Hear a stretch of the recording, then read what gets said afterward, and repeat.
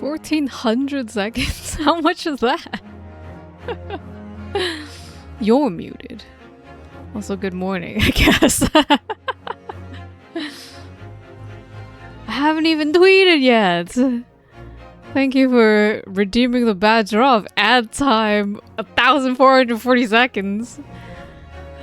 Good morning, Potato, and good morning, HV. I don't know what to tweet. Good morning. Crimes have already happened, apparently. But the real crime is in London! Right? Are we actually— wait. I don't think— did they ever say that this is London? They do say this is Great Britain. It's on Baker Street! At least that is accurate.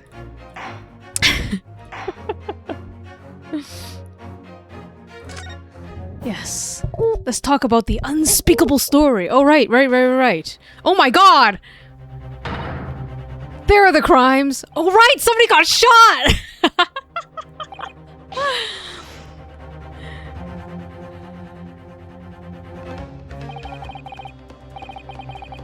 Behind that door, in the storeroom, hurry! This is what happened at the end of last part. Oh, what an exciting beginning!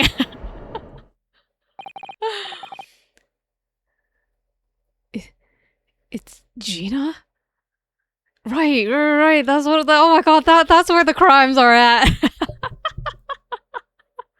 I completely forgot that this happened. I was still thinking like, oh, the only crime that happened so far is somebody's coat got stolen, Mr. McGilded's coat got stolen, but no. Somebody's been murdered. I totally forgot.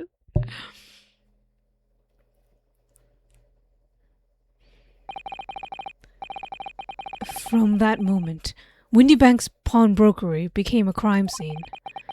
Everything that followed happened in a whirlwind of activity. The arrival of the police, the preliminary investigation of the scene, and the questioning. It was just before dawn, before I was allowed to get back to my lodgings at 221B.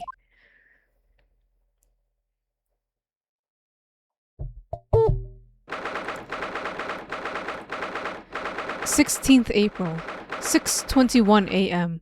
Naruhodo's legal consultancy." Oh my god, we get to see the full— oh my gosh, you're so short. Wait. How tall is that desk? I mean, perspective-wise, I guess it works. Oh my gosh, she's so proportionally small, though. Oh, Iris. How's Herlock? She's not happy today. Good morning, Luna. A telegram came, but all it was wait at home. Oh, yes. We asked one of the policemen to have it sent. It was simply impossible to come back. When I woke up, I was all alone. Hurley and Ginny were gone. Everyone was gone. What happened, Juno? Poor Iris. She's trembling. She's obviously trying very hard not to let herself get too worried. I'll explain everything that I know. Something awful happened, hasn't it? Yeah, your other dad is dead. No, I'm just kidding. Herlock is fine. He's a main cast. He's fine. Yes, I'm afraid so.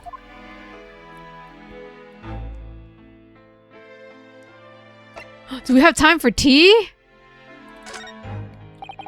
It's spring at last, and the weather is warmer now. But I love the smell of fire and the steam rising from the kettle. Oh, how about some tea, Runa? Oh my god, a little teeny weeny thermos. Well, actually, we don't know how large it is, but it looks teeny weeny on the screen. Thanks, Iris, but I'm alright for now. with the green tea Susato makes me from time to time, and Iris's unique herbal infusions. This is a spin on what was previously said before. This place is paradise for a true tea lover. If you're sure, you know, I always have plenty whenever you're feeling thirsty. From your gun? Oh my god, I can click on everything again, but with Iris this time. That spade has been there since we started renting the place. Reno, that's not a spade. It's a shovel. Ah, you're a shoveler, are you? I had a feeling you'd pick me up on that. I had a feeling you'd pick me up on that. Okay. Oh no. A pick is something else entirely. Now I've dug myself an even deeper hole. Get it? Shovel puns. Whatever. So, this is the tea set that Miss Susato brought with her from Japan. Let's hope she hasn't noticed me slipping sugar and milk into my cup. Oh yes. Susie's lovely green tea has quite the impact on Hurley, you know? He stopped putting milk and sugar in his coffee even. What? Wait, what? And Hurley is normally bitterly opposed to bitterness. Oh, because the green tea is so bitter in comparison, I see.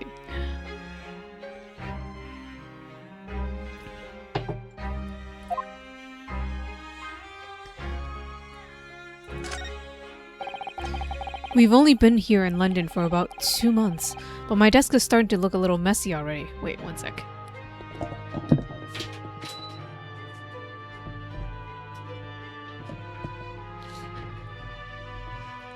Turn off my fan. Hurley's desk is far worse, you know. I'm sure if I try hard enough, I can make my desk as messy as Mr. Sholmes's. I wonder. You don't think I can? Well, it takes a certain genius to reach that level of disorder, you know. The path to true mess is long and arduous, it seems.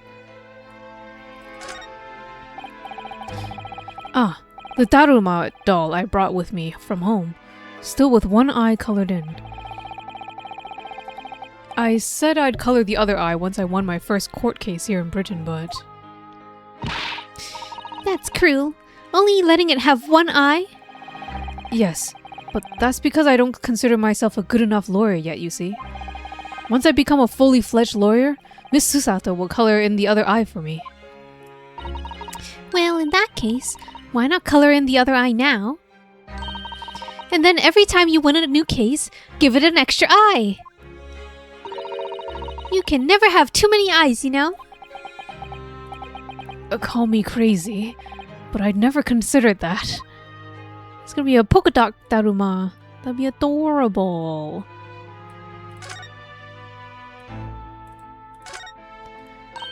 Oh? This looks like a telegram. It is, but you mustn't open it. Not under any circumstances. Alright, I won't.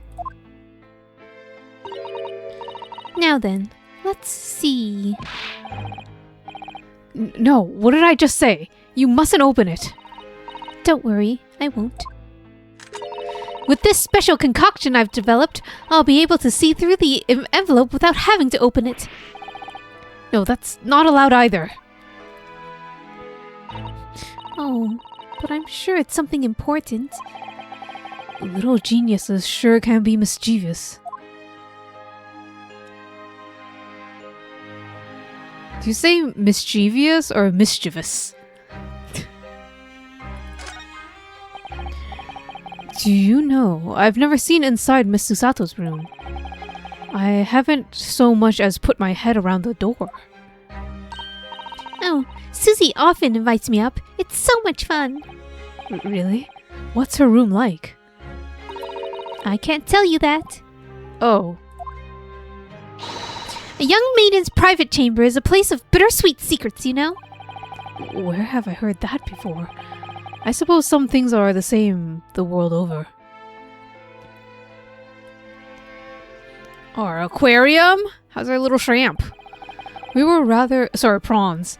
We were rather lucky to find that old aquarium left behind here. The prawns we put in there are doing rather well. And the anemones, too. Apparently, tanks like those are very popular in London before I was born. Oh, there is a London! Oh, you mean they're not anymore? I think people discovered it was too much effort to clean them out and change the water all the time. I can believe that. Prawns and anemones are fun for a while. I'm having trouble saying anemone today. Alright, what upsetting thing do we want to talk about? Events at Windy Bank. Oh, right. Sherlock. Sorry. Herlock getting shot. Oh, and oh yeah, Mr. Windybank's dead. I'm sorry to have to tell you this, Iris, but Mr. Windybank is dead. He was shot. We discovered it in the early hours of the morning. Oh, yes. I had a feeling. You did? Well, I saw all of those police carriages pulling up outside his shop. So I knew something must have happened there. When we entered... Oh, sorry. When we entered Windybank in the small hours, we disturbed a gang of 2 thugs. A gang of 2 thugs? They ran out onto the street, and I chased after them, but they got away. So, it was one of them that shot old Mr. Windybank, I suppose? I don't know, but that's not what the police believe at the moment. Oh, why not? They've arrested someone else as their prime suspect, you see. Gina. Ginny? But why? Well, the thing is... No, Ginny wouldn't do something like that. I know. None of us think she did it. Then why have they arrested her? I'm sorry. There was nothing I could do.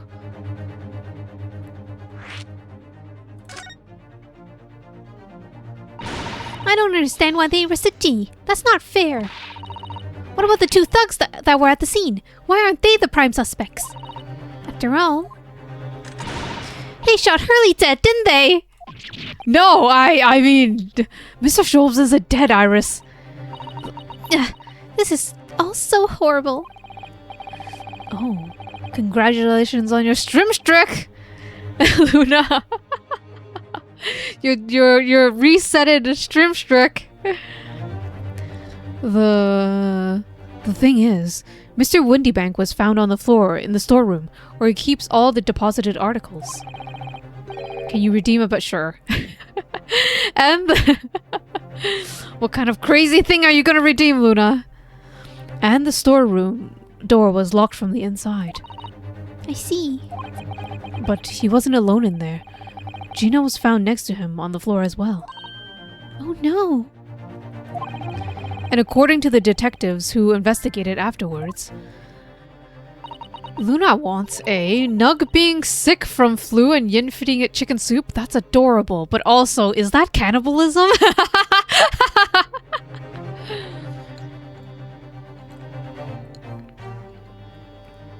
Can chicken nugs eat chicken? Actually, yeah, chickens are kind of cannibalistic. Never mind. They can eat whatever the hell they want. Don't tell me. There was no one else in the room. I think, yeah, you know what? Nugs think nugs are delicious, so why not chicken? Yes, exactly. How did you know? It's the only explanation. Yes, the only explanation indeed. What do you mean by that, Bruno? Well? Well, what can I say? I'm damned if I agree and damned if I don't.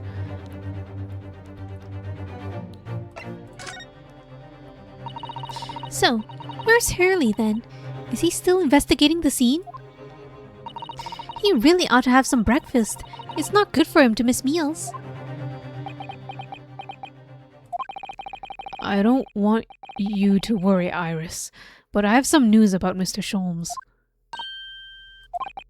He was taken to hospital this morning. What? Well, when we entered Windybanks, a gun was fired and he took a bullet. Hurley? Was shot? No. Sorry. It's all right. His life isn't in danger. Really? Are you sure? Where is he? Which hospital? He's at St. Sinner's. They're tending to him there. I must see him. At once. I'm sorry, Iris, but you can't. Why not? Why not? That's not fair. I'm a member. I should be allowed. No, I mean, nobody can see him at the moment. What, is he in surgery? He's not allowed any visitors. They're preparing to offer it. Oh dear. Oh, because you're sick from flu and I'm eating chicken soup? Ah, Luna, I hope you feel better after chicken soup. Special chicken soup. It is special because the nuggets definitely are hiding in it.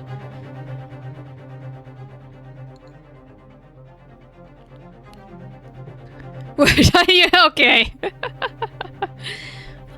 Oh, poor Hurley.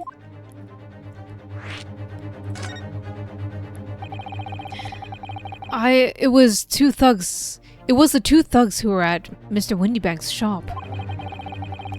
They shot Mr. Sholmes when we were disturbed. When we disturbed them, you see.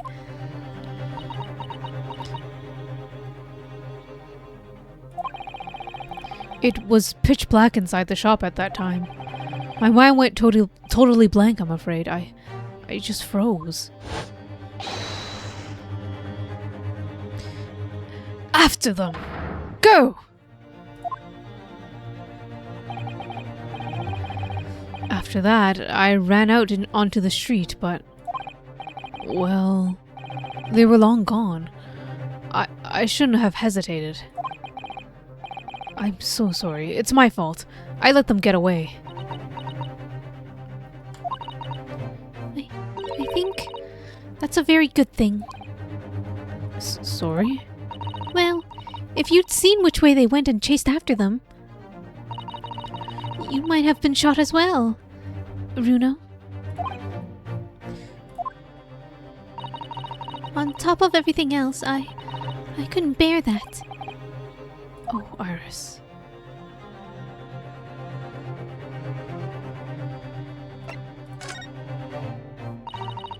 Where's Susie, Runo? She's still at the police station. Oh? Why? I expect she's still being questioned. The police said that they wouldn't be finished for a while. Why aren't you there then? That was gonna be my question. Why aren't you there? Why aren't you being questioned? Well, I didn't get a good look at the criminals anyway, so they weren't questioning me for long. And Mr. Sato stayed behind at the scene to tend to Mr. Sholmes, so they didn't get started until later. Ah, I see. Besides, one of us had to come back to be with Iris. I'm glad Inspector Gregson agreed to me leaving early. You should have let me know, and I would have come to the station.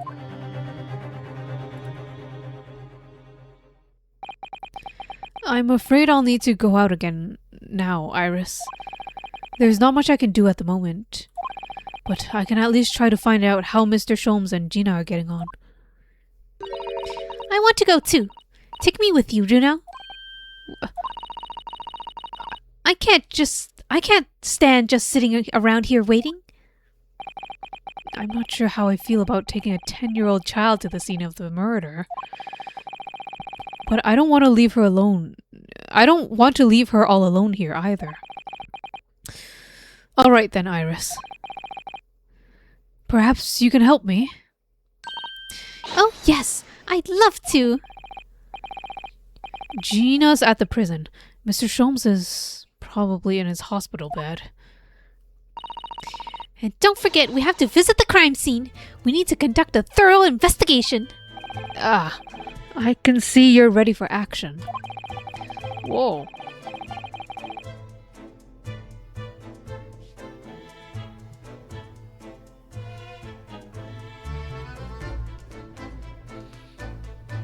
went to go be nosy. Car alarm outside. Just now. Nothing happened. The real crimes are happening outside. I imagine Iris would appreciate going to the hospital sooner rather than later. So we'll go to the hospital first? Is that what you're saying? Hospital! New location! Prison! And St. Sinner's Hospital. It's an interesting name. Oh, I didn't read that. Oh, I forgot that they have little oh my god, why is it so dilapidated? why is part of the walls missing? 16th of April, St. Sinner's Hospital, Ward 3. Hurley. Oh. He's not there. Oh, because he's in surgery already? He's not here. No, that's strange. The nurse definitely said he was in bed by the window, didn't she? Oh, I know what's probably happened. Hurley was being a big baby, and the bullet wound wasn't that bad after all, so he's been sent home. I'm not so sure about that. Baby or not. There's no question that it was a fairly serious injury that Mr. Sholmes suffered. Oh. Hello, what have we here? Is that the Gregson? Oh no, that's Bobby. That's right. That's what the Bobby said last night too. This ward is off limits. No visiting. So, what are you doing here, eh? Well, I'll have you know, we're Hurley's next of kin! Eh? Oh, well, begging your pardon then, ma'am, sir. A little lady and a curious Eastern gentleman. Great mystery solvers as a mysterious family, eh? If that's how you see us, sure. Where is he, Constable? Where's Hurley? I believe he's currently in operating theater, ma'am. Undergoing an extensive operation. Extensive?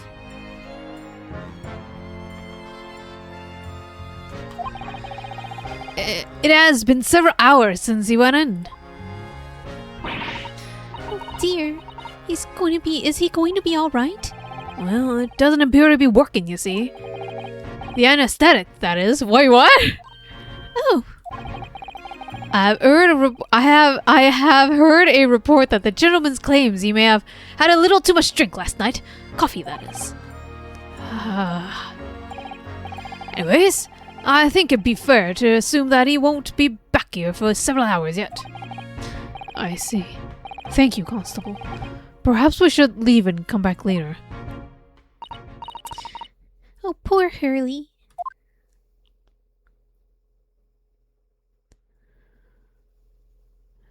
Should we just examine everything in the room for fun? Oh.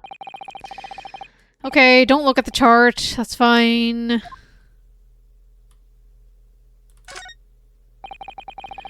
This must be Mr. Sholmes' bed. Poor Hurley. I know. It looks as stiff as a board, doesn't it? Oh, I don't think that will bother him.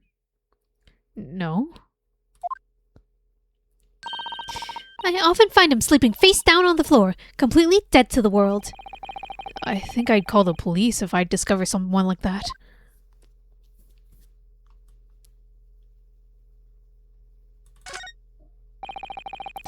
There's a notice board on the wall here. Look, let's see, what does it say? A thought of the day. On seeing any vermin, calmly and discreetly inform matron. Oh yes, they have rats and mice in the hospitals, like this and that. Like this, that love to feast on all the medicine. If you don't deal with them, there's nothing left to treat the patients. Rats and mice? Oh, I see. This is a rather old building, I suppose. But the doctors and nurses are all very good, I hear. Certainly hope so, for Mr. Sholmes' sake. Did they have germ theory at this point? Because a lot of people were dying because the people doing surgeries weren't washing their hands. Let me look that up. When was germs invented, or not invented but discovered? When were germs discovered? 17th. Okay, you're fine. You're fine, Holmes. You'll be okay.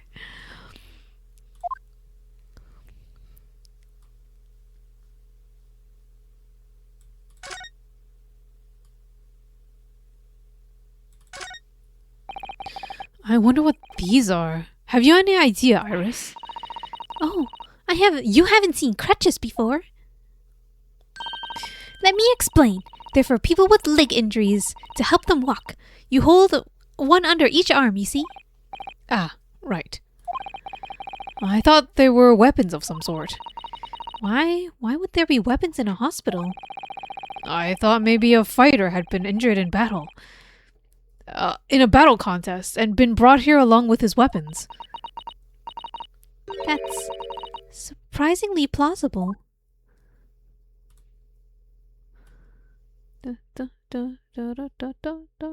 Okay. Let's get out of here. To prison, I guess? Poor Ginny, we have to help her. That's the that's the thing. 16th April, local prison. Cell 13. What was the cell before? With Mr. Soulsucky? Natsume? Hello, Gina. Why did you get to keep your weapon?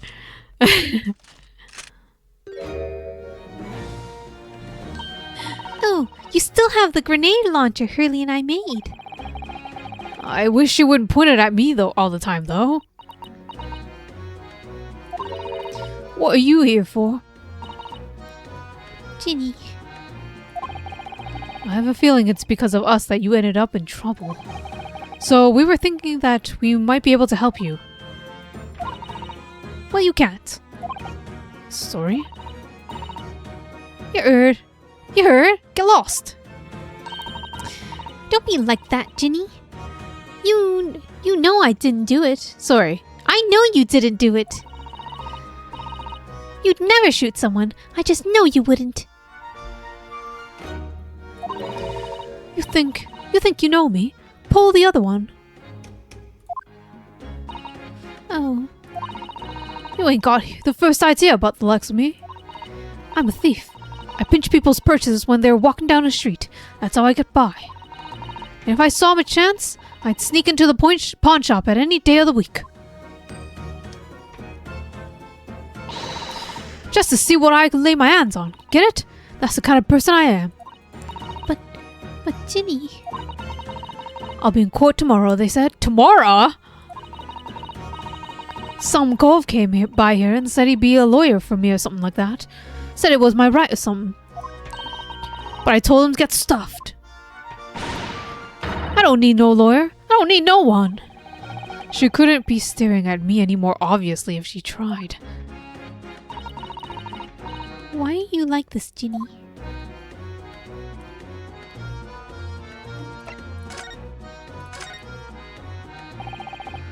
I don't understand, Gina. Why did you send the public defender away? You wanted me to sign some papers. Representation papers or something like that. But it's all gone. It's all gonna be rigged anyway, the whole trial. They'll pin it on me because I'm a kid. That's what grown-ups will always do. Why do you think that? Cause that's how it's always been for me growing up in the back slums my whole life. If you do what the grown-ups tell you, that it'll get your mates dragged off by the coppers or worse. God, it's never gonna be easy reading reading her words. I'd have it happen to me I have it happened to me before and all. Been sold out and nearly snaffled at the back of it. You can't trust no one. That's the point. As soon as you do, you're gone to grass. Dead. Gina, listen. If you like, in tomorrow's trial, I could forget it. Ginny. Don't you trust Bruno? Nah, I don't. Look, I'll ask you nice now. Just leave me alone.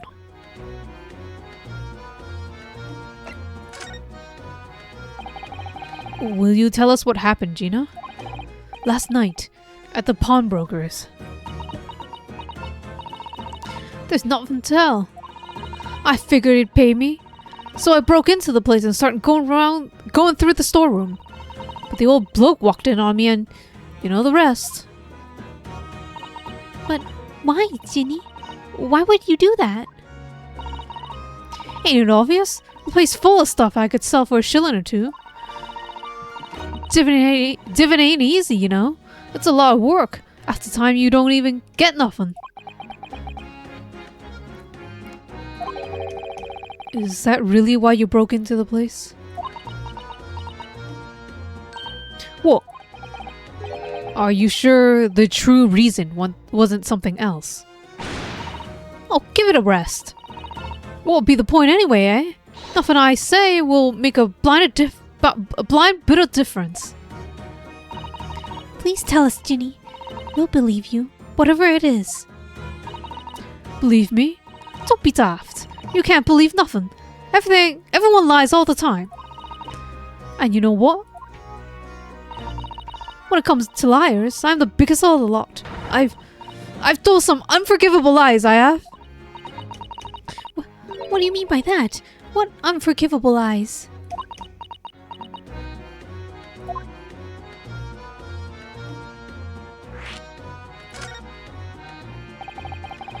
What do you mean What did you mean before, Gina? When you said you were the biggest liar of the lot? Are you talking about Mr. McGilded's thing? Did you do it for money? Being a witness to Mr. McGilded's innocence? And then causing his death? No.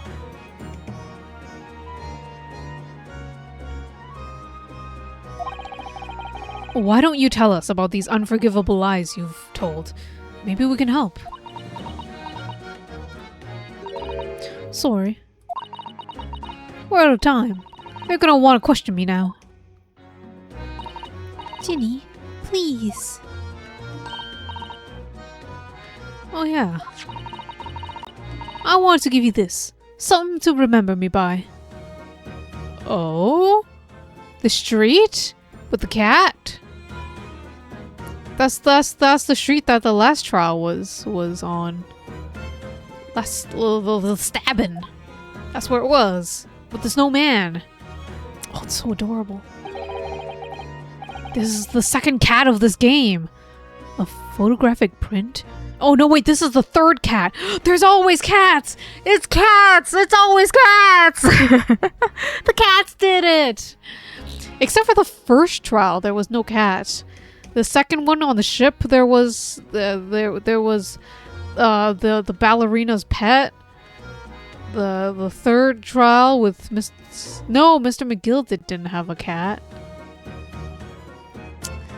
Oh, but the fourth one, the one we just finished, had Wugga High. And now we have another cat! It's all cats. A photographic print of a really adorable cat. I found it in one of the pockets of this coat. Ain't no point in me having it. I wonder what a little photograph like this was doing in the pocket of that overcoat. Anyways, don't bother coming again. Bye. Oh, Ginny.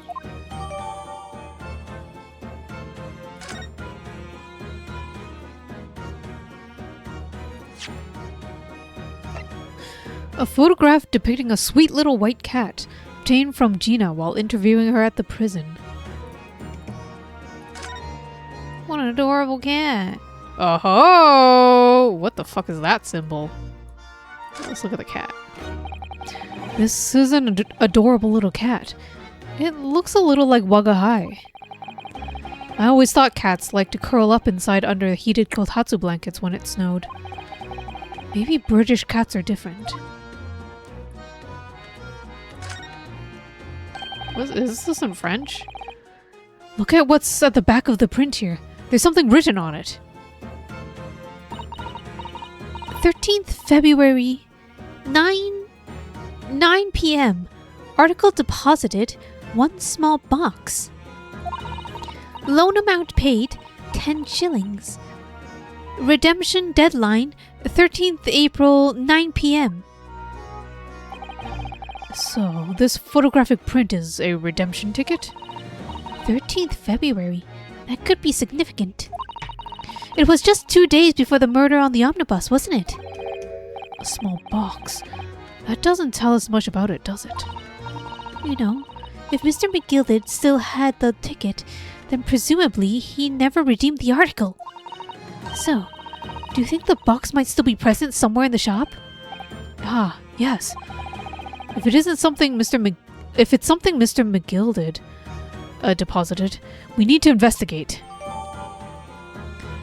The white cat's photograph has been updated. Winter with the best green nose photograph.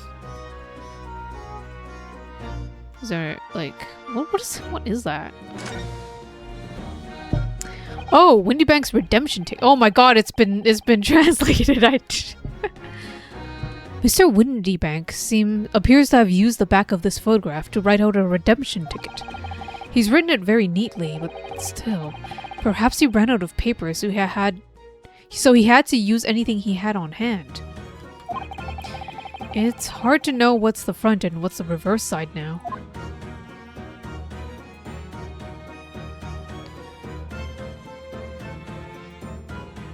What does that say?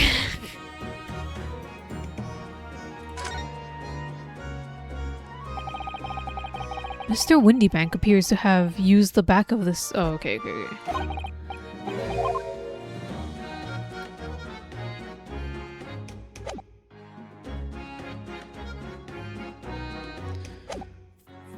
Oh, maybe we will represent you. No. Oh, I can't present that because I'm not presenting shit. I have to present things. Would you have a look at, that's strange. Where'd my armband? Oh, she stole it. She stole it through the prison bars? Interesting.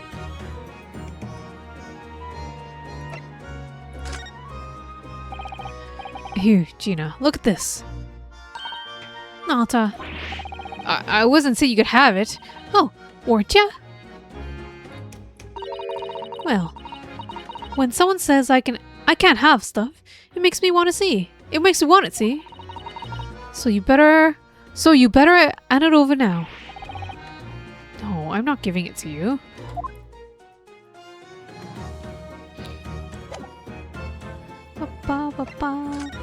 Goodbye.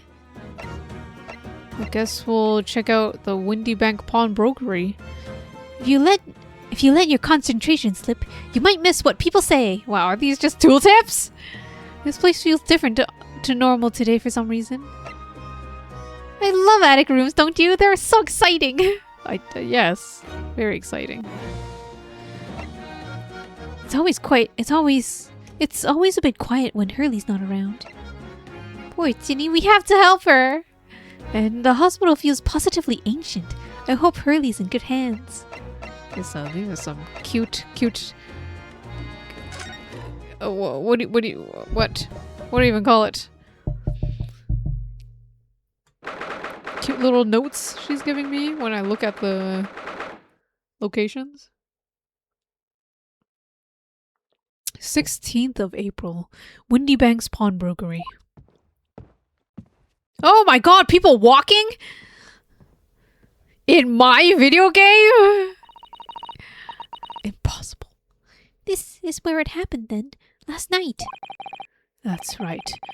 The two thugs I told you about were obviously ransacking the place, looking for valuables. But apart from the policeman here, you wouldn't know anything had happened. There's no sign of a disturbance. No, you're right about that, actually. In fact, if anyone, it's the police who seem to be the ones doing the ransacking. I know what you mean. They're like a gang of organized criminals, all dressed in black. Oh yeah, I heard that. Oh, Inspector, good morning. I suppose I ought to thank you for your vigilance last night. We got the scene before it was disturbed, at least. Shame you let the two rogues get away, mind? Yes, I'm sorry about that.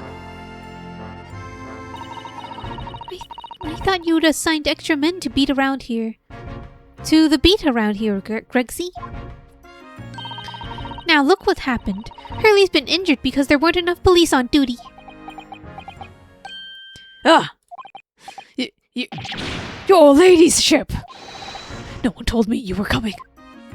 I expect you to take full responsibility for what happened to Hurley and see he has the very best medical care. Of course, your ladyship. The very best doctors on the capital are attending to him as we speak. And I don't think it's Runa's fault that the rogues managed to get away, is it? Chasing criminals is the police's job. Absolutely. As you say, madam. Oh, sorry, ma'am. As you say. The Jensen's Black is totally blameless. Everyone is in agreement about that. Would you believe it? He's like a completely different person with Iris. Talk about a personality change. Oh, where are me manners? Are you thirsty, your ladyship? Perhaps you'd like some juice? Some nice refreshing fruit juice? Oh my god, that is a drastic personality change. Oh, why? Are you thirsty, Gregsy? I have some of my special herbal tea with me, if you like some. Oh boy.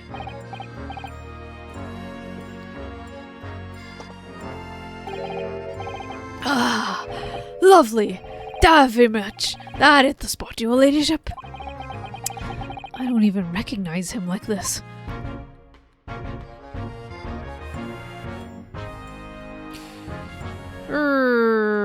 Yes. So, how goes the investigation, Inspector? None, really. Simple case list. There is some very definitive evidence. We're just about to change the diver we arrested last night, in fact. We're about to charge that diver we arrested last night, in fact. Gina? You're going to charge her? Ah, that's right. Should be able to bring her before the judge at Bailey tomorrow.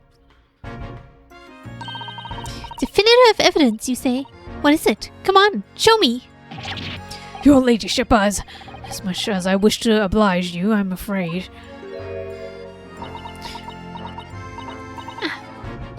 I see.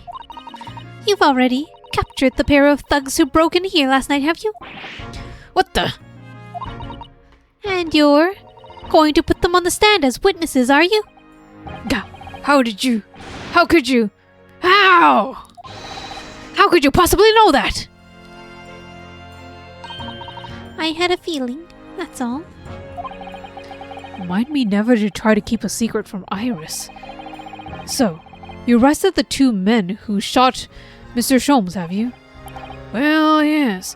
They were rounded up pretty quickly by the lads at the beat. Miss Lestrade is being held in the prison. So, she should be. That's assuming she hasn't lifted the key from the jailer, of course.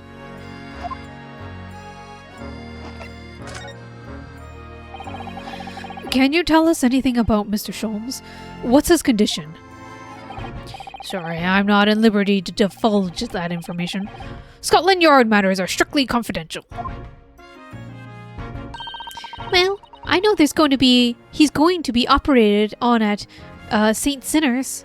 Do you know what we also know? We also know that there's a super special confidential amount of money from the bank for the Crystal Towers. Or the Great Exhibition. Why can't I see him? I'm family, you know. I'm terribly sorry, your ladyship. It's the police's policy. It's the hospital's policy. No visiting at all. Oh. The bullet must have hit an artery in his misdrift. He's lost a fair bit of blood. Oh no.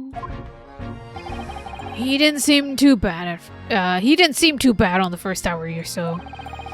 But an hemorrhage like that is enough to make even the one and only Sholmes pipe down.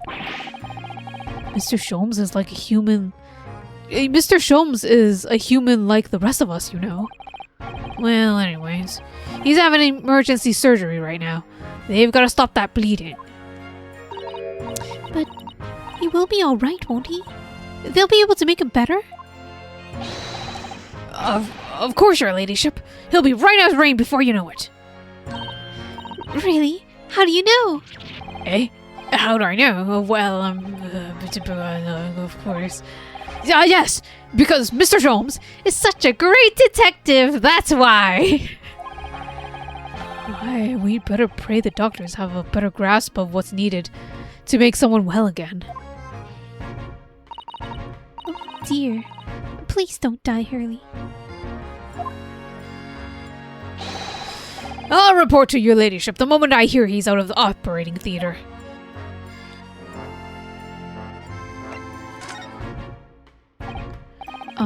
I couldn't help notice, Inspector. What? Out with it, sunshine! Well, there seems to be a marked difference between the way you talk to me and Iris. Watch the sauce, Sonny! I'm a copper, and we don't go in for favorism. But he's right. You don't treat us differently. You do treat us differently. It's because of those Adventures of Sherlock Holmes stories, that's why. Oh. Crop up in, whatever. Inspector Tobias Gregson. Oh, crop up in, as in he shows up in them. Holy shit, the slang. Oh, yes. Because you're an acquaintance of Hurley's. What did you write about the Inspector, Iris? Well, I don't remember really. It was one of Sholmes's lines. Gregson is the smartest of the Scotland Yarders, is how he put it. Oh, did I write that? Yeah, and you know what that one line did for me? Hey! The very next month, my pay doubled. Doubled, I tell you! Oh, that's amazing. Well, because everyone in the yard reads them. They read all the Sherlock Holmes' stories. They've even set up a fan club for me. Of course. That explains everything. It was around that time that you became such a toady to me. Can you blame me? All it'd take is one bad word from you and Sholmes could change his tune about me.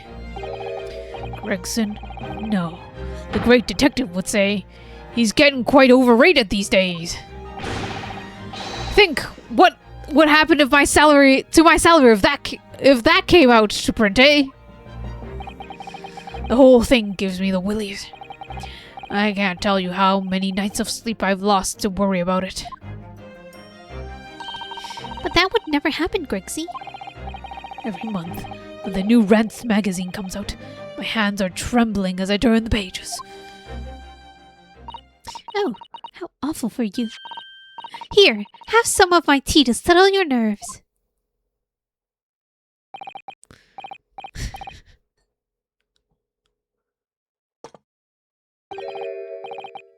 Ah, lovely. Very much. That really hit the spot, your ladyship. Teetotal.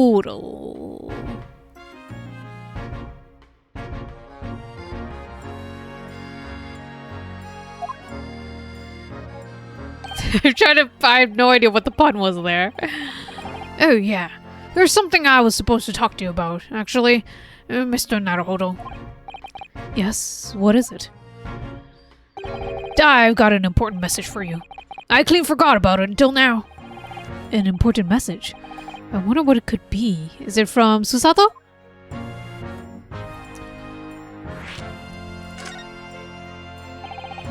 Are you going to tell me what this important message is, then, Inspector? Yeah, it's about that young lady who's normally by your side. Your assistant. Dear Susie, is she alright? She's at the station, isn't she? Being questioned, I believe. Nope, not anymore. She had to head off. Head off? Where? To Lord Strongheart's office, of course. He summoned her. Oh, that's right. Ah, yes, of course. I'd forgotten about that. Yeah, same, actually. I forgot about that. One of the whipstocks took her there in the yard carriage after we finished questioning her. But she asked us to tell you she didn't have the fare for the return journey and to go meet her there. Oh. You just stranded the young lady? Do you think Susato was happy that she got to ride in the police carriage? She's such a fan of Bobby's. Good morning, Gamley. She's got a nerve using Scotland Yard as a bloomin' message service. I see, well. Thank you for passing that on, Inspector. Why did Susie have to go to see Lord Chief Justice? She didn't tell me. But I'd better head over to Lord Chief Justice's office to fetch her straight away.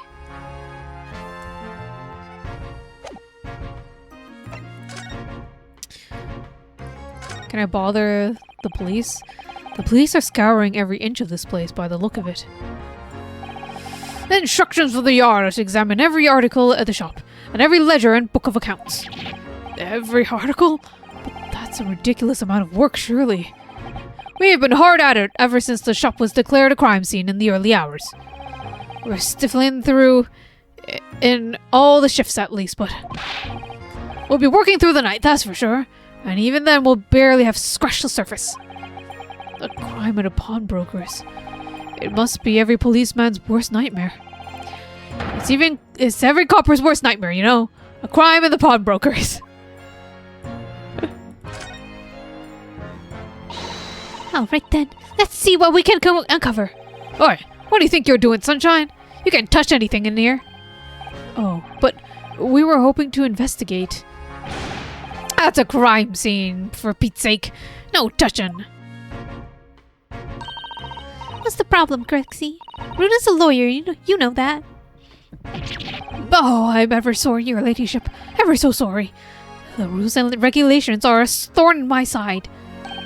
Of course, if Mr. Naruhodo was to have been properly appointed by the accused, that'd be another matter. The accused? If you show me some representation papers, I'd be all too happy to let you nose around. Did you hear that, Runo? You need Ginny to sign some representation papers. It looks like presenting the detective here with correct paperwork is the only way. He's so... Oh god. Can you do it again? Can you do your wiggle again? Gregsy?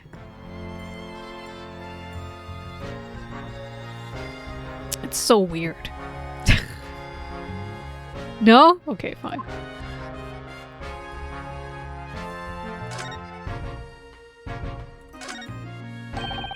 This officer has been staring intently at the wall since we came in here. Shit! Keep it down! Oh, sorry. There's a major clue here, just there. Really? Then we must call Grexy at once. But as soon as I report it, that'll be it. I'll be stuck here even longer. Stuck here? What do you mean? I haven't been home in 2 days already. I need another constable to relieve me and take over my shift. They really have a tough time, the British police.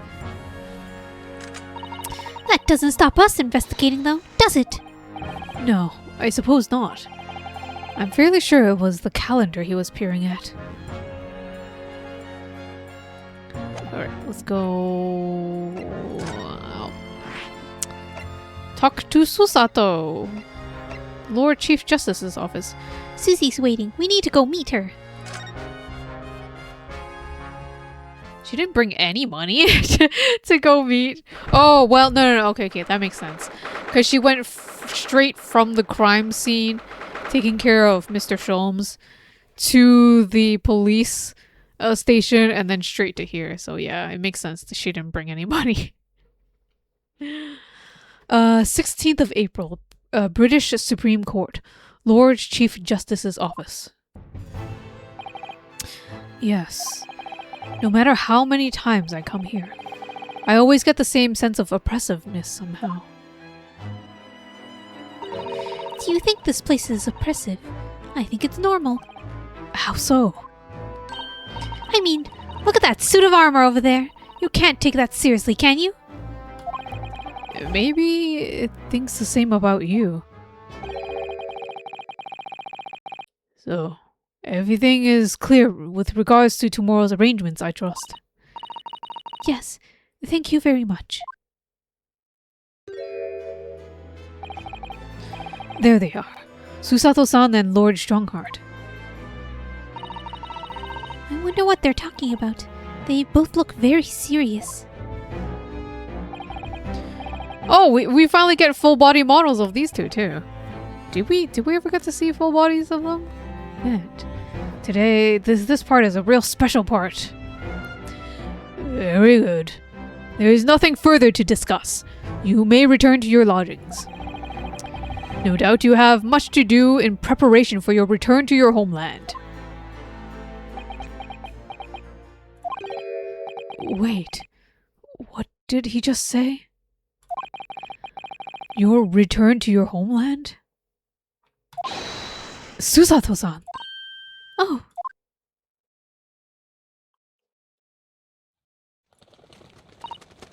Oh, Mr. Naruhodo. What was that all about?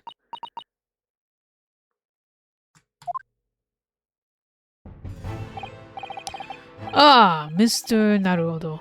Thank you for coming to collect your colleague.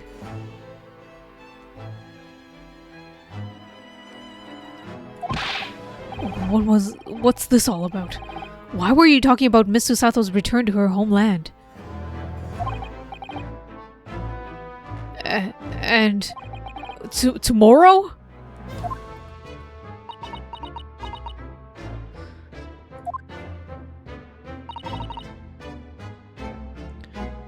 Tomorrow? What about Ginny's trial?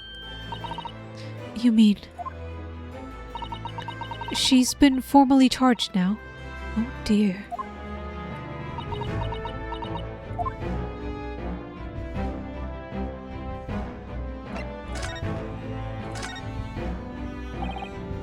Miss Susato, what's all this about?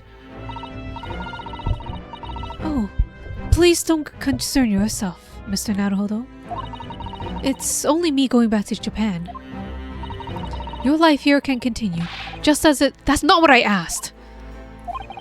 What happened? Why are you leaving? It's my father. He's fallen ill.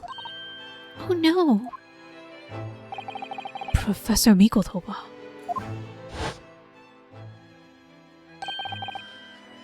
If I may. Yes, sorry. You must be the defendant. Junosuke Naruhodo, I believe. Yes, that's right. My name is Eugene Mikotoba. I'm a professor of the forensic medicine at Yume University. We received a international telegram from the Empire of Japan informing us of the news. 10 days ago, a father collapsed with a fever. The cause is apparently unknown, and it seems he grows weaker day by day. I don't believe it. As you are aware, the voyage here to your country's capital, Tokyo, takes some 50 days. I thought it would be prudent to hasten Miss Susato's departure as much as possible. Yes, absolutely.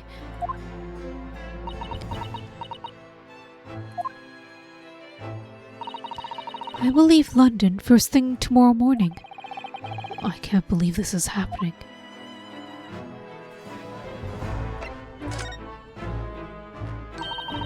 So, Gina has been charged. She'll have to appear in court. Yes, she was formally charged a few hours ago, and the date of the trial has already been set for tomorrow. No, not even 24 hours later. Gina? Ah, the Lestrade girl. And the murder of the Baker Street pawnbroker, yes. An all too transpicious case. The pickpocket was clearly disturbed mid-robbery and shot the man in a panic. No, the yard is overstretched as it is, without wasting time on these open and shut cases. It's not wasting time. Ginny would never do something like that. Mr. Naruhodo? Oh, yes, Lord Strongheart? The difference in your fine services to date. I shall overlook the young girl's insolence.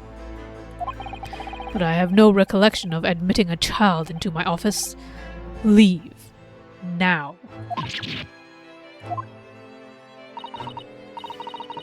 Of course, Lord Strongheart. Criminals will tell the most palpable lies in order to evade justice. The police can ill afford the time it takes to unravel their untruths. Meanwhile, more crimes are perpetrated. We have far more serious matters with which to contend. Serious matters? Didn't Gregson mention something like that yesterday? Yes, Inspector Gregson made a similar remark yesterday. It's no concern of yours, although I'm sure I need not remind you of that.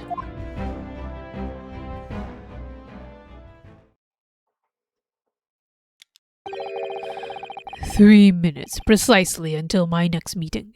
You must excuse me." There's just one more thing, Lord Strongheart. Which is, if Miss Lestrade's trial, I wonder if you might permit me to defend her.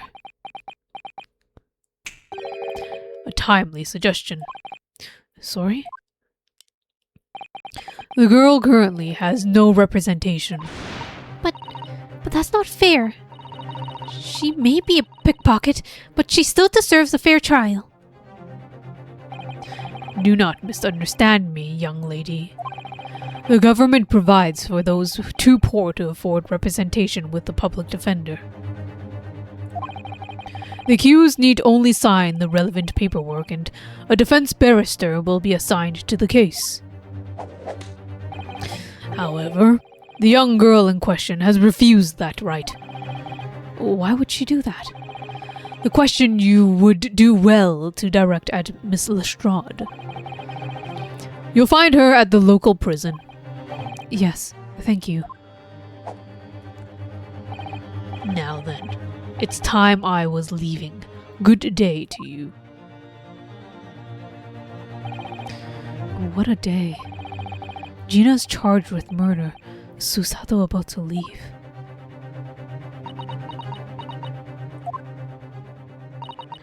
Come, Mr. Naruhodo. Iris, we must make haste. But, Susie, you're leaving for Japan tomorrow morning, aren't you? Don't you have packing and things to do?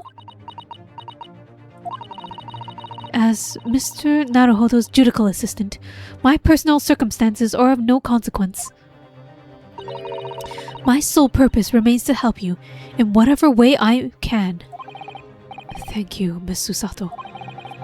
That's a very pensive look. I think we ought to visit Gina first. In any case, I should like to wish her well before I leave. Yes, that sounds like a good idea. That sounds like a good idea. Let's go. If I'm honest, this has completely thrown me off. I'll just have to do what I can as a lawyer.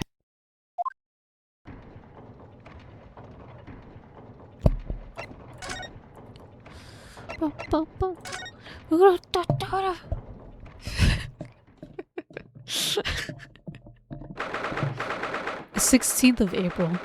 Local prison cell, 13. 13? Was it always 13? For some reason I remember it was 14 or something. Ah. Hello again, Gina. Oh my god, again.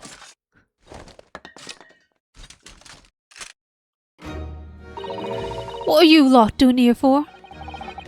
I'll have the muzzle of that grenade launcher shoved in our faces yet again, obviously. I think I need to improve the way you load the ammunition on that thing, don't I?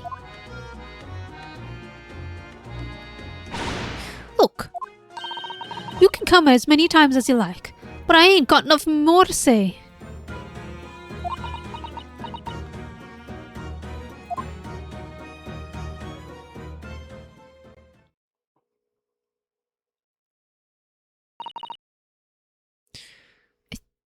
Gina, I wonder if you might hear me out. There's something I'd like to say. What? I'm sorry to say that I must reluctantly bid you farewell. Eh? Farewell? Tomorrow, I must begin my journey back home to Japan. I fear we may never meet again. Oh, right. I've had the pleasure of meeting so many lovely people here in London. I have so many wonderful memories. And yet, as things stand now, it will be a glum parting indeed. Poor Iris is so miserable. Susie. Well, that ain't my business. Both Iris and Mr. Naruhodo believe you to be innocent, but somehow you can't find it in your heart to put your faith in them. Yeah, that's right, I can't. What of it? It grieves me greatly to have to say goodbye to my friends when they are so clearly unhappy. Yeah, use that guilt, Susato! No, just kidding. Because of you.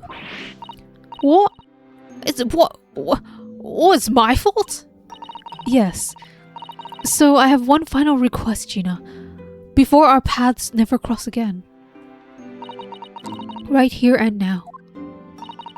I want you to show both of them that you don't deserve the faith they've invested in you. Eh? Only by doing that will you truly be as alone as you claim to be.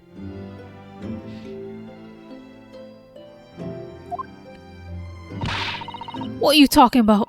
What do you expect me to do, eh? You've told us that everyone lies.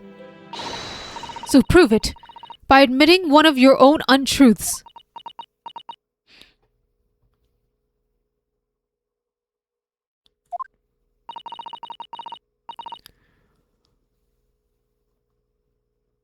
What about what you said before, Ginny? You said something about unforgivable lies. You must tell Mr. Naruhodo and Iris the truth now. That is my last request before I leave. My last request as a judicial assistant. No, I can't. Whatever those lies are, they're obviously weighing very heavily on Gina's mind. Gina, I could be wrong, but Is it something to do with what happened 2 months ago? Something about that trial? The one which Magnus McGilded was acquitted. Ah. The case of that mysterious murder that took place inside the omnibus. You were called as witness by the prosecution. Is that what this is about? Yeah, you're right. Because in that trial, I lied. I lied like you wouldn't believe me. Will you tell us about it now?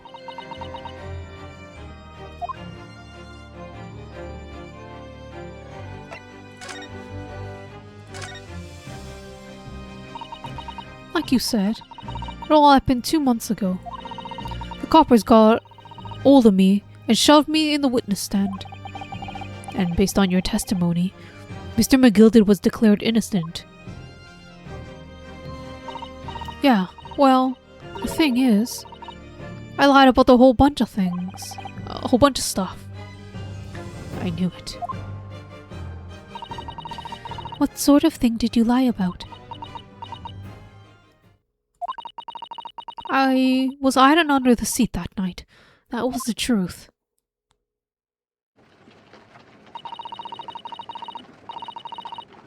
It was pitch black in that little cubbyhole.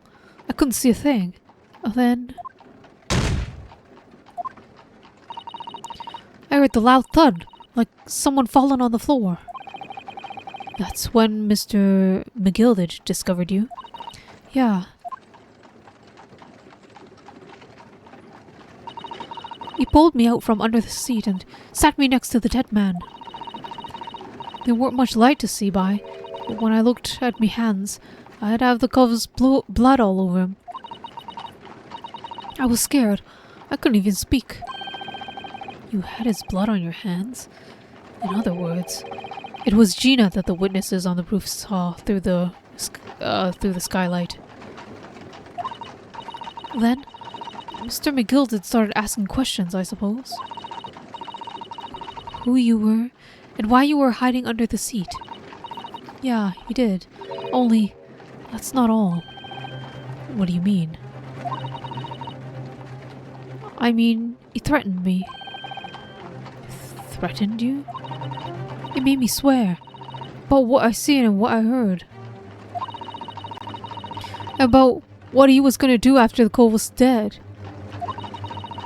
He made me swear I wouldn't tell no one about any of it. If I did, he said he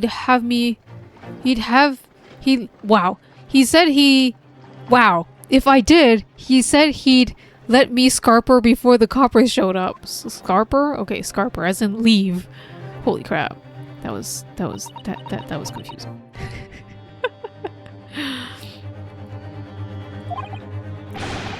Gina, you must tell me what he swore you to secrecy about. What you saw, what you heard, everything.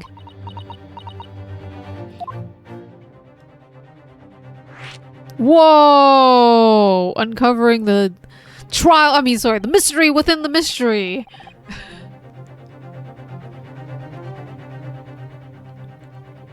You said McGilded made you swear not to tell anybody about what you saw. But you were in the pitch black compartment under the seat the whole time, weren't you? Yes. Mr. McGilded, sitting above your head, if I remember correctly. Yeah, that's true, but it was when I heard the thud of the cove hitting the floor. I let a little scream, see? Couldn't help it. McGilded heard that and dragged me out by my arm. That's when I saw it. It was on the floor next to that old geezer who had been stabbed. A disc all bright and shiny. A disc? Do you mean? Yeah, that's it. The one with the D took off me at Windy Banks. So, the music box was there on the floor of the omnibus? The music box disc, sorry. Not for long. McGilded spotted it right away. He picked it up. He picked it up smartish and stuff, and stuffed it in his inside pocket. Holy crap! Thank you for the brain cell, Keitha. I need it in order to decipher what she's saying.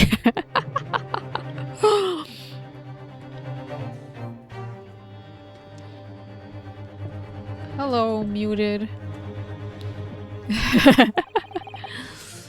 So, that disc was in the omnibus 2 months ago, at the scene of Mr. Mason's murder. And the bog trotter told me I weren't to mutter a word of it to no one.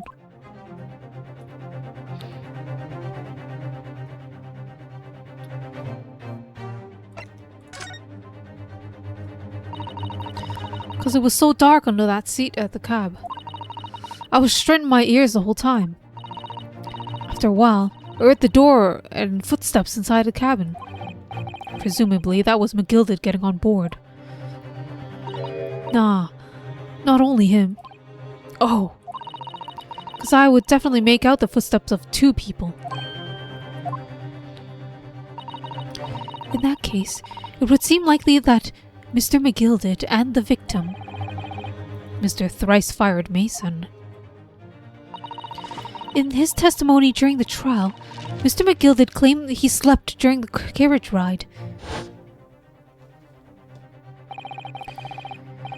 But whenever I'm in a carriage, I'm taken with a fierce tiredness, and I always succumb to it. And your own testimony, Gina, supported his. All I could hear was the Irishman snoring.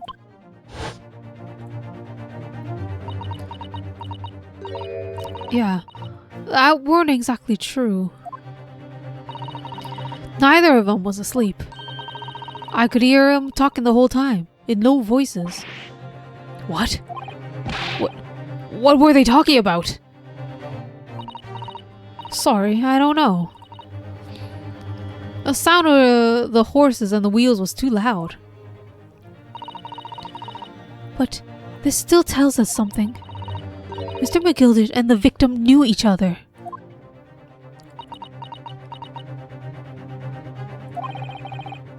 So, McGilded was lying as I suspected.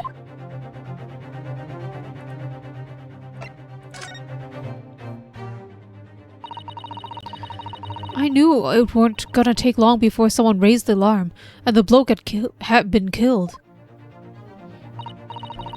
Yes, you were quite right. The other passengers on the roof deck noticed very quickly. So, when the cab came to a stop, Mr. McGilded told me to hide back under the seat again. I climbed in and waited. The two coves from the top ran off to get the coppers. Yes, Mr. Fairplay and Mr. First.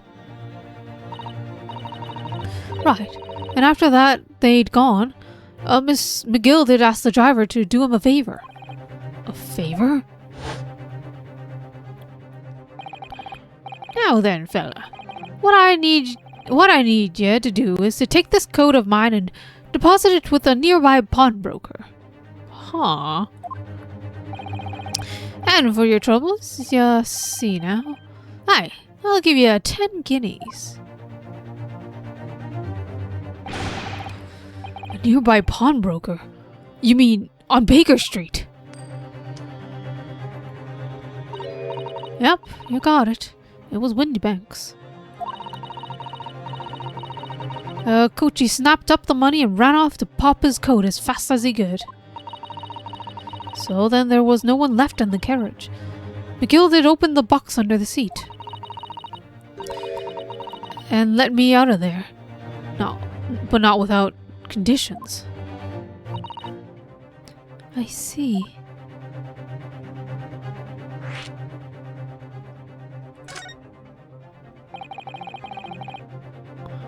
What were McGilded's conditions then? For letting you go free, I mean. not telling a soul, not for anything, but what I saw and what I heard. And there was something else as well. There's more? Yeah. It's the most important thing, he said.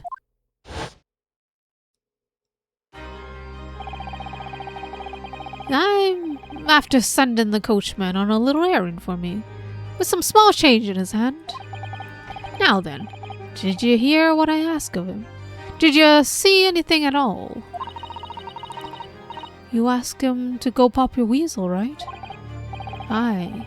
The fiend's taken me over, coach, to deposit with the pawnbroker's whereabouts. Says pawnbroker's hereabouts.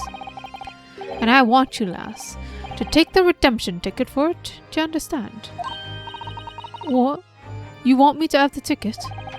That's right. And I'll come fetch it from you later. Sometime within the next 2 months. You gotta hang on to it for me until then, is that clear? And whatever you do, don't lose it. Alright then. And in that case, I might happen to be delayed at all. You're to go to the pawn shop, Windy Bank so it is, and you're to extend the loan before the 2 months is up. If you forget, the article will be forfeited and any fiend could come about and buy it. Aye? But I ain't got that kind of brass. Here's £5. That should be enough. To understand each other, lass. Don't try anything funny now, if you go against me. Yeah, I get it. Good. And one more thing.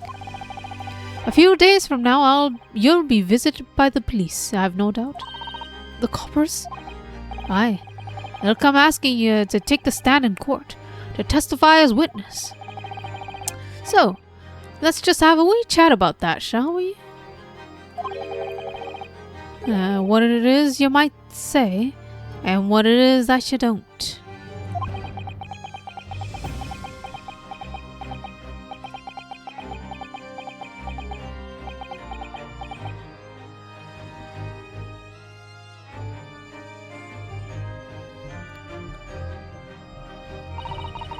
After you'd all gone over it, I piked it. Got as far away from there as I could. He hid the pawnbroker's ticket in some bushes near the scene. I went to fetch it the next day when it got dark. So, McGilded planned it, and coerced Gina into giving a false testimony.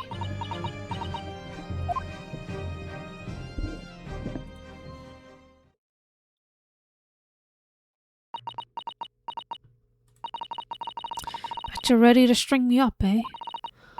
I lied, and in that big old courtroom, I told some corkers. Thing is, he said it would make it so that we couldn't live in the East End no more. That's what he threatened me with.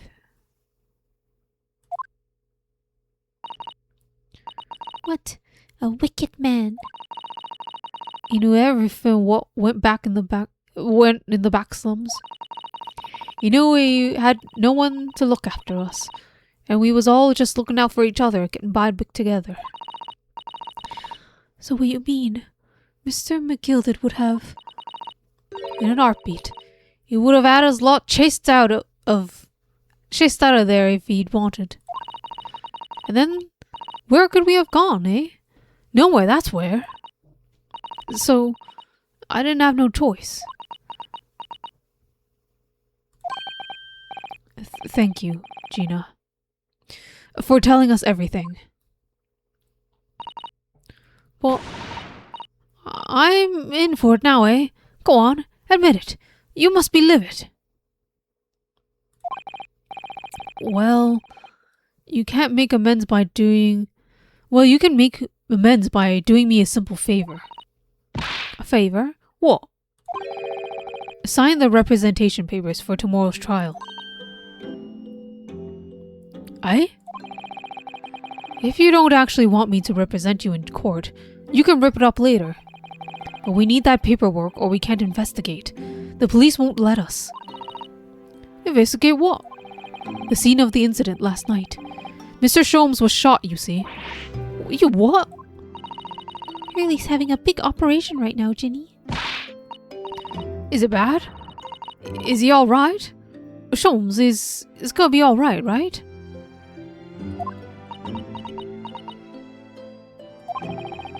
That's why I want to investigate. For Mr. Sholmes' sake as much as anything. Right. So what you're saying is, if I sign that bit of paper, everyone's happy, is it? Something like that. Susato? Yes, of course. I have the representation papers here.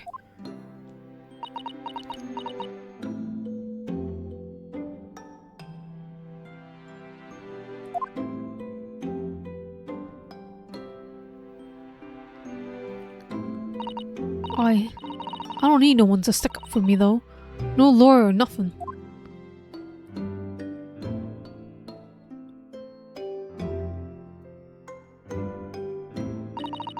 Poor Ginny. She seems so lonely. Paperwork signed by Gina to put me in charge of her defense. Showing this to Scotland Yard detectives gains us access to the crime scene. Well, at least this should mean we can investigate the scene at Windybanks now. Yes. And perhaps we can come back to visit Ginny when we're done there.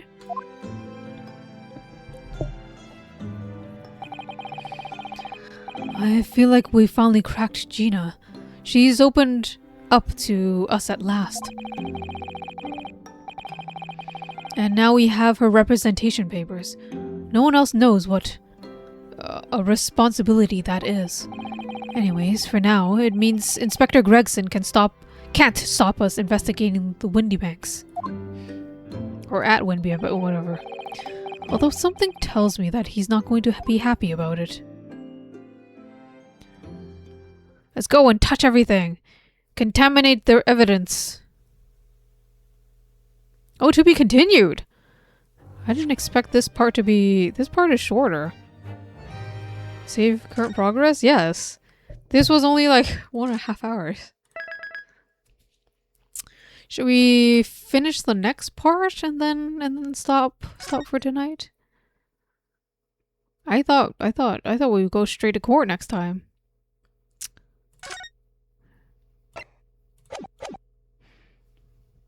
Is this gonna be like really crazy investigation part? If I'd known that, I would have went everywhere and poked at everything. I didn't poke at Baker Street yet with Iris. 16th April, 1:26 p.m. Windybanks Pawnbrokery. Here we are again at the scene of the crime. How come all the cops are gone? Now to thrust these representation papers in Gregson's face and see what he makes of them. Hello again, Inspector. Do you have a minute, please? What's it now? You should go home and get some rest. Here you are, Gregsy. The representation papers. Your ladyship! How? I don't believe it. How the devil did you get that stubborn little ragabush to sign that? Or ragabash? I salute you. That's good work it is. I can see that you've been very busy here as well. How about some tea? It's a special blend designed to relieve fatigue.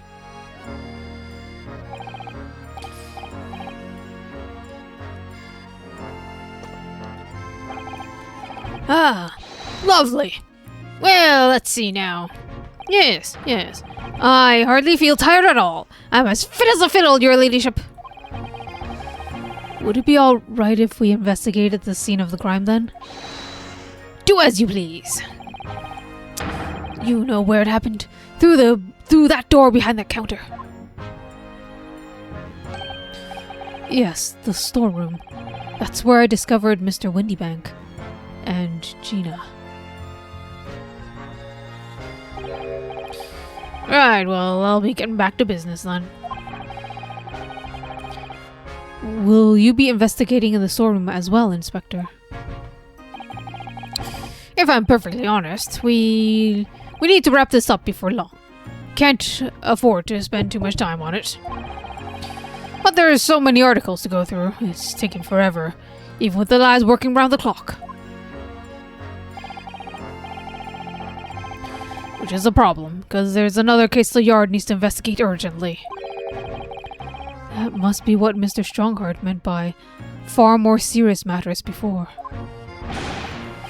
So what I'm saying is, don't get under my feet, sunshine. Why sunshine? Come on then. Let's not waste any time.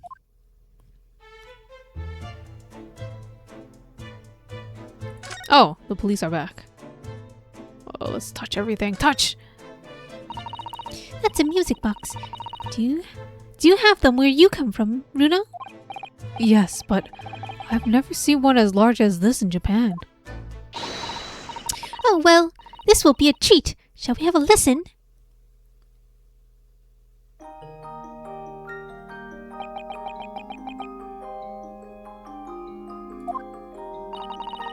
What do you think? Isn't it a pretty sound? It's a beautiful sound, yes, but it's a little hard to enjoy when all the policemen are in the room are giving you fierce looks. Never mind that. If any of them say anything, I'll tell Gregsy to have a word. Iris Wilson, Superintendent of Scotland Yard.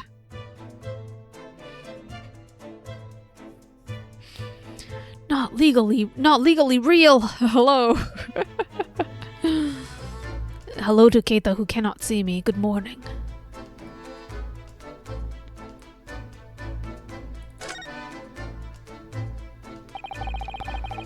There's an article ledger here. And Mr. Windybank's notes and... Huh? What's this? It looks as though someone has left a little photographic print behind. Oh, look at the back. There's some writing. Is there? Oh, show us, Susie, show us. Hope you're caught up on 14 MSQ FanFest news because... Nope. Lol.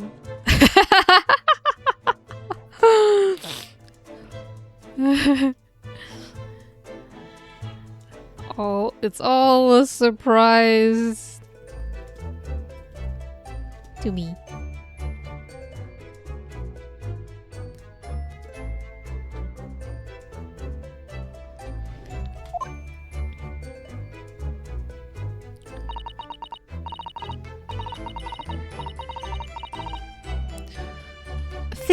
February, 10:30 p.m.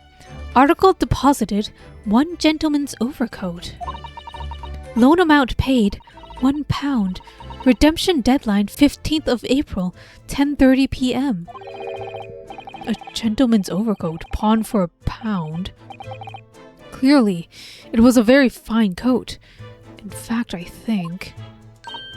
Yes, this must be the ticket for that overcoat that Ginny redeemed yesterday.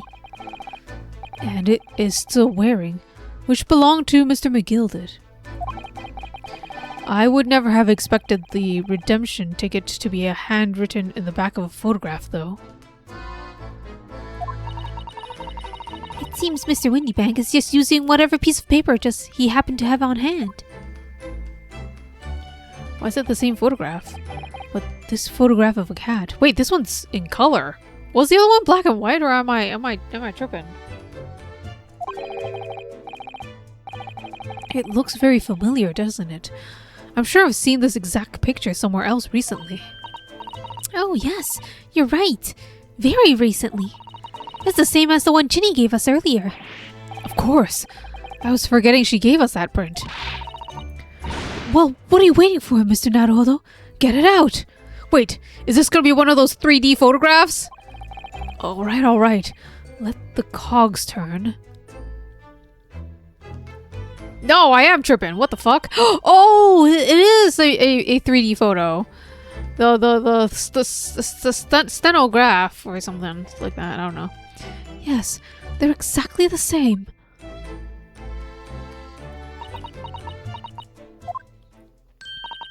Hee, I've got it. These two photographs hide an amazing secret. A secret? What does she mean? You must tell us, Iris, at once. Hee, do you really want to know? Yes, we need you to tell us all. We need you to tell us all what. Oh, fucking hell. Yes, we need you to tell us all you know about this pair of photographs. I don't know why that was so hard.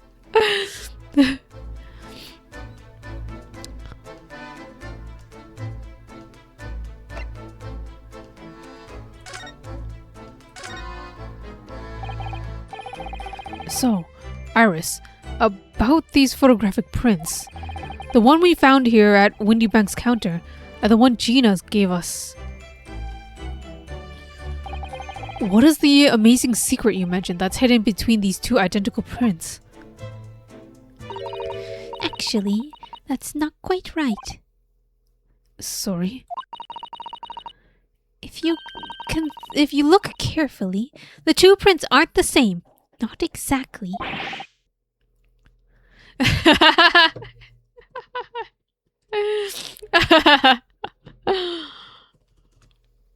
Maybe catching up to 14 MSQ. How long is this game? You've been playing for 2 4-hour session like for months. Maybe I'll catch up to MSQ in like October. Lol. And this game is apparently 3 games in one package.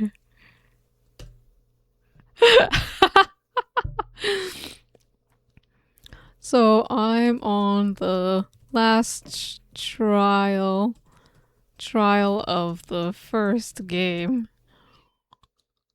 Yeah, lol.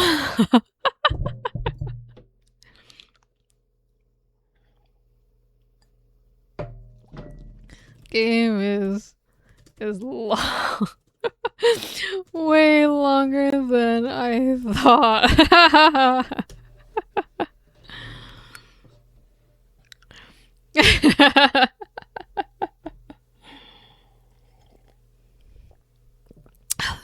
They're not.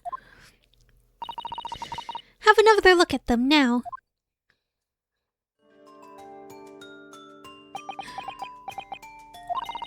Can you see that they're just slightly different from each other? I think so. It's very subtle though. But what's the reason for the subtle difference between the two prints? Ah, well, it's because they're a set, you see. No, I don't. This pair of photographs is meant to be used in a stereoscope. Everyone in London is raving about them at the moment. Ah, a stereoscope. Why do I feel as though I've heard of that word recently? Oh, yes, that's what Mr. Sholmes showed us yesterday. You see, there it is, just over there. Ah, yes, of course. That magical machine that makes pictures look almost real enough to touch. Well, actually, it's quite possible to see the same depth in pictures even without one of those contraptions. What? Really? Do you know how a pair of flat photographic prints can appear to have any depth in the first place? No, I've no idea. Wonderful. Then I'll be able to tell you. She's over the moon. Bless her. Should we let her explain, though?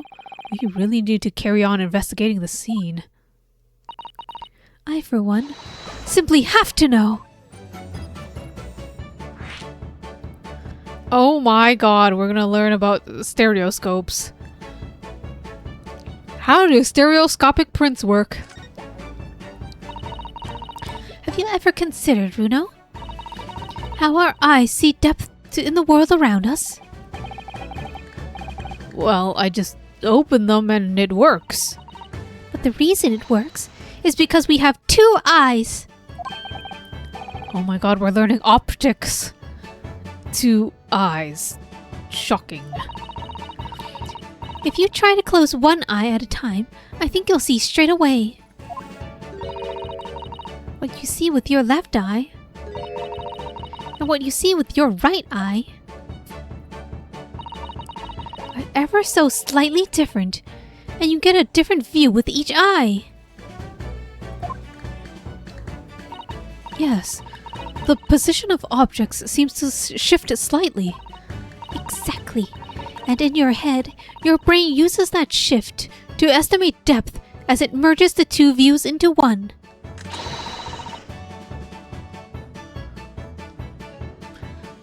That's how we sense depth in everything we see.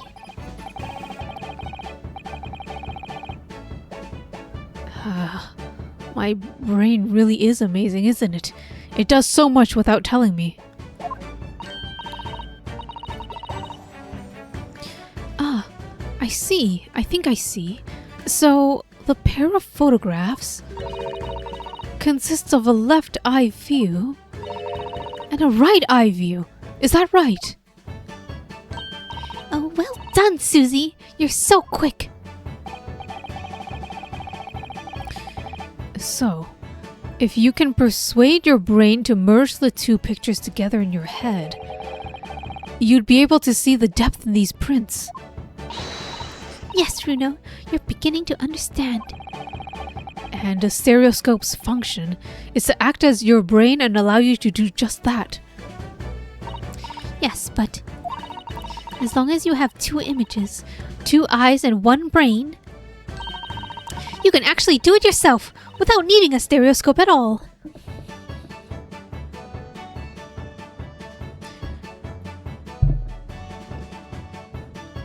I can't do it there. I can't do it without a guide. Those illustrations that go 3D. I had a book about like that before, and there's like usually a little squares at the bottom that act as guides for your eyes. I need the little guides. You can? Really? Those little illustrations are fun though. They really fuck you. They really fuck up your eyes. I mean, they strain your eyes. It's your eyes are fine, but it does cause a lot of eye strain. Let's try it. Let's see if you can view this pair of prints without the help of a stereoscope. Oh yes, I'm dying to have a go. Susato really loves this kind of thing. You'll need to be able to cross your eyes. That's the main thing. Can you both do that? Cross my eyes? I think I can. Watch me and see if you can copy. Make your eyes do this. And unfortunately, my model cannot cross their eyes. Alright, let me try. Are you ready, Mr. Naruhodo?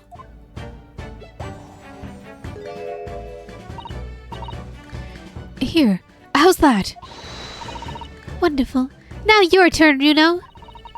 The trick is to concentrate on looking at the bridge of your nose with both eyes at the same time. Not exactly an easy task when 2 people are staring at you cross-eyed.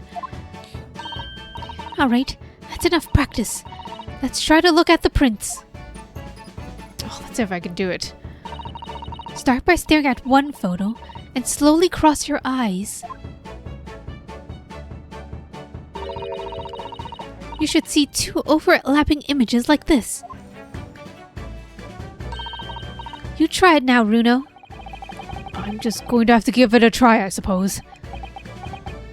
Come on, Runo, I believe in you. Did the print split into 2 images for you? Now the next step is to put the pair of prints side by side like this, and then try crossing your eyes again. The prints should slowly merge together until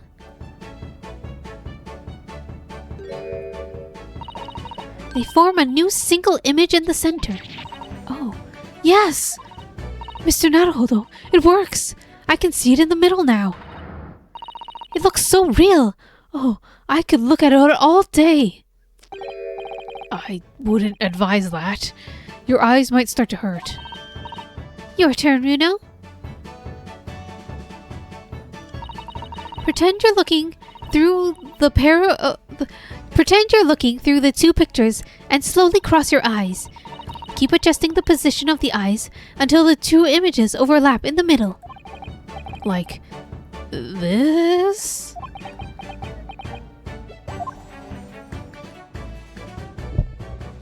Yeah, I didn't try.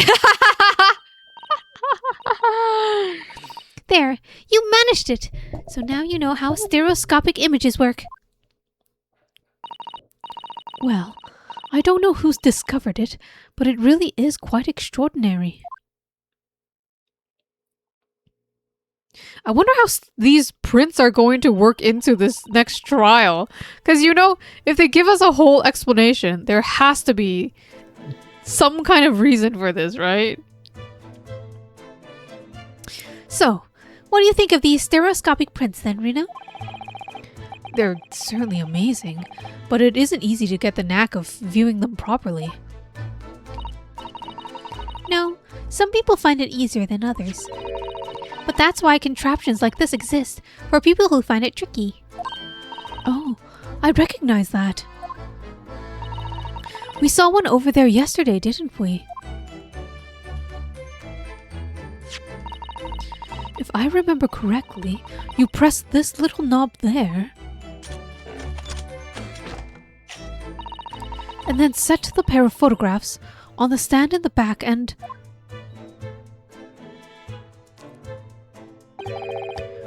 It's still amazing, even though I know roughly how it works now. Well, London seems to agree with you. Stereoscopes are very popular at the moment. You can find one of these floating contraptions in lots of households in the capital currently. But if these little machines are so affordable, surely there's no need to go around staring cross-eyed at pictures like you hate them.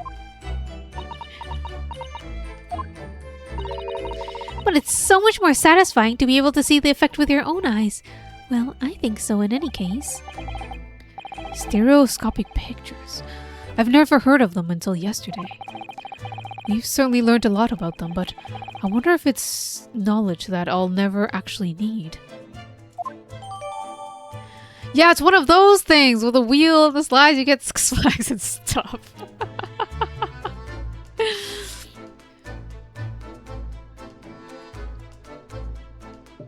Alright. Yeah, it's one of those things.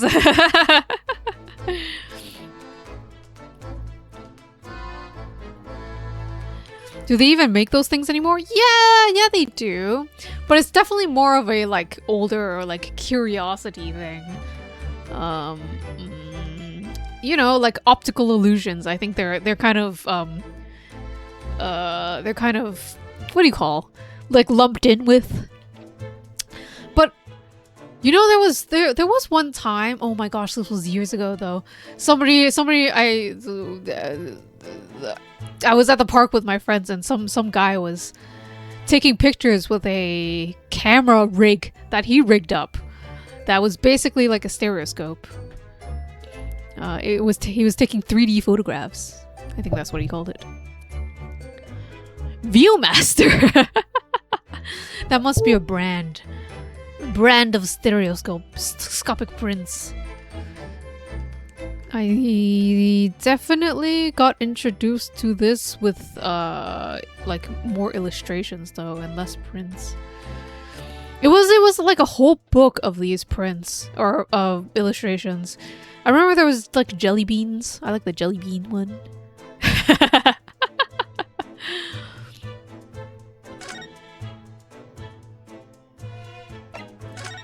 Wow, we went on a huge tangent about these stereoscopes. That ledger that's open on the counter there really is enormous, isn't it? It must be an awful lot of work to keep track of all these hundreds of items in pawn. It's too much to think about. Better sell it all and have a clear head if you ask me. But clearly, Mr. Windybank was very careful when it came to articles in his care.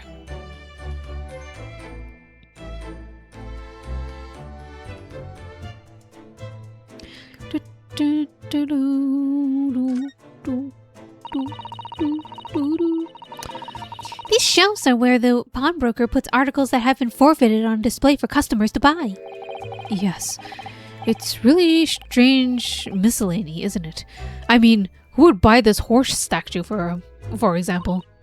Well, sometimes you can find some real treasures among all that junk, you know. I would buy that horse statue. I think Mr. Sholmes would buy that horse statue. Is that the thinker? Are you alright, Bruno? Oh, it's just, well, it looks like a collection of useless junk as a whole. When you pick out individual things, you can't help wishing you owned them. Even the horse statue. That's exactly how the pawnbroker works. They're very clever.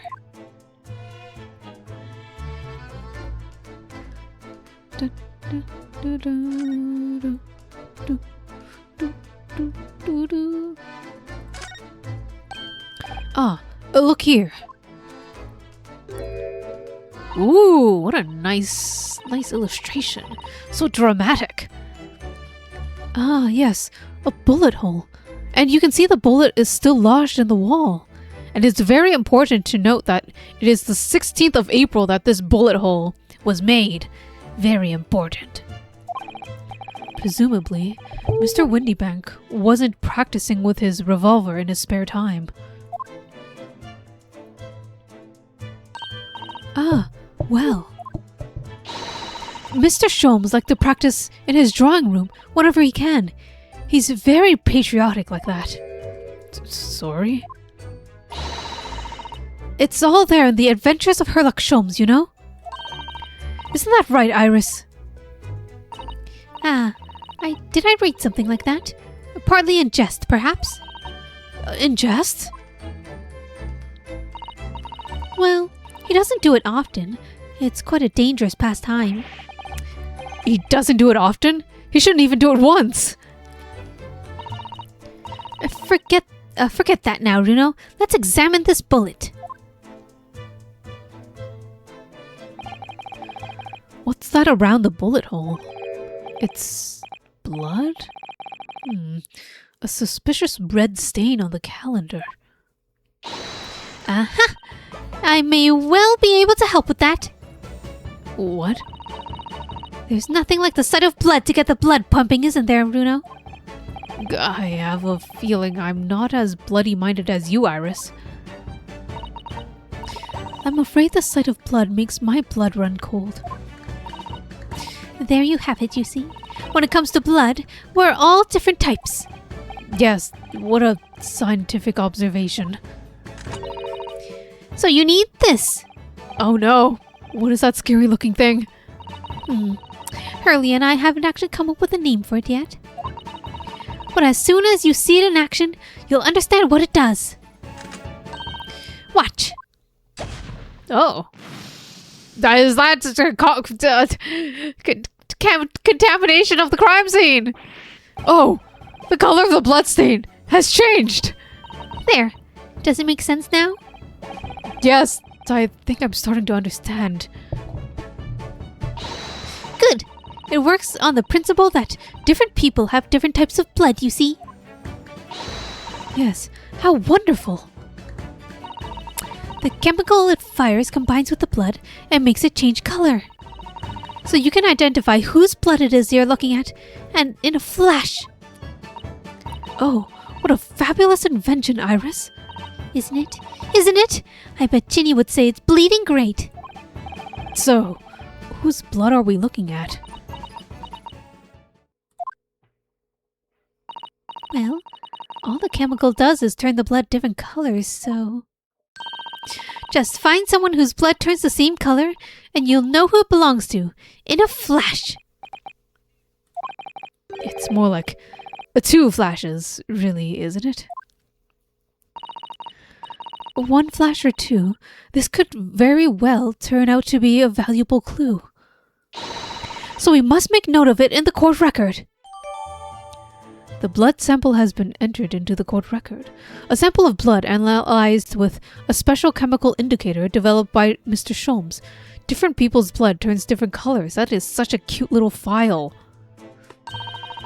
Let's keep testing and adding the results of any other blood analysis to the portfolio. I want to see what it looks. Oh my god. Has a little note on top, has the picture. What a cute little file. Cute little portfolio.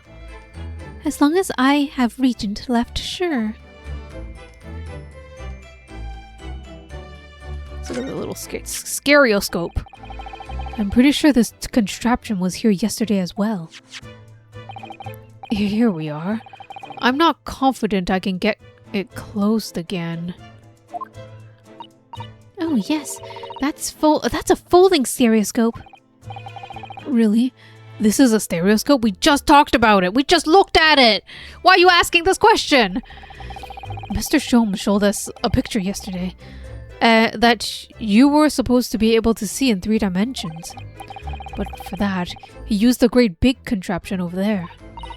Yeah, well, that's for the public houses and places like that. It contains a carousel with all sorts of pictures inside. But this little thing is much simpler designed for use at home. There are special shops selling prints you can use on them, and I have a little collection myself. I wonder if I could make money out of these in Japan. It would beat keeping my toilet sparkling clean anyway. What? Whatever.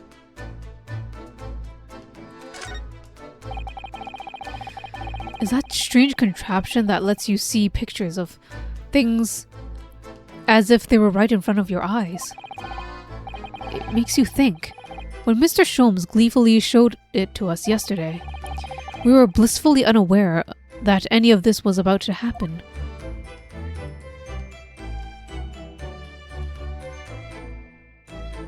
Alright, I think it's time to get into the storeroom.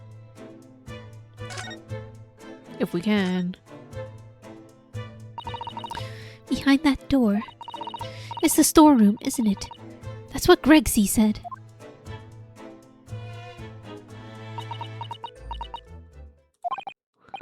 Yes, and that's where we saw that dreadful scene last night. And through the little window in the door.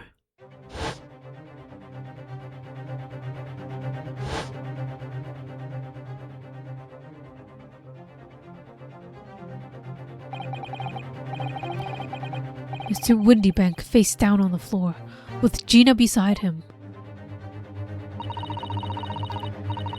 As the accused's legal representation, you have the right to examine the scene, Mr. Naruhodo. We must make a thorough investigation. Yes, of course, and we will.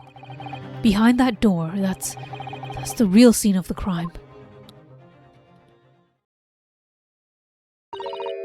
Don't worry. If there are clues in there, I'll find them. How come there's no blood here? Oops, I did not mean to press that again.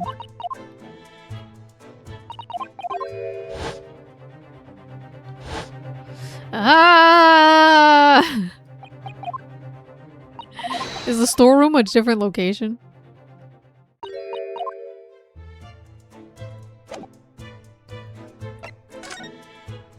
Ah, it is. Wait, what did she say? I didn't see the little note. Oh, poor Poor Mr. Windybank. That's what she says. 16th of April. Windybank's storeroom. Time to steal everything. There's a lot of paintings. There's a lot of stuff. This was nicely organized, though, it looks like. Poor Iris. She's clammed up immediately. Iris is bound to find this difficult. After all, Mr. Windybank's life was taken in this very room only last night.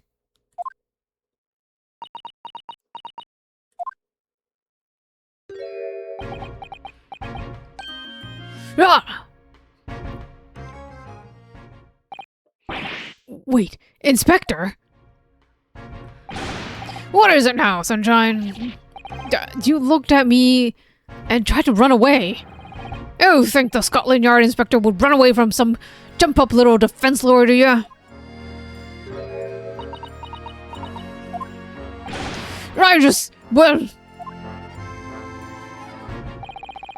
I've never seen her ladyship looking like that before, is the thing. I don't know what to say to her. So you weren't just running away from me. You were running away from a 10-year-old. Is that film? I'm afraid that this is a little much for the young Iris. Some gentle reassurance might go a long way, perhaps, Inspector. Yay!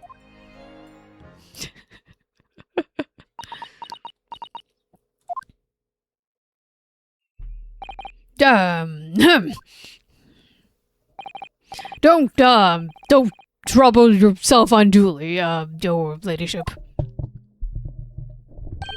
I mean, at least you're not dead, are you? Oh, God. I don't think that went very well. Why? Look, I'm in the middle of investigating here, Sunshine, and I told you not to get under my feet. And we have investigating to do ourselves. Yes. I'd like to hear more of what that socially inept inspector has to say. Oh, Hurley. And inquire into how Mr. Sholmes' operation is going.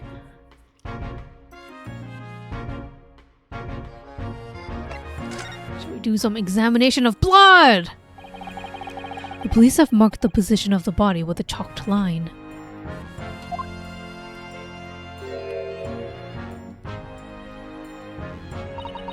Poor Mr. Windybank. He was such a nice old man. Well, he was shot just once.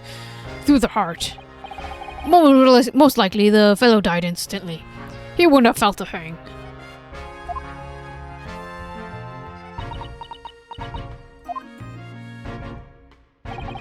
This must be his blood then. Ah! I don't like to ask at such a wretched time, Iris, but I wonder if perhaps... Don't worry, Susie. I'm ready for action. Oh. Blue blood. So, now we know the color the chemical turns when it reacts with Mr. Windybank's blood. And it doesn't match our analysis of the bloodstain we found at the main shop. No, but let us add this sample to the others we've already collected anyway.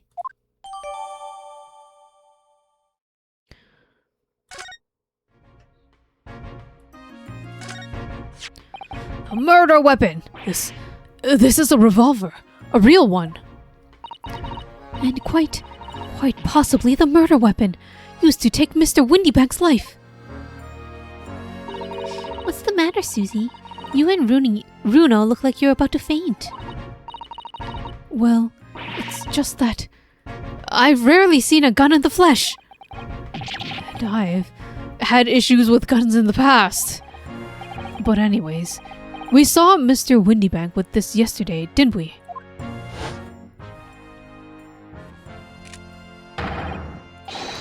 I shall have to take my own life!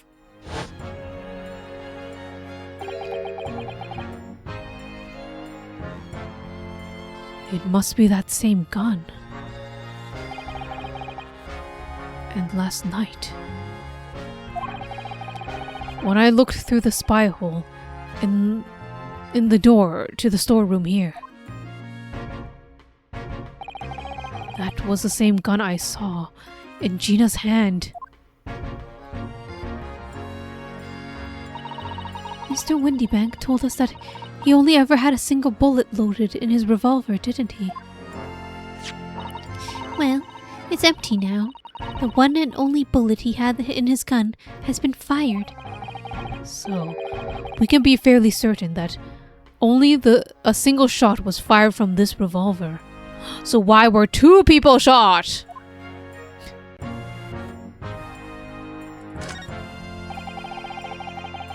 Look at all these articles that have been deposited.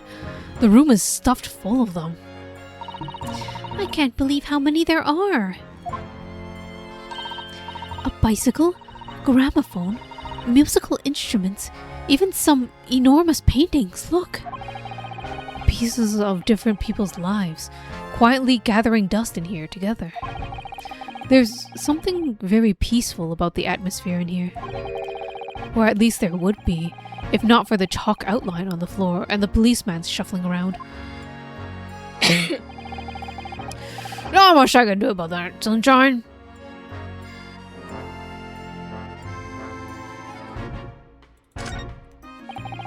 Out of all the articles in this storeroom, this is the only thing that shows any signs of being ransacked.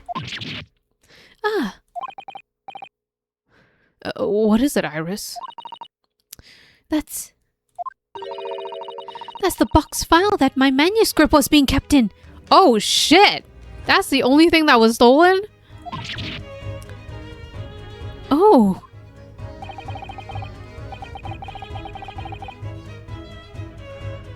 Iris's unpublished story, The Hounds of Baskervilles. Surely that's not what this is. Not what all this... Sorry, Jenny, but if you ask me, he sold it. Without telling you.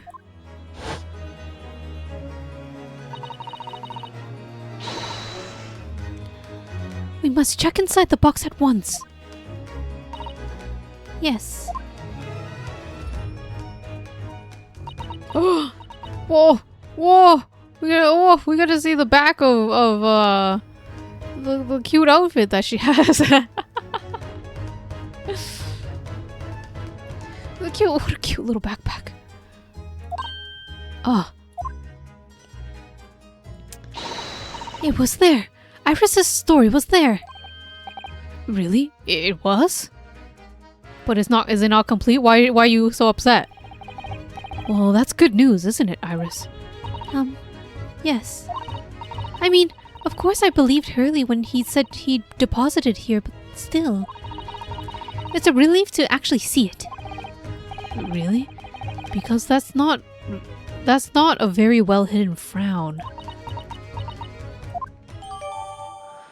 A long unpublished story that Mr. Sholmes deposited at the pawnbrokery of the victim, Mr. Windybank, is entitled The Hound of Baskervilles. Can we examine it? Iris Wilson. It's got... Wow, that is thick!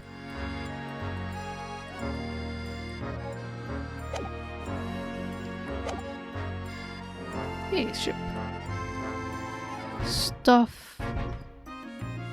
Was there nothing else? Okay. Let's talk to you now. Scene of the crime. Tell us. So, Inspector, what do you make of the scene of the crime here? Pshaw! You got your eyes, have you? Use them! It is what it looks like. Nothing more, nothing less. Iris, could you lend me a hand? So, Grexy, what do you make of this crime scene here? Yes, your ladyship. Do allow me to humbly explain. Last night, and shortly after the hour of 1 o'clock in the morning, Scotland Yard police attended the scene. The one and only door to the storeroom was found locked from the inside. So, it was locked from the inside.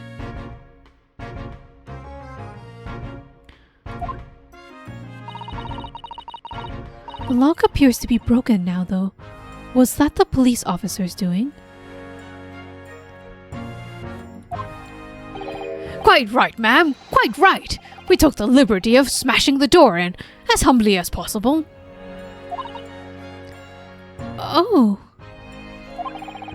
As you can see, the victim was discovered prostrate on the floor, thuswise.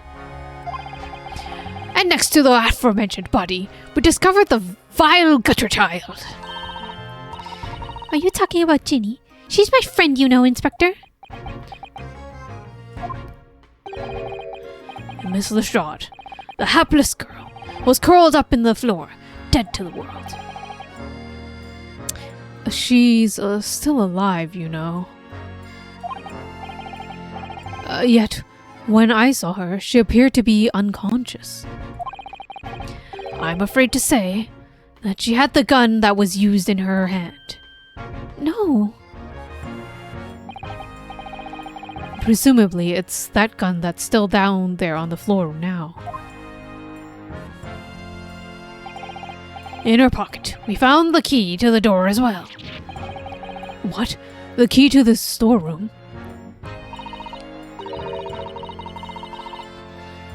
And you say the storeroom has been locked from the inside, Inspector?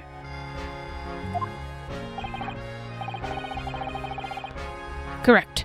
All of which leaves her ladyship's friend in something of a sticky situation, I'm afraid.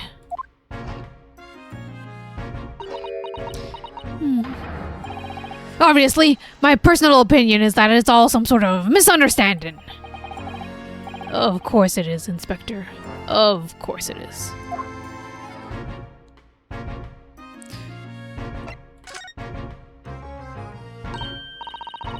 Crixie, do you know anything about Hurley? Is the operation finished? Is Hurley alright? Is he? Well, the thing is, Don't mince your words, Inspector. Please. You don't mean to say that Mr. Sholmes is... No. The operation's done and dusted. It's just that, well... Out with it! Yes, ma'am! They use something called general anesthetic. It's the latest thing. Renders the whole body insensitive. The whole body... anesthetized? Is that how I say that? Is that even possible? It means the operation can be completed while the patient is fast asleep.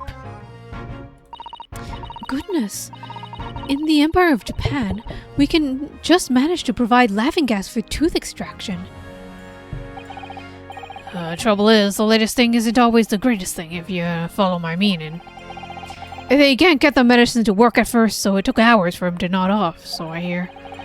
Now the op's finished, they can't get him to wake up, apparently. Oh my. No one knows if that's the anesthetic still in his system or if the bloke's just plain exhausted. But anyways, all they can do is stand back and watch until he comes round again. Hurley. The moment he opens his eyes, your ladyship, I swear I shall get word to you. What a surprise. Even in matters of life and death, Mr. Sholmes has to do things his way.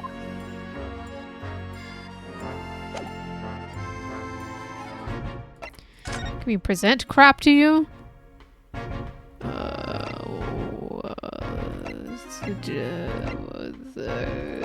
What? Oh, this blood we keep analyzing. Inspector Gregson, could you give me your opinion about this, do you think? You don't tend to share, Sunshine. Not with the general public. In that case, Grexie, how about some herbal tea?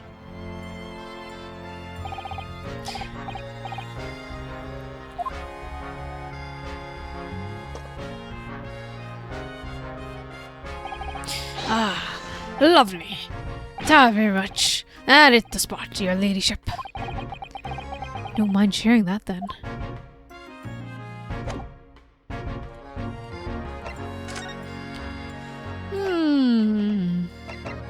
Let's go to Baker Street for fun. Oh! Got a police in the front. There's still a Scotland Yard carriage outside Windybanks. I never imagined we'd be investigating a case so close to home. Poor Irish. She's still very upset about this. I'm sorry. I was there. I should have done more. This is not your fault, Bruno. So please, don't apologize. But It's the criminals who are to blame for all this. So let's investigate and work out how to catch them. Yes, you're right.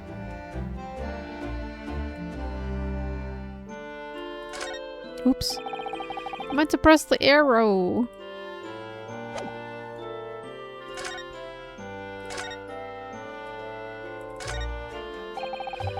It's already been 2 months since we've been taking lodgings here above Mr. Sholmes' office. I still can't quite believe it. I never expected things would turn out like this. When Hurley comes back home, let's have a big party. That's a great idea. I'm sure it won't be long. Mr. Sholmes is very tough. Yes. Did I miss something in the investigation, you think? Should we... Okay. I'm gonna take one more look at the main shop.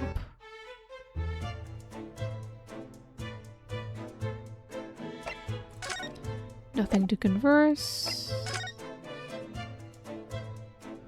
Take another sweep around.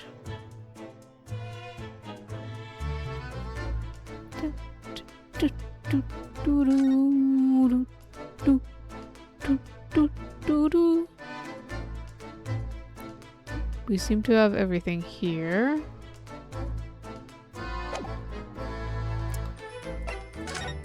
Make sure I really got everything in the storeroom. Oh, I have to look at it again. Iris. Don't worry, I'm alright. But we must find the true culprit. Yes, absolutely.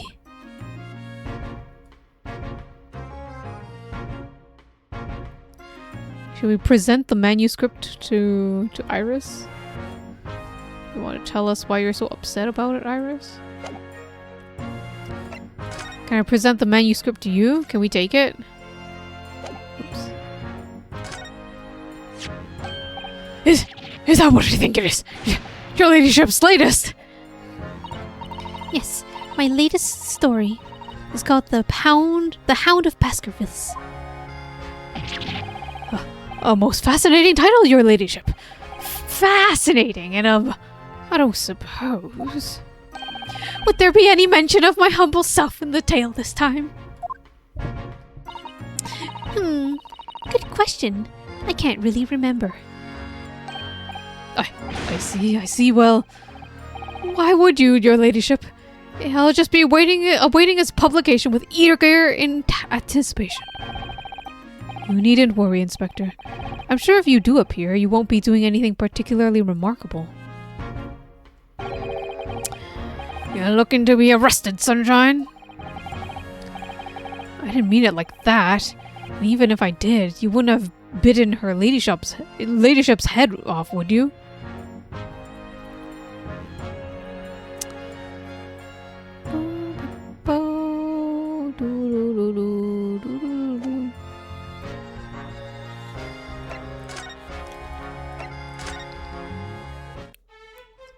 Okay, present her own manuscript.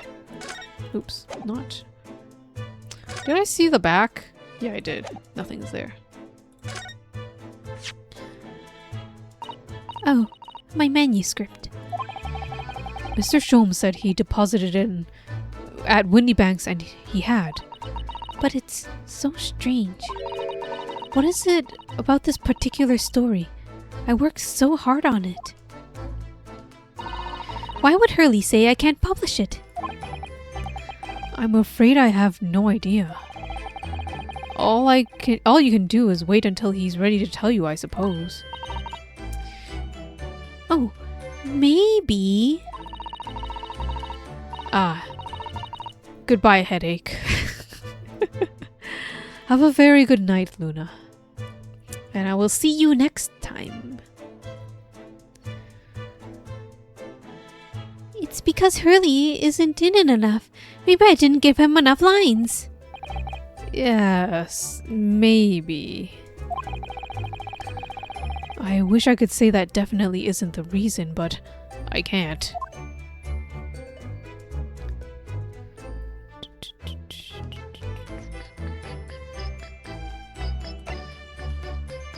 What do you have to say about your own invention? The way you can identify differences in people's blood like this is amazing. You really are a genius, Iris. I know I am. If Hurley and I put our minds to it, we could really shake up Britain's chemists and alchemists. And you can shake up Japan's lawyers and judges, couldn't you, Naruhodo? Oh, for sure. Even if I didn't intend to.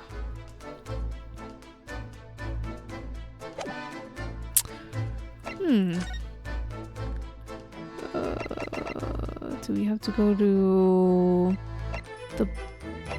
the hospital? Nope, he's not here. Not at the hospital. Wait, what's that? He's not hiding around the corner, is he?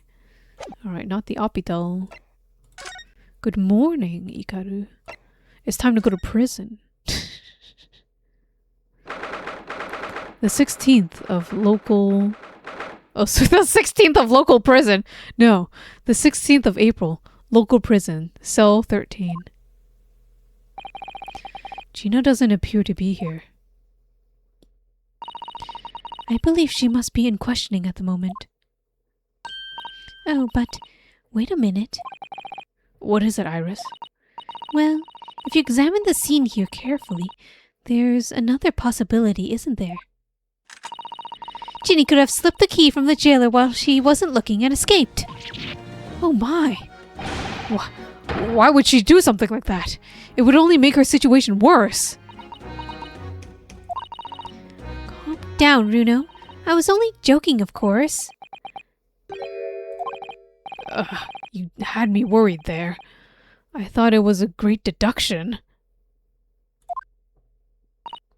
Yes, it must be your way with words, Iris. You're so wonderfully persuasive. Perhaps you don't fully understand the weight of your words you carry. Oh dear, I'm sorry. I suppose a light-hearted great detective is a contradiction in terms. Well, in the same situation, I'm sure Mr. Sholmes would have just thrown his head back and guffawed. I'm not entirely sure that's helpful, Mr. Naruhodo. Well, anyways, it looks like we won't be able to talk to Gina for a while. We should try to make progress with our investigation in the meantime. Crap, I'm definitely missing something. Come along, Susie.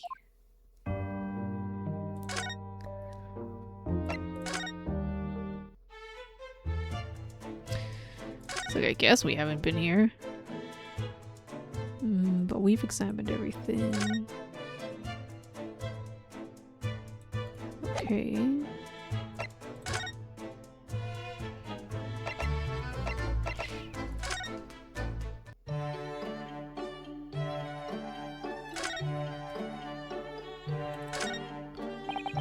It's an unusual way to make use of a huge metal chest as a table for tea and coffee. But it's a very sturdy box, and I've noticed that it's always locked. Well, that's because it's a box that contains some of my most important things. Which you have no intention of telling me about, are you? Judging from that guarded smile. Didn't she say it was like her daddy's diaries, Dr. Wilson? I thought that's what it was in it. Ow, ow, ow. The fire is burning comfortably in the grate again today. It's very different feeling to the Japanese hibachi somehow. Hurley's been working on his disguises recently. He's been dressing as a woman mainly. Really? Mr. Shom dresses in women's clothes? You'd be a very tall woman. Ooh. Yes, you see, the lady in the photographic print on the mantelpiece, that's Hurley. He's quite stunning. I want to see the photograph.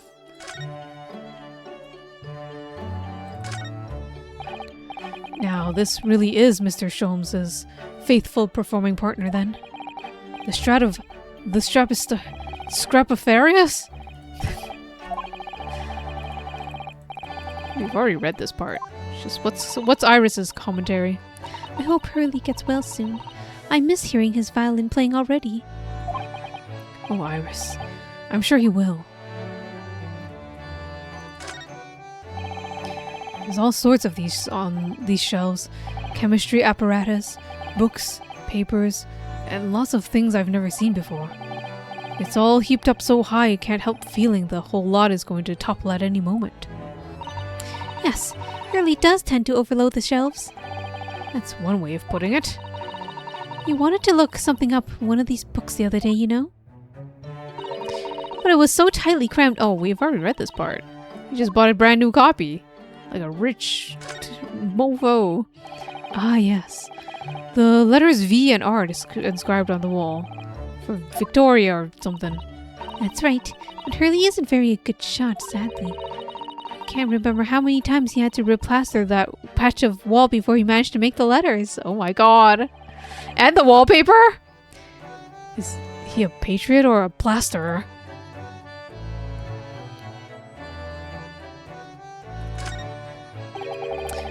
Look at Mr. Sholmes' desk. It's completely clear. Looks totally different, blah blah blah. Hurley lives in an absolute mess at all time. He never notices when things go missing. Even Mr. Sholmes must have noticed that huge lump of metal is no longer there. Surely. Nothing new.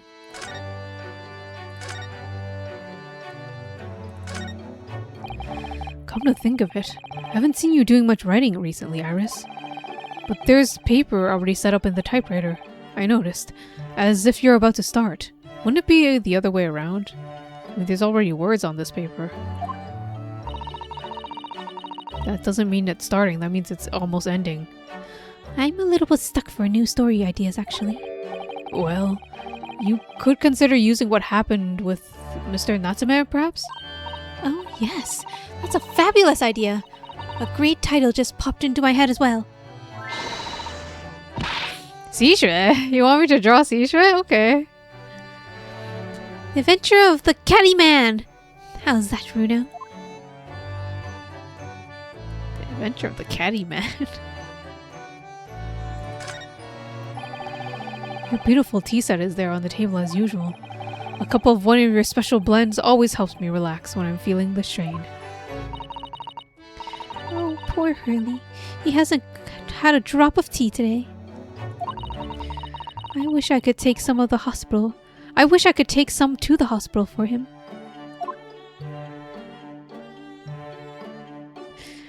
Gotta keep adding to the collection of zodiacs drawn by Yin. What should I draw Seishue doing? Oh, I know what to draw.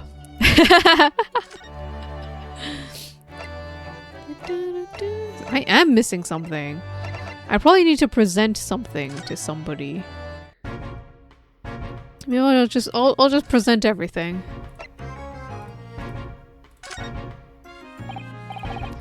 No. Oh, Inspector, what do you make of this? What do we have here? A redemption ticket for an article deposited here, is it? Oh yeah, that's what we have to do.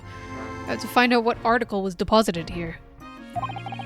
Looks like someone ran out of the office stationery and wrote a ticket on whatever paper was in hand. Yes, there's a ticket for McGilda's overcoat. The one the little diver turned up with yesterday. Oh, actually, no, it's not. Really? I think you know better than me, don't you? No, I don't mean that, Luna's right, Grexy. This isn't the same ticket. Oh, of course it isn't. It isn't. I never doubted you, your ladyship. So, what's this all about then, if I might be so bold as to ask? Is a second ticket. Second one? It seems that Mr. McGill did, in fact, had another article in storage here at Windybanks. Is that right? I think we need to discuss this further with the inspector, Mr. Naruhodo. Oh, good. Because he's ever so easy to talk to. Yay! This ticket was in one of the pockets of Mr. McGilda's overcoats. Hey! You mean to tell me? Yes. There was more than just one music box disc, it seems. I should have insisted on the lads taking it back to the yard and examining it properly. Well, according to the details on this ticket, Mr. McGill deposited another article here with Mr. Windybank. Yes, I see it's written here. A small box, was it? Do you have any idea where it is, Grexy? Any idea at all? Is it another article belonging to Mr. McGilded? It could be an important clue. Well, yes, I suppose it could be. Please stop looking at me with those big turquoise eyes, all full of hope and expectation. It's too much pressure. I'll lose my marbles, I will. I'll go barking. Oh my gosh, it refills! Magical! There's no time for dog impressions. Oh, sorry, it's no time for dog impressions, Inspector. That's enough sauce from you, Sunshine. There's one thing that springs to mind. According to this ticket, the redemption deadline's already passed, hasn't it?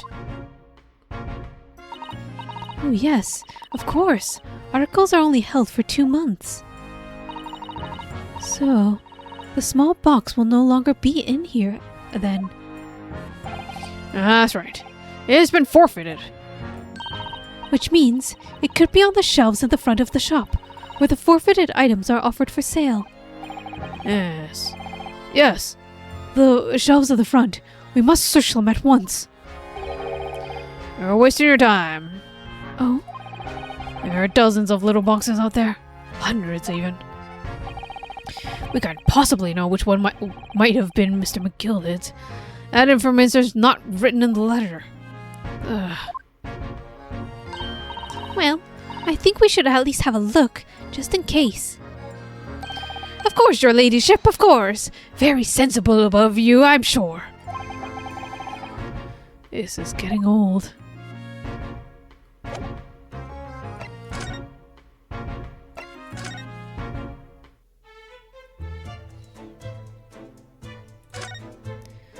Is this box? Look at this one right here. This one right here. It's so fancy. It has to be Mr. Windybanks. Sorry, not Mr. McGilded, not Windybank. Oh my god. Yes, this is where all the items that have been forfeited by the original owners are offered for sale.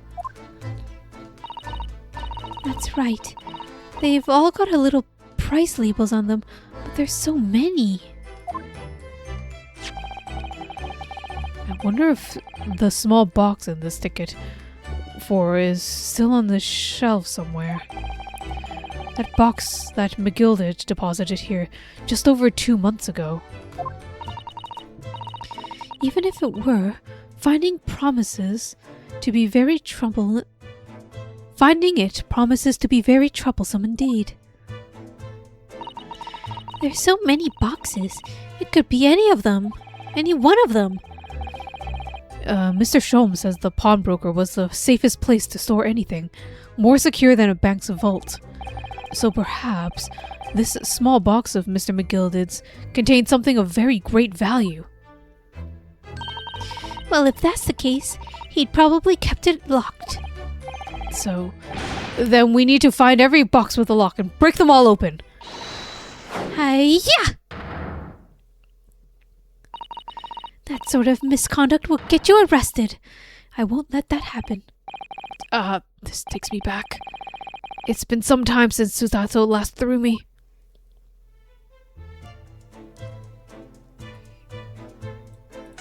Oh, oops, sorry. Oh my god, there's gonna be a log. We're gonna get Hayat again.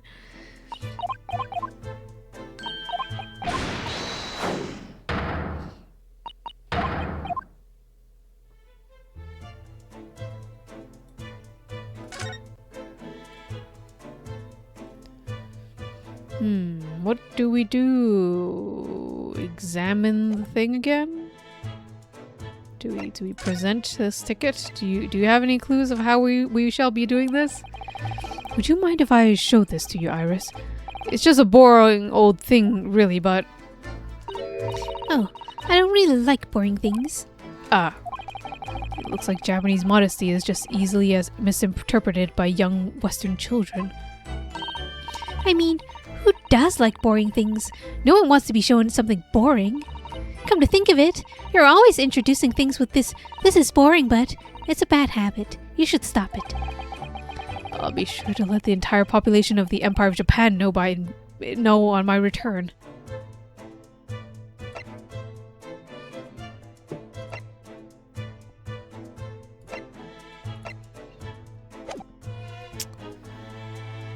No, I'm just gonna present everything. No. Oh, I didn't actually read it. Representation right. I, the undersigned, agree to legal representation by the lawyer named hereunder in regard to the following incident. Defendant, Gina Lestrade. Alleged offense, murder of Baker Street pawnbroker. Date of trial, the 17th of April at 10 a.m. Attorney at law, Runosuke Naruto. Very official. What do you think of it? Poor Ginny. This is all my fault, really. But she'll be alright, won't she? In court tomorrow, I mean. I'll defend her with everything I've got. So, she'll be alright, won't she? Am I that bad at instilling confidence?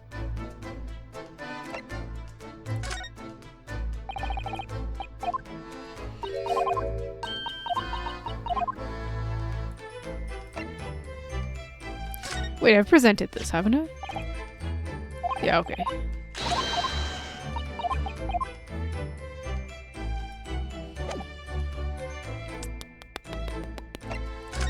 Anything to say? Shit. There really is nothing new? Nothing to poke at? Oh my god, do I continue presenting things to Mr. whoever? Oh, do we look at it again? Green blood. It just seems wrong somehow. Oh, there are all sorts of different colors. There's plenty of pinks and purples too, you know? Like I said, everyone's blood is different. I wonder what color my blood would turn out. Actually, I don't want to know. He wants to go home.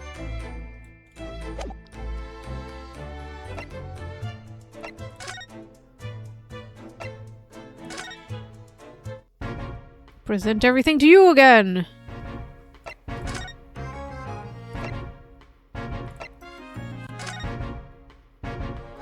Did I present this? Yeah, you did.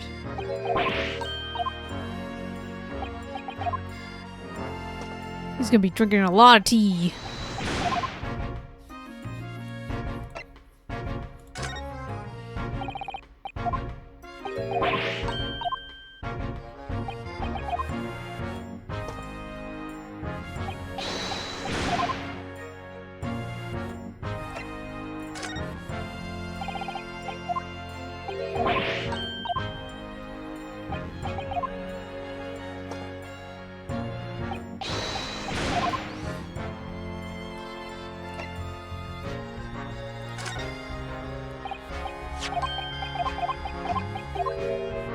Yeah, it's the same conversation.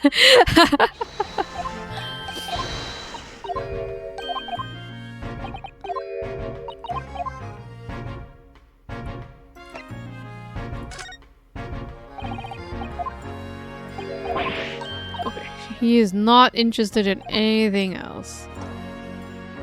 Who else do we have to speak to? Is there gonna be somebody? Is there gonna be somebody new that pops up? Oh my god, I have to double check. I have to double check. Really nothing else to look at, is it? Is it? Okay. Okay.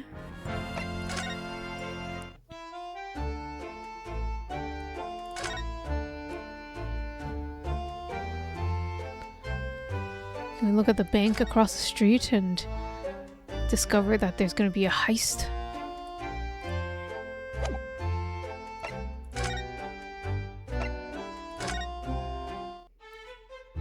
Just making sure nobody's visiting me. Just making sure. Nothing new, nothing new. Okay, okay, okay. Nothing new, nothing new. Prison? Are you back yet, Gina? Oh, I can't even examine. Are you back at the hospital?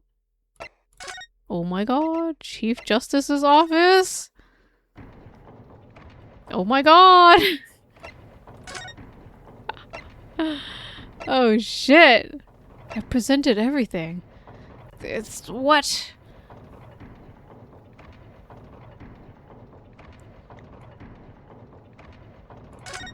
I spoke all the words and I've presented everything.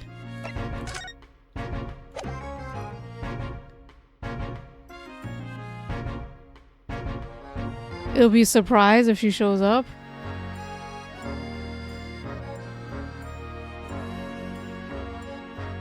Is that? Oh, okay. Is that something that I can do?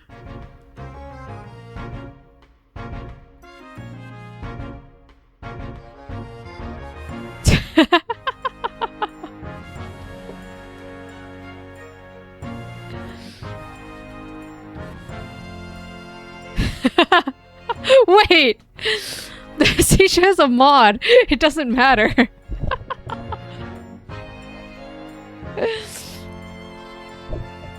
I can delete messages all I want. But...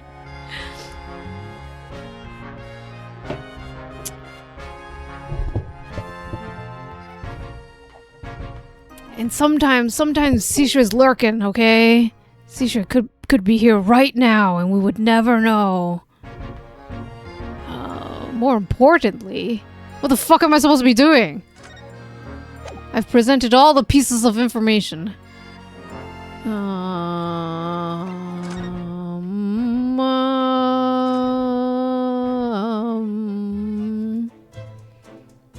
I presented everything, right? Oh, this.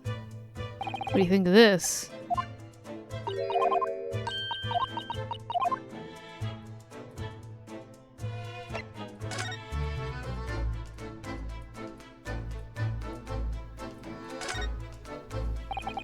This is an adorable little cat, like Wagahai. Oh, actually, now we have both pictures. I could have another go at viewing them as a stereoscopic image. Oh! I could have another go, eh? So, I need to cross my eyes and try to get the two cats to merge in the middle as one. It's such a hard thing to do. Whoever thought of this in the first place must have spent a long time staring.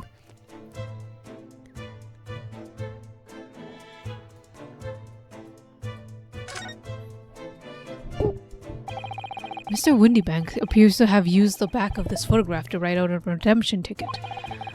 He's written it very neatly, but still.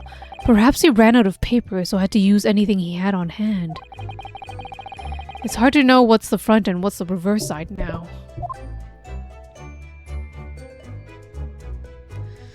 Oh yeah, sometimes like the thing about like the users in chat or whatever or who's here.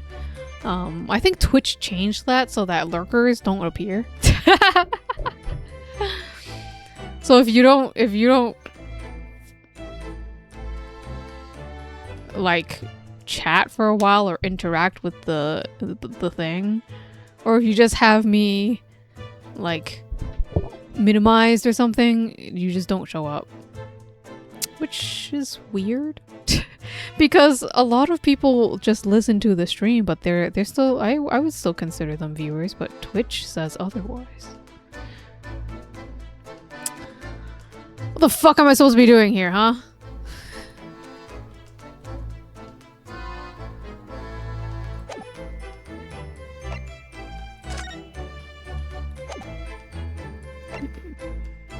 So I look at the second photograph. Blood! Oh my god. Mr. Naruhodo, I don't know if you've noticed, but there's something rather troubling here. I've noticed. The red smear, you mean? Yes, it looks like blood, doesn't it? I wonder if Susato-san has picked up on that. Well, in that case... Yes, we need Iris. We should show her this before we forget. Aha!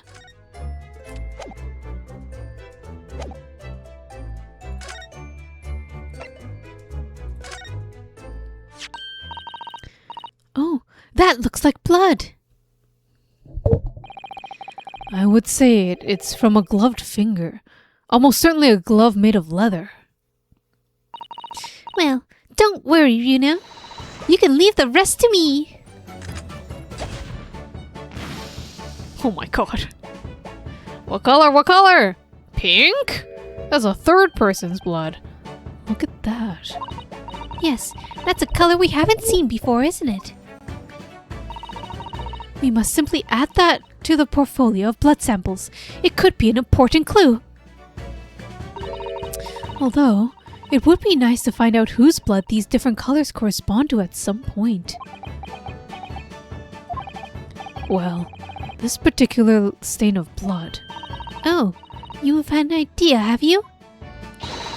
Do you know whose blood this is? No idea! The person... Oh, wait.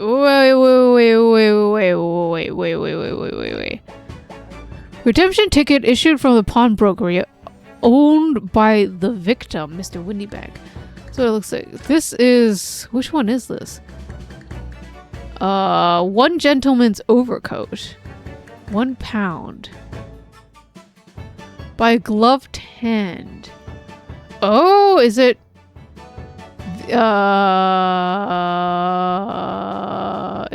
It's no way it's the victim of...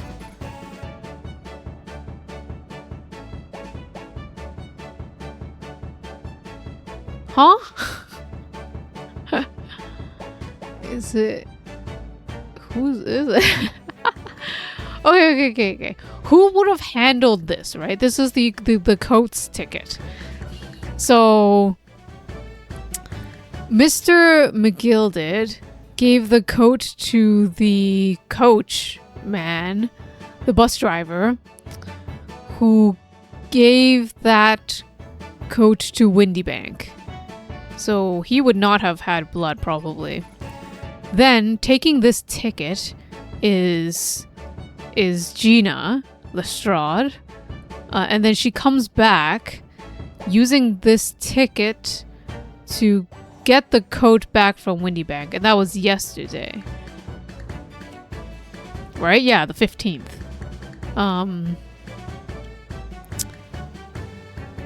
And then this ticket would have been handled by Windybank. But Windybank doesn't have a leather glove.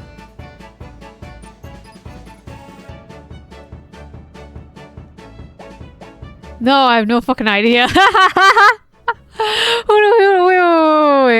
Who do we have?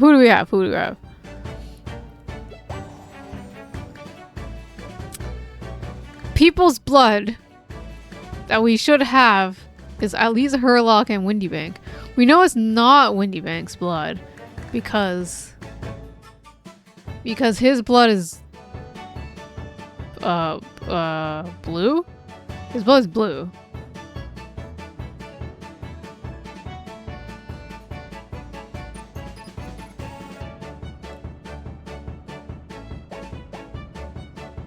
Unless afterwards. Unless afterwards the ticket was given to McGilded in order for McGilded to hide the ticket in the bushes for Lestrade. Then it might be Mason's blood that Mr. McGilded got on his hands, and then it went on the ticket.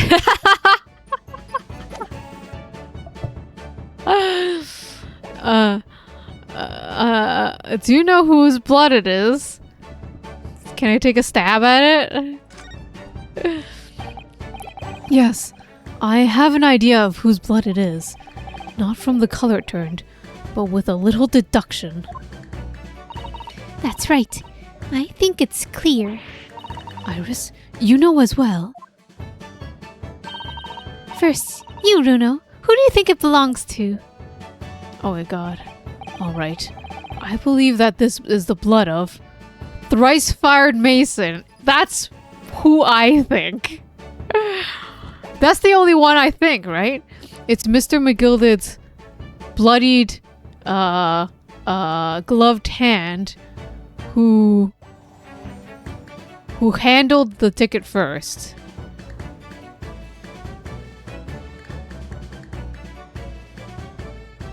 And he got that ticket from the bus driver who went to pawn his coat.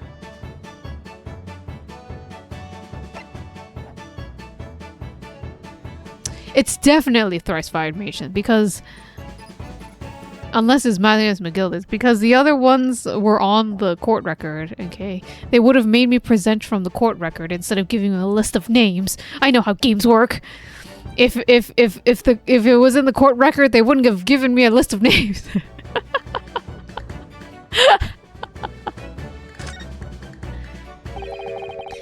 Thrice fired. Thrice fired Mason. You don't sound very sure of yourself, the way you trailed off there. Well, it was 2 months ago now, that case. And of course I'd never met the victim, so I'm struggling to remember his name. It was definitely Thrice Fired, though. The victim of the omnibus case? Yes, his name was indeed Thrice Fired Mason. But that would mean that this bloodstain was left on the ticket 2 months ago. Yes, I think it was. Gina brought this ticket here to Windy Banks yesterday. I'm suggesting that the bloodstain was already on it at that time. It's a matter of blood from the time Mr. Mason was killed 2 months ago. Sorry, it's a smear. Something else is coming back to me now. Mr. McGilded was also wearing leather gloves that night. That was the other reason why I think it was Thrice Fired.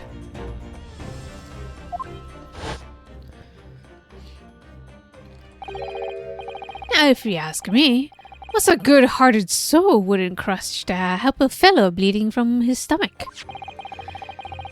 It wasn't about to start worrying about my gloves now, was I? I reached out to give the man a hand. It certainly does look like a leather-gloved thumbprint, this mark. But we know that Mr. McGilded had no injuries at that time, anywhere on his body, from which we can conclude that any blood on the glove belonged to the victim, Mr. Mason. Mr. Naruhodo, you sound just like Mr. Sholmes. Minus the quirky slip-ups, I hope. Yes, I think you're right, Runo.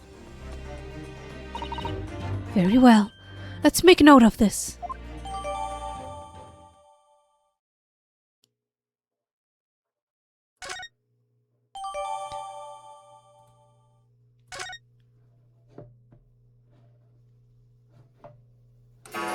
Whoa! Calm down. Is that all the clocks at once? Ah, I nearly jumped out of my skin there. How could Mr. Windybank set up such wicked traps? I doubt he set it out to scare anyone. Is it really the time? I think perhaps we should pay Gina another visit soon. Oh? Her trial is tomorrow. We must establish whether or not you will be willing to defend her.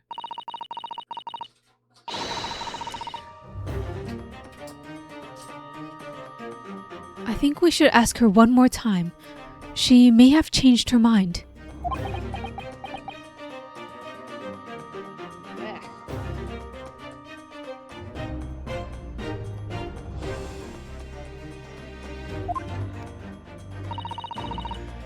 Don't you remember, Runa? You told her she could rip up the representation papers if she didn't want you to be her lawyer. Really? Did I say that? Yes, you did. The deadline for submitting the paperwork is fast approaching. In that case, we had better hurry back to the prison and talk to Gina again.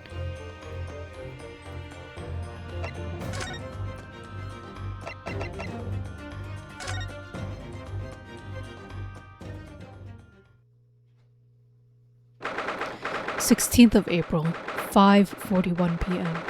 Local prison cell 13. Ah, Gina, good. You're back.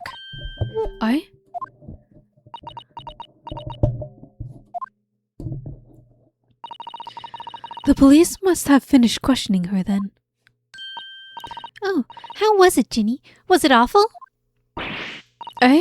Oh, don't bother me. Thank you for the papers you signed before. It meant we were able to investigate at Windybank's. Oh, right.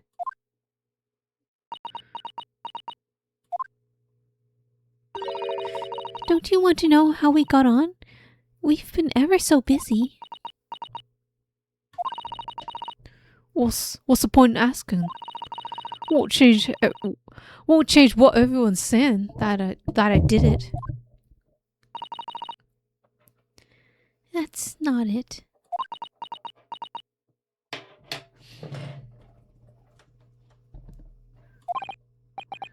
Gina, we came to ask for your final decision. What decision? About tomorrow's trial. Will you let me defend you or not?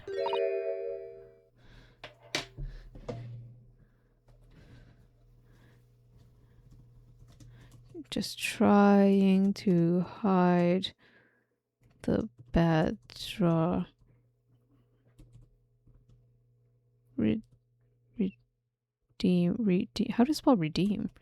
Redeem prompt. So it can be a surprise.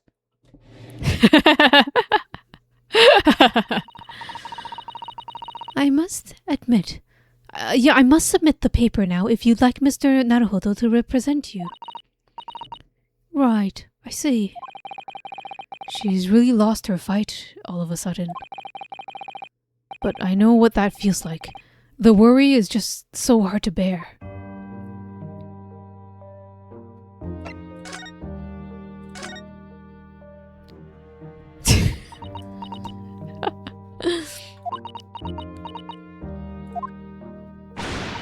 Oh, all right then. Blimey. Give it a rest with eyes, Iris. You know who's being difficult? Gina with her accent.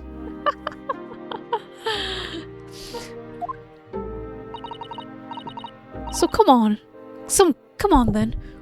Fill us in. Who done it? Unfortunately, we don't know that yet. You don't say. We don't know yet, Gina.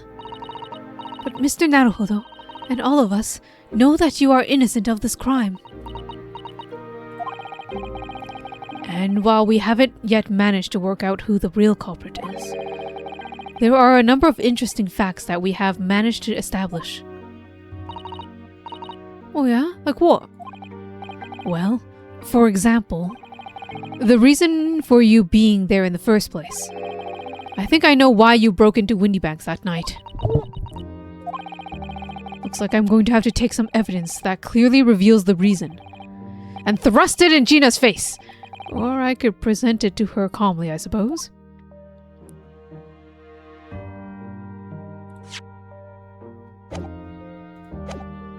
Fine. Thrust it in her face!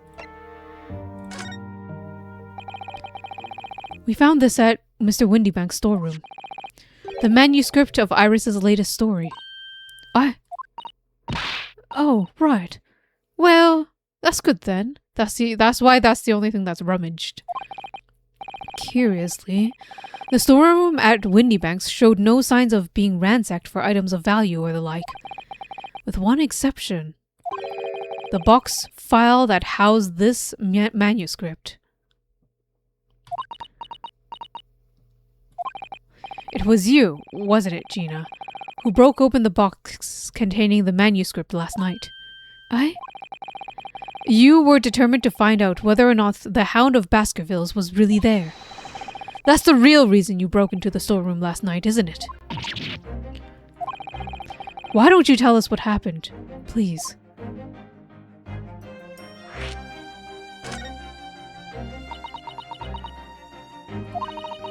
Alright, yeah. This Baskervilles story. It's the latest Sholmes adventures, right? But it ain't been printed yet. So I figured, it's gotta be worth a few pieces of silvers, right? Oh yes, at least 5,000 pounds. What? So, you intended to sell Iris's manuscript, did you? No, Ginny, how could you? Wait, no, hang on. Of course I weren't gonna sell it. All I wanted to do was find out if the manuscripts, or whatever you call it, really was there or not. Manuscripts, sorry. That's the only reason I was there in the first place. For Iris's sake, isn't that right? We knew why you'd done it from the start, Gina. Of course we did. But I knew you wouldn't do anything like that, Ginny. I just knew it. Well, when I saw the manuscript in the storeroom, it reminded me of what you'd said the night before. Grown-ups do a lot worse than that, believe me. Barefaced liars, a lot of them. You just ain't realized it yet.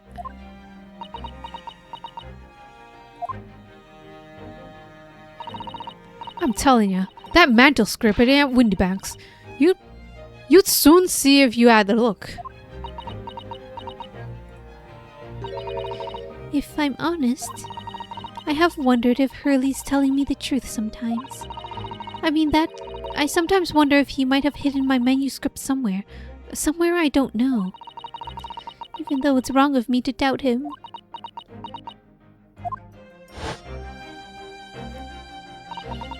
Oh, Ginny, that was so sweet of you. Alright. I'll tell you what I did it. Just stop looking at me like that, right, Iris?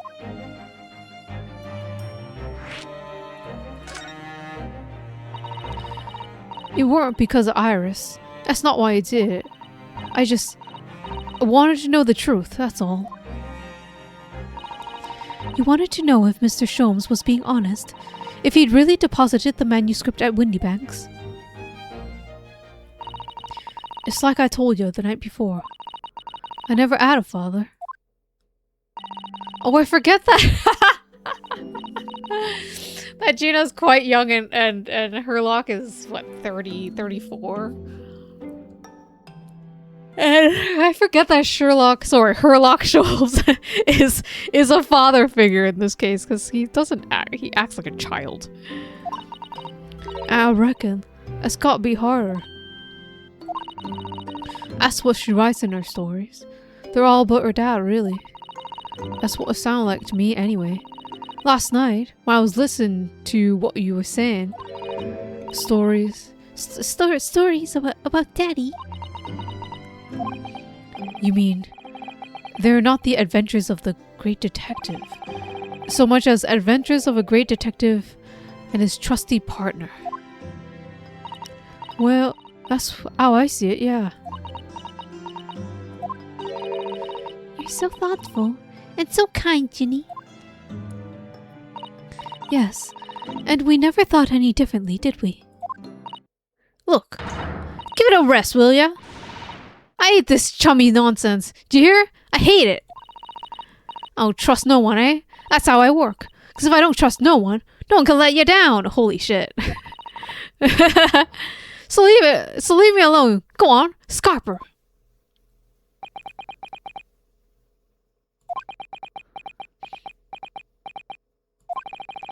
I hadn't noticed it until now, but it's unmistakable. Right there, on both sleeves of that overcoat, are some very suspicious red stains. What? Why are you looking at me like that? I think it might be worth presenting some of our findings in that area to Gina now. Sure. I'll look at representation in court later.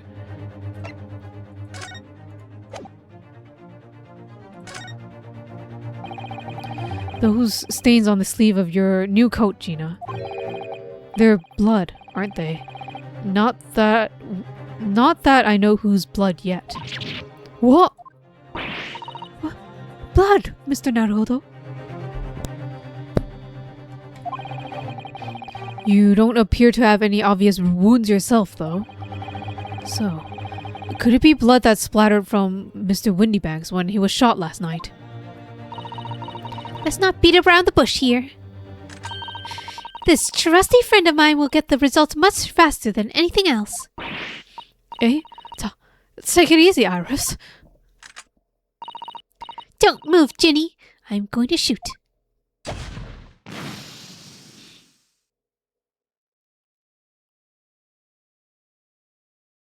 Oh. Oh? It's a mix? Or is it just like fluorescent? Oh. Oh my. What Forget the sleeves. The whole coat is covered in blood.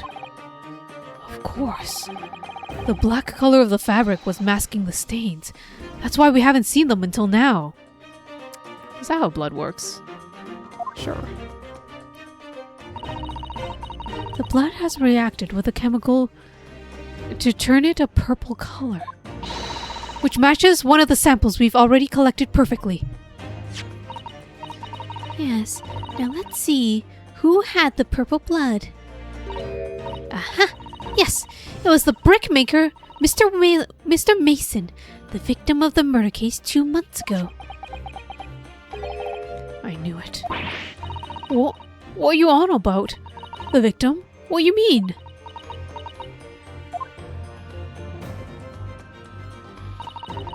It's a rather uncomfortable situation, Mr. Naruhodo, but I think this makes things quite clear. It means the omnibus case is finally solved. The truth about who really murdered the brickmaker, Mr. Mason, is revealed. Oi! Will someone explain what's going on? Stop telling half a story.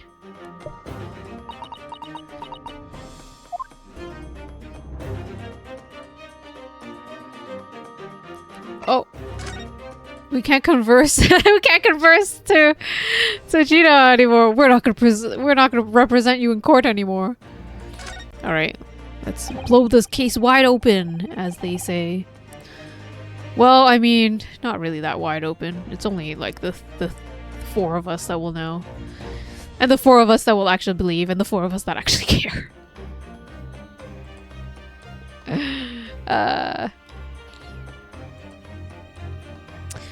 We can see now that the victim's blood is all over Mr. McGilded's overcoat. But in the trial 2 months ago, the defendant said that this in his testimony. Now, if you ask me, what's a good-hearted soul wouldn't rush to help a fella bleeding from his stomach? I wasn't about to start worrying about me gloves now, was I? I reached out to give a man a hand.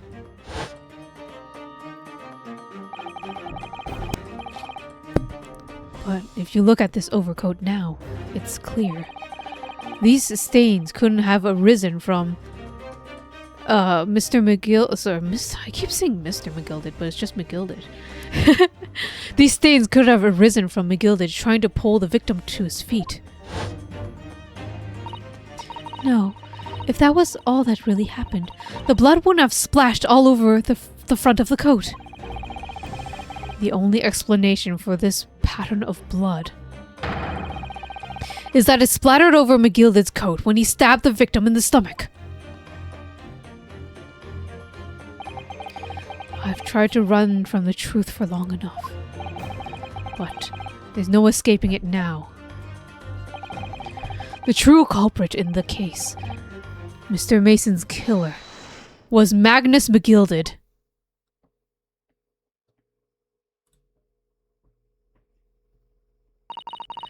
Mr. Naruhodo.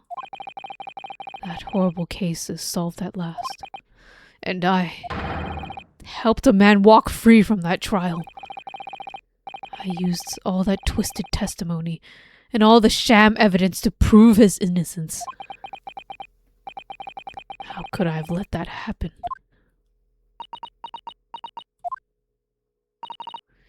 You know, did you believe him, though?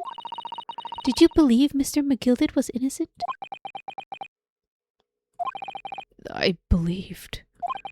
Or rather, I think I was trying to believe. I wanted to.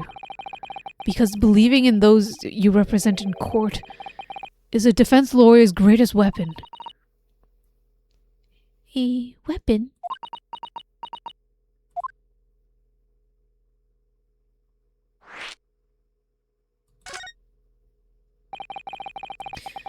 Before we came to Great Britain, a great friend of mine taught me a valuable lesson. You mean Kazuma-sama? Listen, Runosuke. We lawyers are only human. We can't know for sure what the truth is and what is lie. Which is why we must resort to our primary weapon. An unwavering belief in our clients. That is all we really have. Unwavering belief.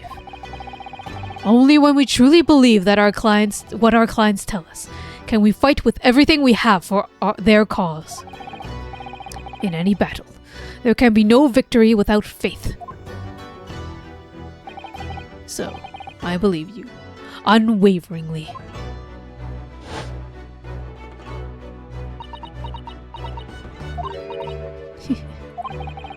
What's so funny, Gina? Cool. Sounds like this Empire Japan you come from. Everyone must be soft. Well, come on. Look at the mess you've got into. Believing in that bog trotter. Yes, I inadvertently helped a murderer walk free. Well, at least you learned your lesson now, eh? Believing in people's never worth it. Someone always stabs you in the back at the end. As soon as you let your guard down, you've had it. Take a leaf out of my book. Believe no one and get hurt by no one. Gina, may I ask you something? What? I'd just like to make absolutely sure. What would you like us to do with this representation papers for tomorrow's trial? How many times have I said, rip them and chuck them away? Are you really sure that's what you want? But that's what he wants and all now, Mr. I'm a believer lawyer over there. Don't forget it was me that trial 2 months ago. I led everyone up the garden path, didn't I? And you're telling me you can believe in me after all that? Not likely. Well, Mr. Naruhodo? The lawyer's primary weapon is an unwavering belief in his clients. Ultimately, it comes down to whether or not I feel I can trust Gina after everything that's happened. Gina, let me say it again. Please allow me to represent you in tomorrow's trial. Eh? What, are you half-baked? Not at all. You've not once admitted to committing the crime, have you? What's more, I believe that you're telling me the truth. Seriously? Mr. Naroda? Didn't you hear all of what I said before? I'm a born liar. Fibs just trip off my tongue. And I'm a diver, don't forget. I pulled the wool over your eyes 2 months ago. Got you in all sorts of trouble. Why would you ever trust me now? I just don't get it.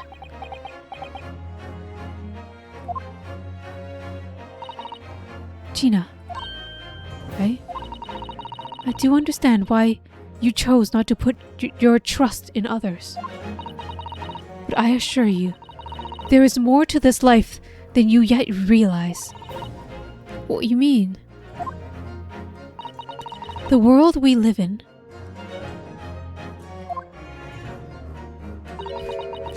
is full of people you would do very well to trust. People who won't ever let you down.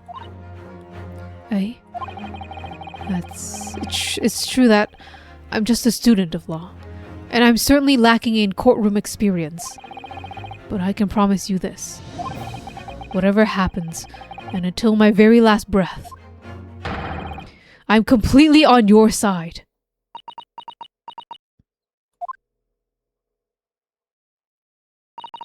What would you expect me to say to that?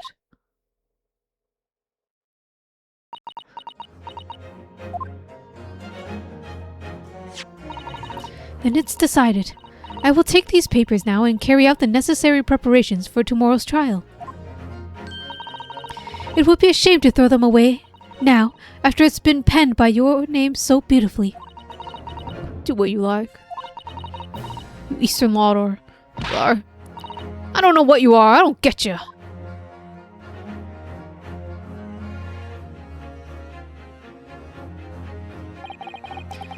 Gina's taken herself off to the back of her cell. She never admitted, but I hope she's feeling relieved. That turned out alright at the end, I think. Oh, but we're gonna have to say goodbye to Susato.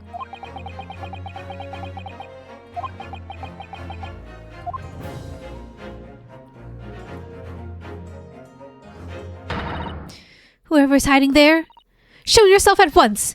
Eavesdropping is the height of cowardice! Miss Susato? Someone's there in the shadows. I can sense it. Someone who wasn't there before. What? Blimey, Yoshape.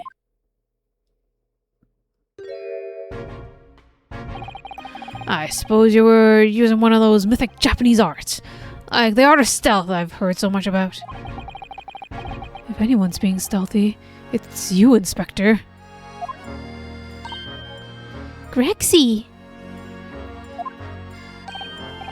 Oh dear me. I'm most terribly sorry, your ladyship. How long have you been listening to our conversation? Good grief. Listening in? No. I just got word that there was some visitors who were refusing to leave, even though it was after hours. I assure you, your ladyship, I only just arrived. This very minute, not a moment earlier. That's all it is. Nothing untoward, nothing at all. After hours? It's that late already? So then, I humbly excuse myself, your ladyship. Ta-ta, toot-toot. Cheerio, all the best. Bye-bye now. That's a lot of farewells, and not one of them are appropriate for her ladyship. Oh, but I wanted to have a chat. I'm terribly sorry, but the time is pressing at the minute. Oh, I see. Well, that's a shame. If I didn't get this emergency at the Supreme Court dealt with that sharpish, Lord Strongheart will, well... Emergency? Lord Strongheart? Nothing! Forget I said anything. Anyways, I'm off! Alright, Grexy. If you have to, but let's chat soon. Delighted! Charmed! Can't wait! If you please, my pleasure! That's a lot of pleasantries, and not one of them sounded sincere. Grixie's so funny. He says the silliest things.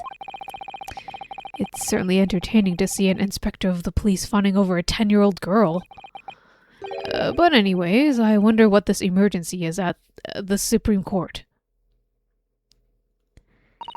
I must attend to the court clerk's office now, before it closes. Yes, of course. Thank you, Miss Usato.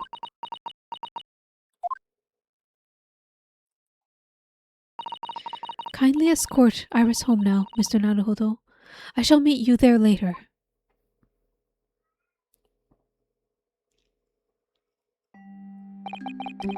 And so our investigation came to an end. Susato-san went to file the necessary papers for my defense of Gina the following day. And then it hit me. I could no longer suppress the wretched feeling I had that had been gnawing away at my insides.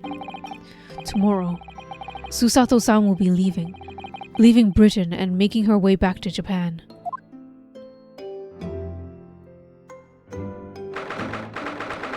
"16th of April, 11:13 p.m.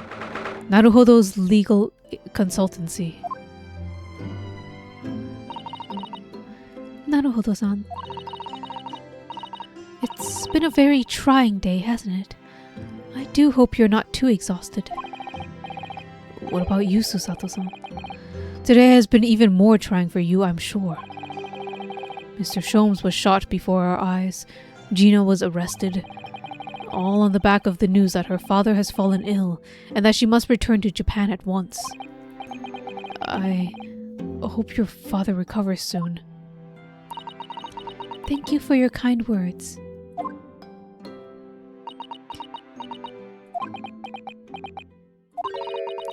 I wonder why it is that so many thoughts rage in my head like a storm, and yet I seem unable to find the words to express any of them. I know exactly what you mean. Anyway, I have one final task to complete as your judicial assistant. Once that is done, I shall make preparations for my departure tomorrow. One final task?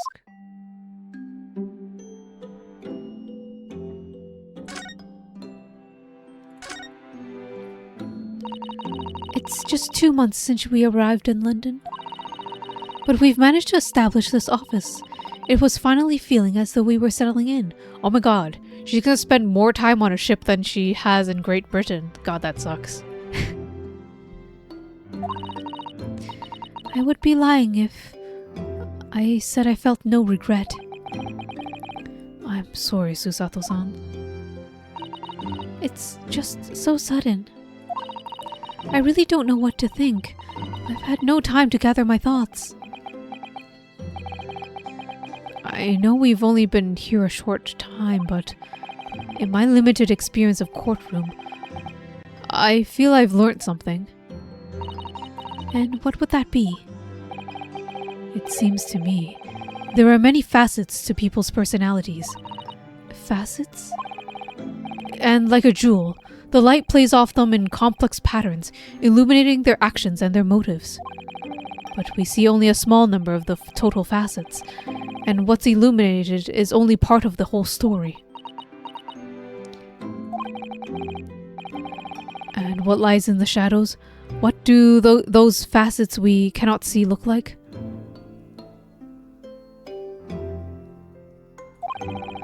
Perhaps there are some parts we will never lay eyes on for as long as we live.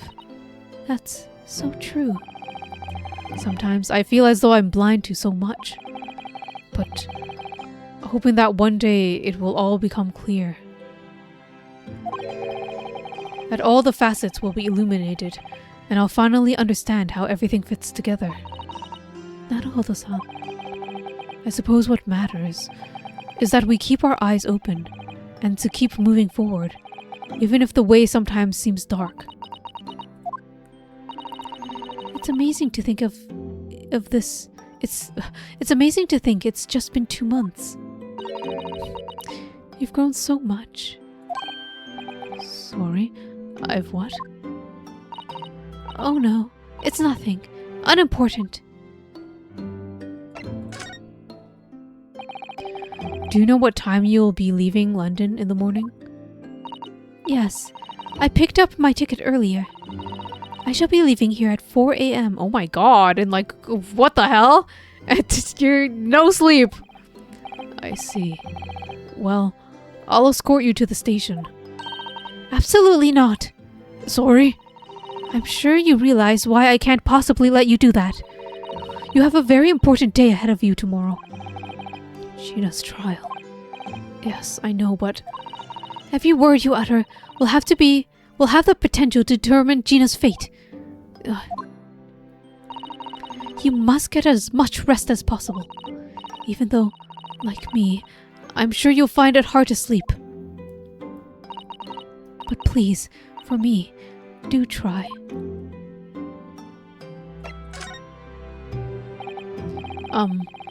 You mentioned one final task a moment ago. What do you mean? Oh my, I nearly forgot. Please, I want you to have this. What's that? Some huge bundle of documents. It's my notes from the case 2 months ago. The murder that was committed on the omnibus. The McGilded case. It seems to me that this case of Mr. Windybank's murder, of which Gina is accused, is very much tied up with that omnibus with that omnibus case, in ways that are not yet completely apparent. So I took the liberty of consulting my writings with the case for you. With everything else she had to think about, Susato-san has still managed to do this, and all neatly laid out for me in her beautiful handwriting. It was my pleasure. I can only hope that it will bolster your case tomorrow for Gina. Thank you so much, Susato-san. I will do my best to use it wisely. You really are the best judicial assistant in the world. Well, that's extremely flattering. But I'm sorry to say that I've been a complete failure. Sorry? I didn't quite catch what you said there. Oh, ignore me. I was just mumbling to myself. Notes collated by Miss Susato about the McGilded case that we worked on 2 months ago.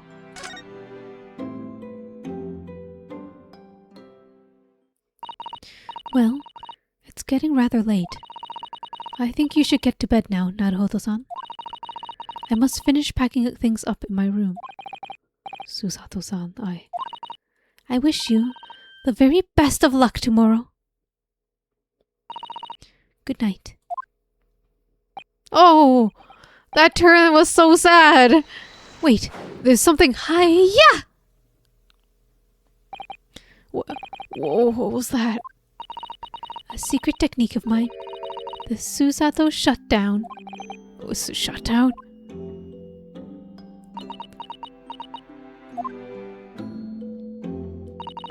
Please, I implore you. If we have to voice our goodbyes, I won't be able to hold back my tears.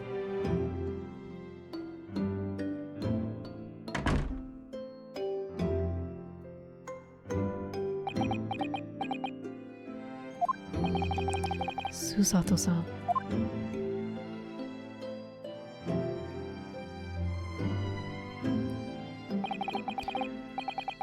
It truly had been a trying day. On our feet for hours, getting Gina to open up to us, and learning the truth about the nemesis of a case.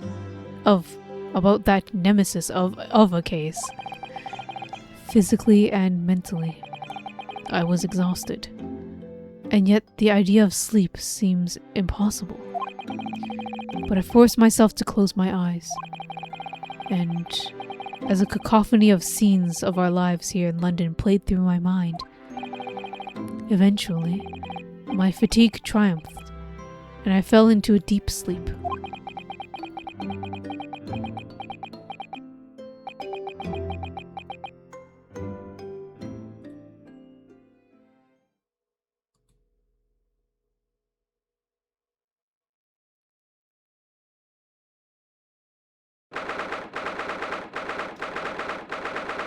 "17th of April.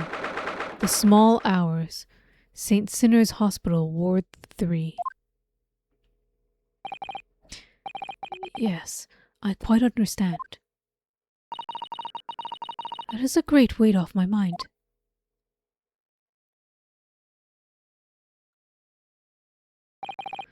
Rest assured, I shall put everything in place, exactly as we've discussed. Thank you so much. It has been an honor and a pleasure to be acquainted with you, Mr. Sholmes. On the contrary, the pleasure has been mine. I bid you farewell, and Godspeed.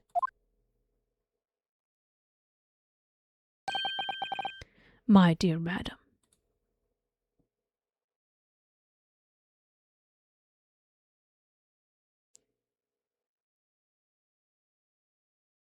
Oh, secret conversation. To be continued on the next stream.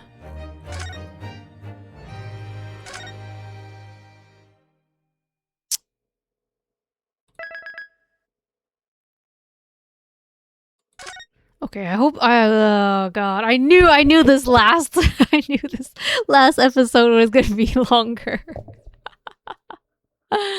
Oh my. What if I take my break on this cliffhanger, you know? Would you be mad? Would you be mad if I took this break now and then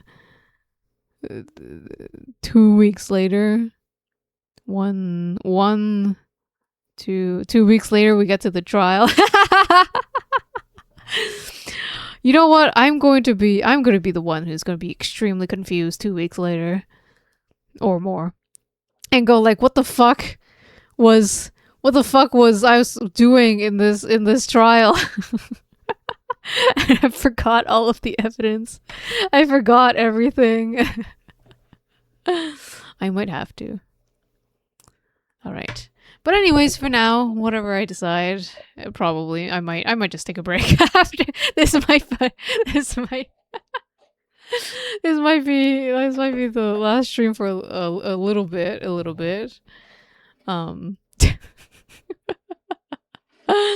But for now, I have do I have three? Do I have three? Yes, I have three draws to do for tonight. So let us partake in some drawing. I deserve it. Thank you very much. I take frequent breaks of not streaming days. 2 is the usual limit? No, the limit is actually 3. That's the actual like redeem limit. I believe I have put on the redeems. What the fuck am I doing? Be right back. Be right back. And then music. Am back.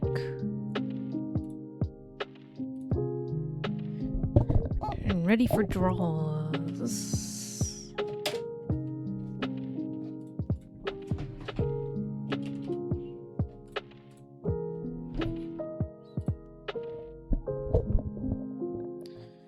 Let's see. For our first bad draw is potato redeeming. Ad time for 1,440 seconds. How long is 1,440 seconds?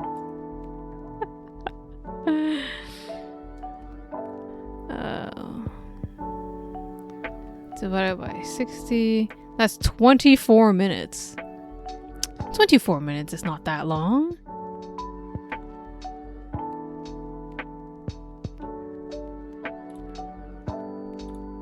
ad time for 24 minutes. That's a whole show. That's a whole show of ads.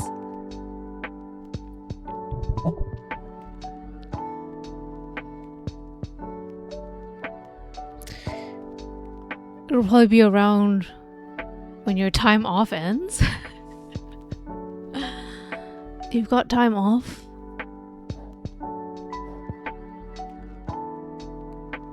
Are you enjoying a break? Should draw you in. About a week off? Ooh.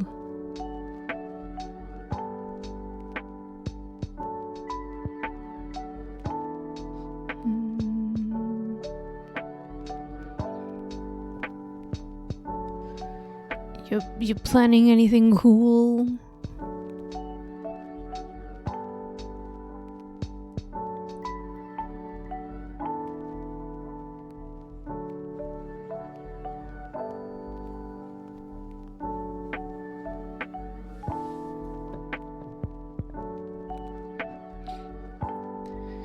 Extreme biking to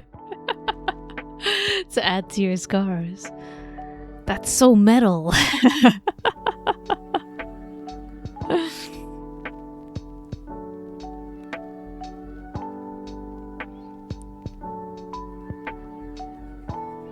Oh, this is a terrible color for this. That's okay.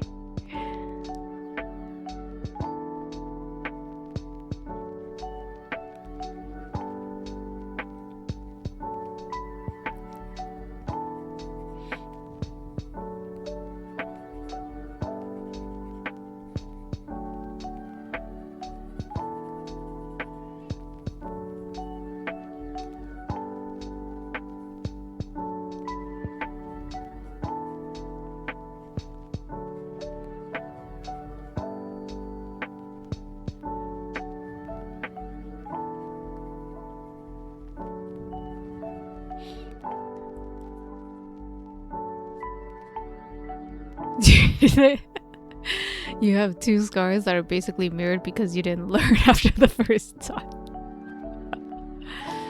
Did you learn after the second? Or are you going to get a third scar? In the same place.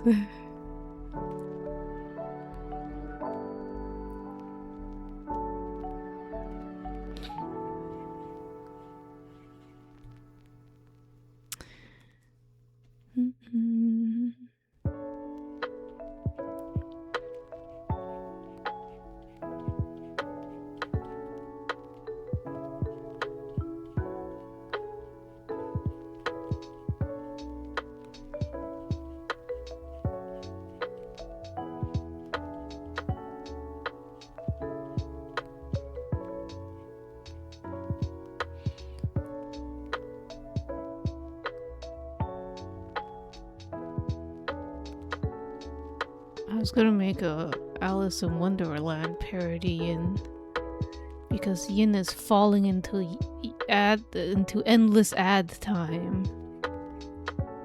I think I can.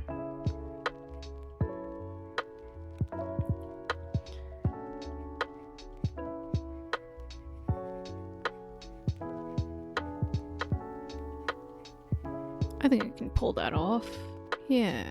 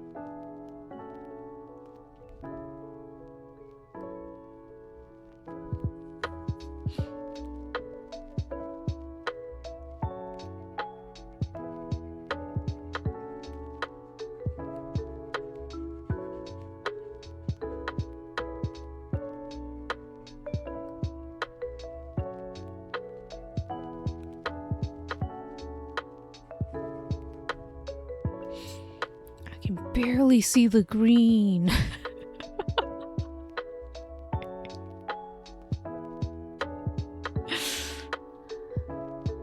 Let me just deviate from my regular green. Just a little.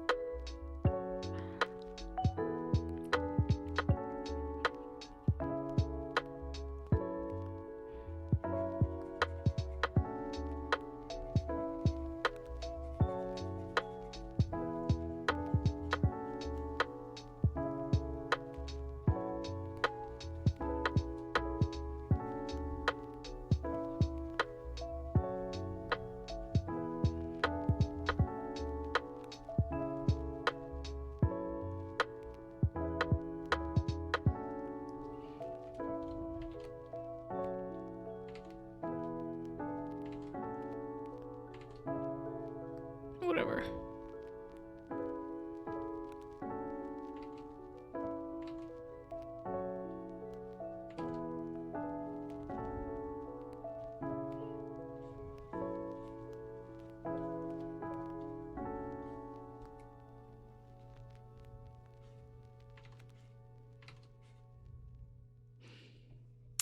And then I'm gonna make myself a little costume.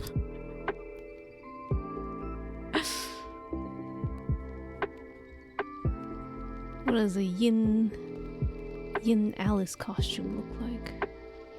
It's gonna have the cute apron.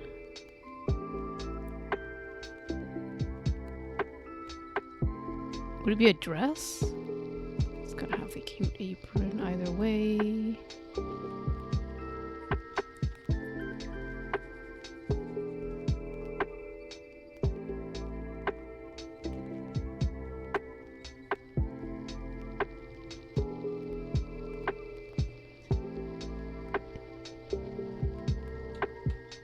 Do dress? We can do dress.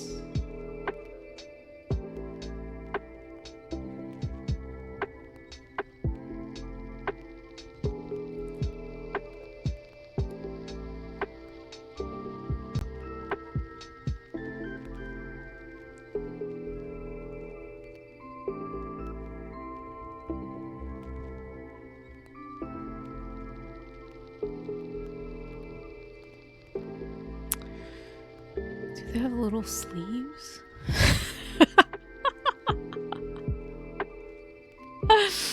I'm doing a Wonderland costume in pure memory. Do they have little puff sleeves? We're gonna go with yes.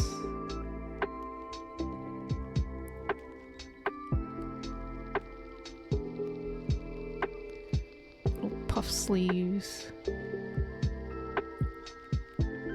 Oh, that's kind of adorable.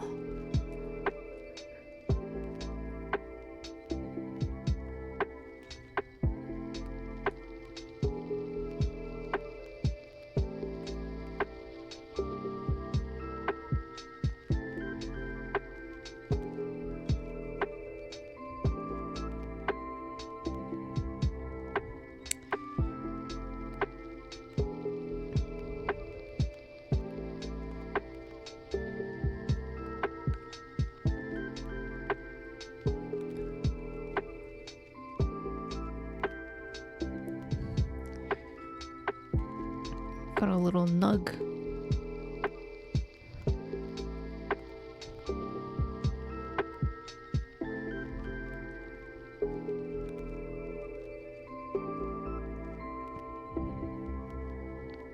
Oh gosh. 2 injured after wiping out twice in 10. Oh no! You can keep biking that day. Plus you had to get bandaged. Did you not have to go to the hospital? They have now long since had barriers to stop people like me from blitzing tails straight down. Oh god. So all I wanted to do was go fast the first time and underestimate my brakes greatly. Then took the fence like a champ. Oh no! Oh god. Well, I'm glad you are still here with us, Ikaru. What the fuck? Second time I braked early and turned into it and forgot Newton's law. Just because it doesn't mean the force of direction changes. You learned, but you didn't learn enough apparently. Oh god.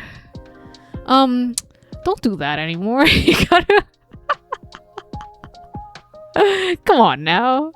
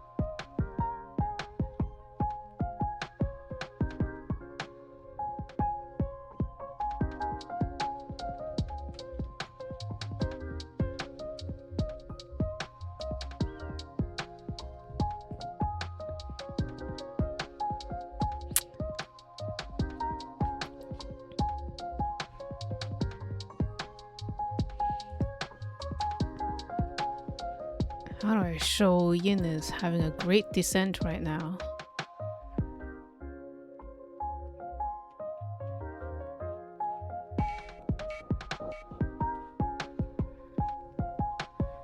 Great descent into ad time.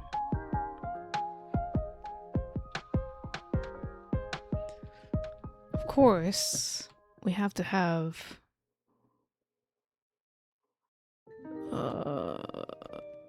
clocks.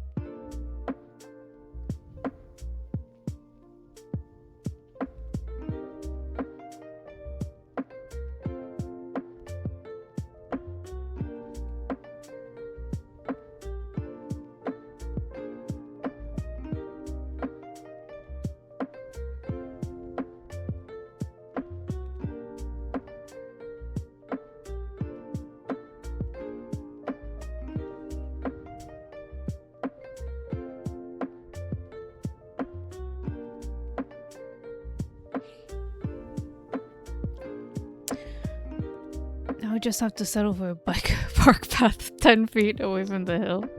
Made for idiots like you. No, it's not idiots. You're being sensible now, okay? It's exactly what you should have been doing.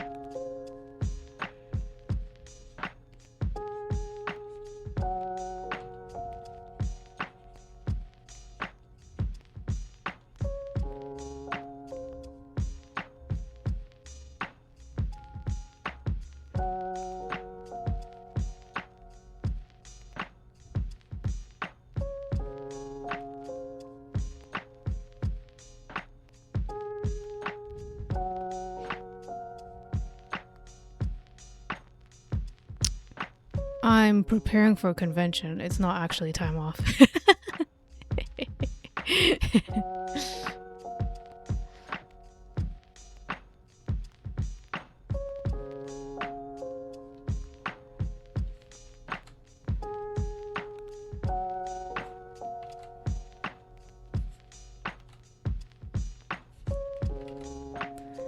It is no fun time off.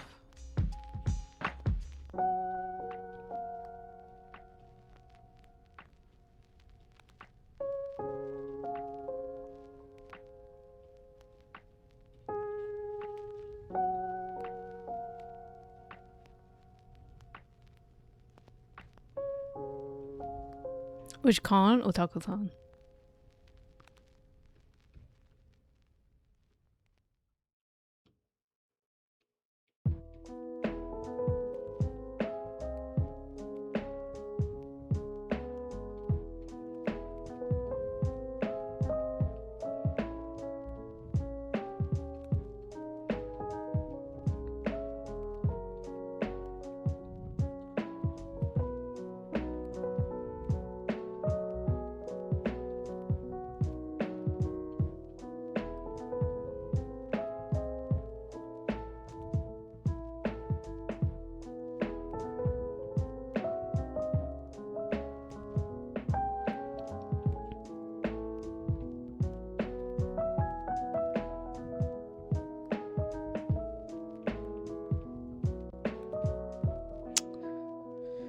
I don't like this.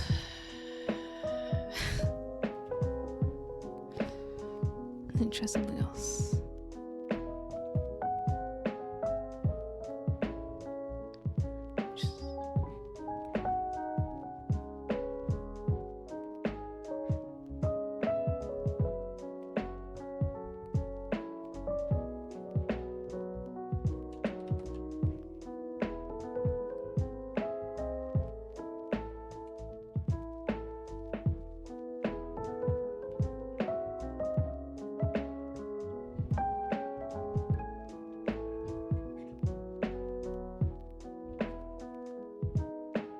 The one in Montreal, yes. Yes. The very one.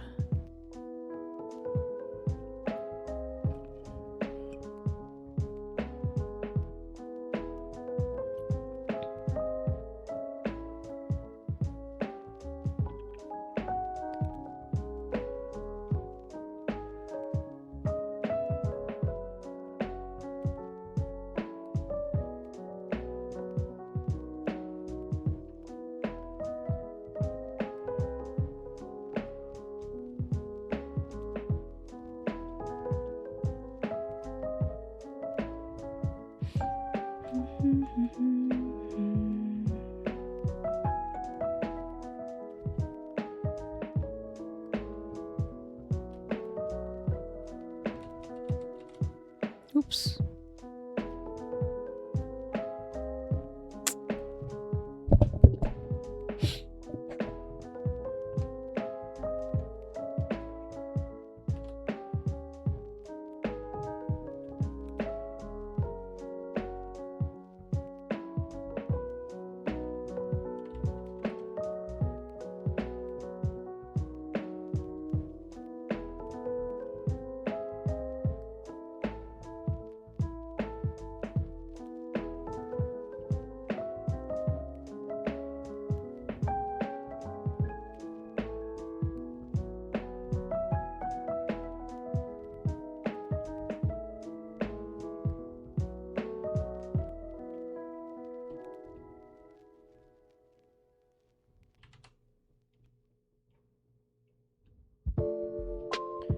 I am indeed sharing.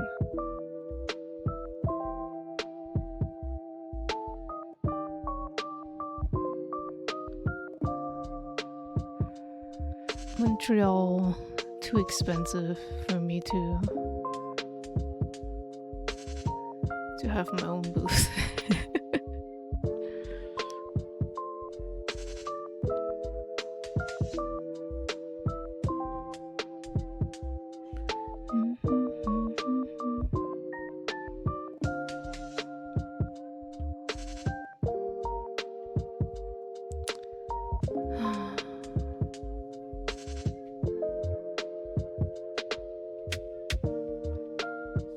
Yeah.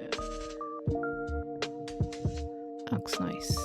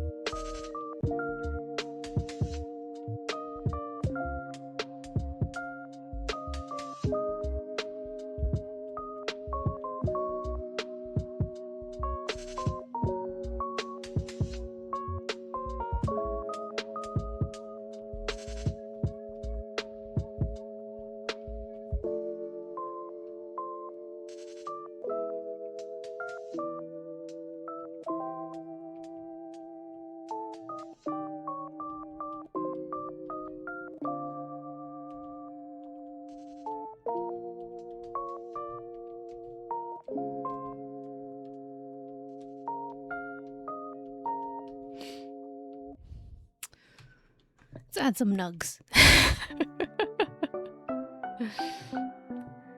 There's always time to add some nugs. It's hiding in the branches.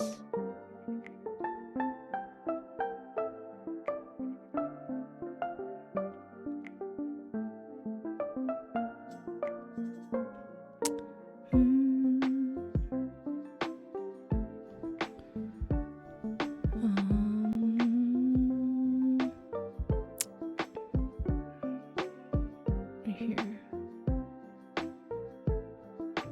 Yeah.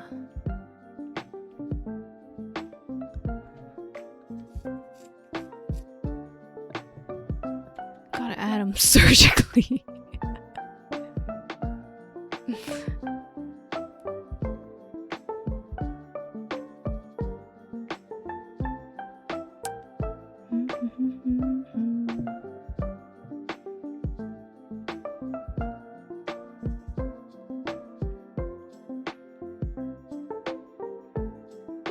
I feel like there should be more yellow in this piece.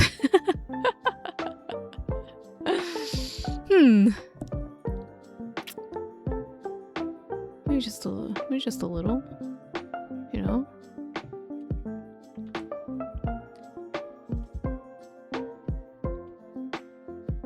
Ugh.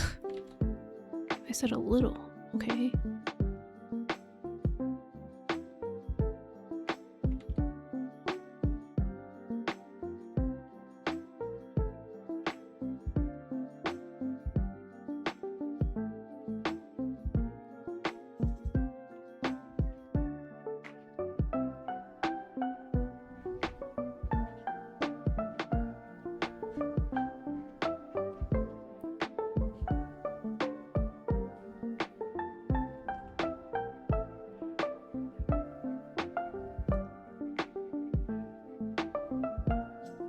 And this is Yin, Alice in Wonderland style. Oh, sorry, this is ad time. For 1,440 seconds, which is only 24 minutes. It's really not that much time. This is my interpretation of ad time. Oh my god. I can't believe ad time causes this much chaos. That Yin travels to another world in 24 minutes.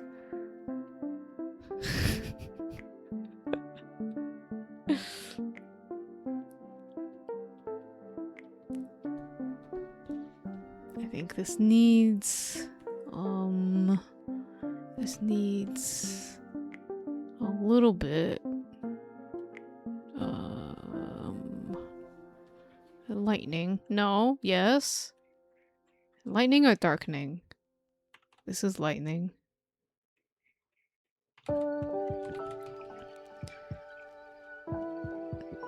This is darkening. or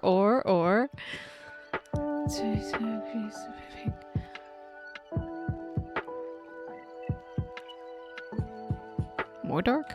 No. More light.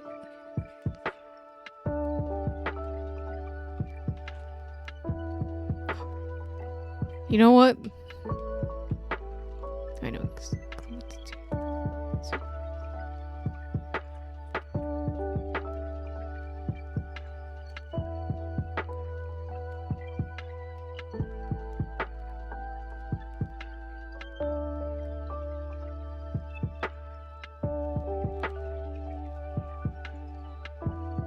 We go with neither.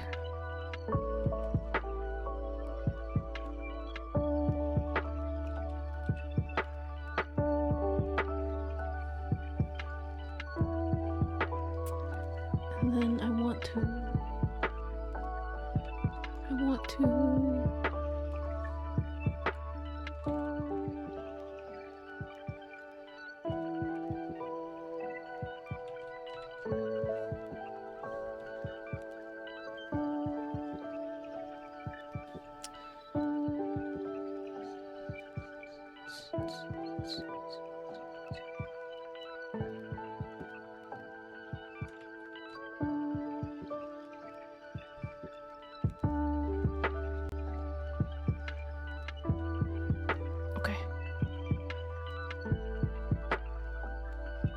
You download the VOD? Oh, yeah. I heard that the quality of the video might affect the audio, but whatever. I don't actually know. I never actually. I don't know. I'm not very good at listening to things.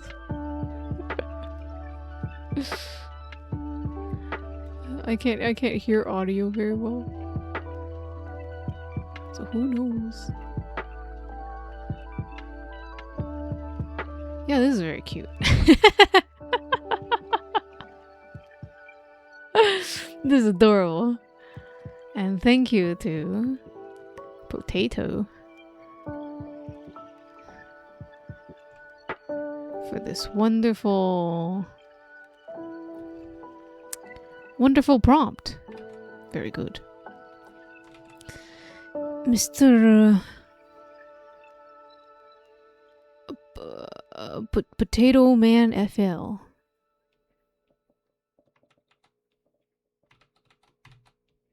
For this wonderful redeem of ad time 1044. 44. No, 1440 seconds.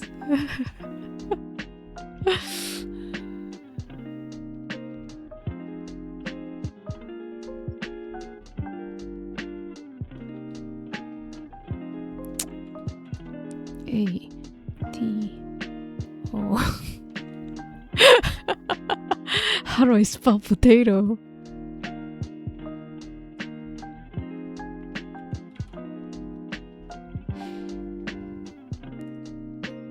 You get a nug clock.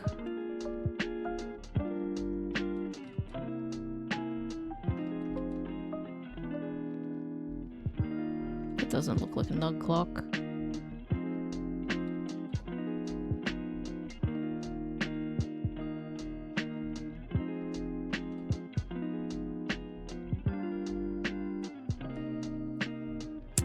Good enough. Of Alice Madness? Maybe. She is indeed a malice. Oh, an Alice of some sort.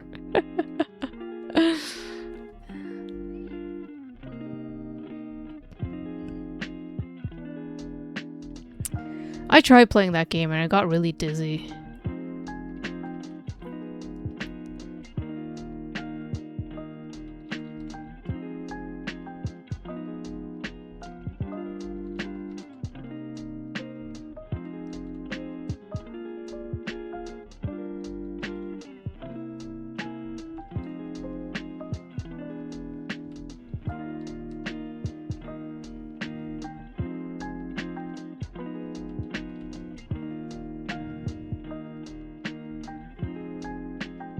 Alright, next. Imagine this.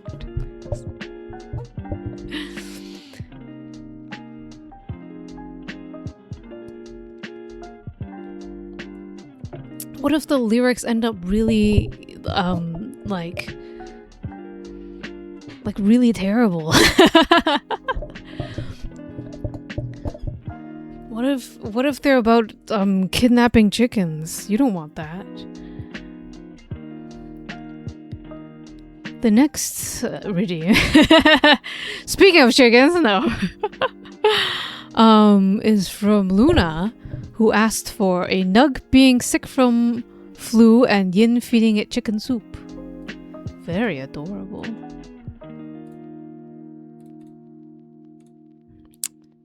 It'll be Alice Yin feeding soup.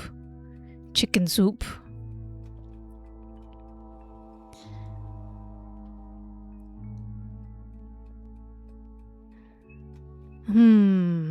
How big is Nug? How big is Nug that needs soup?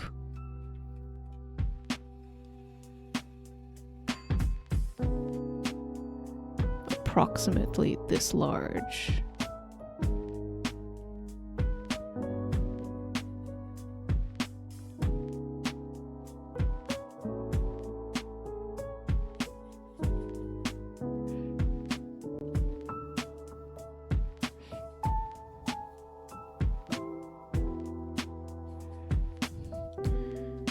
extra flat snug because they are sick.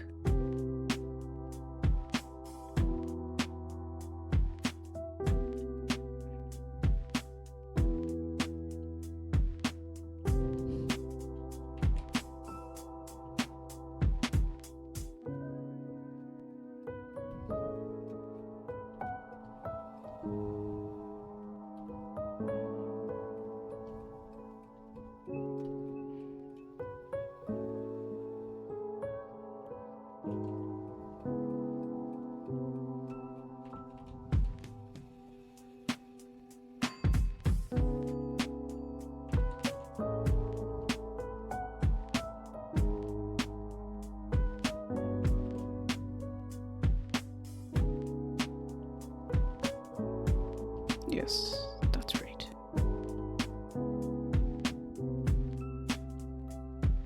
Good morning, Luna.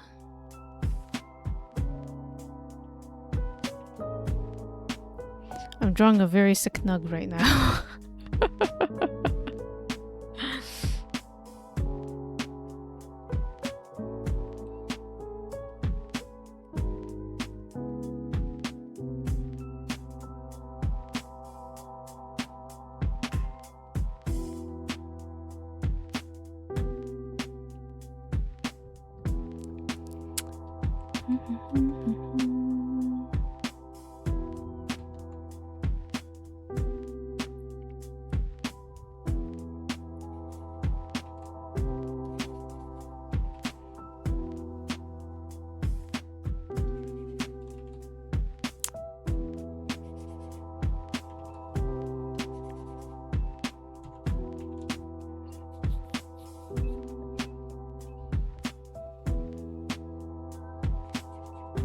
Ew.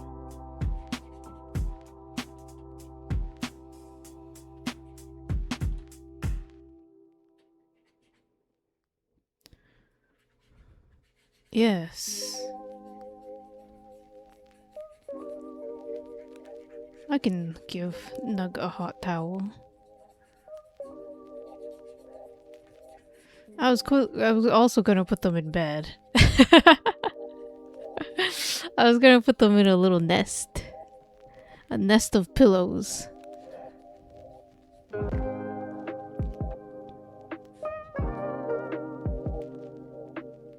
Oh, that's straight on the background. No wonder why it's acting funny.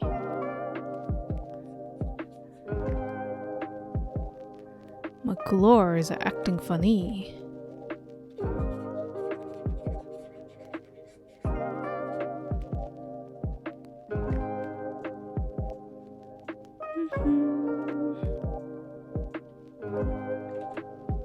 Yellow nest? Yes.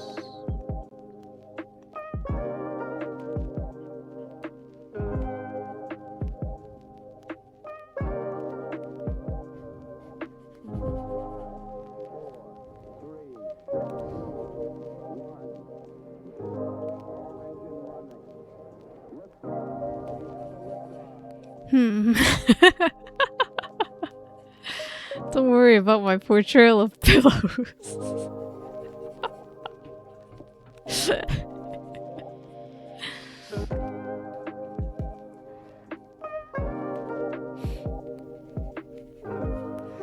It has turned into a star pillow. That's fine.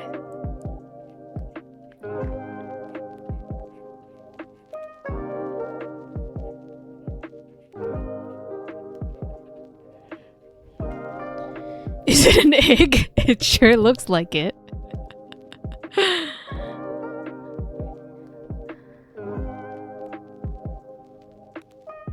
I could try to give it a hot towel.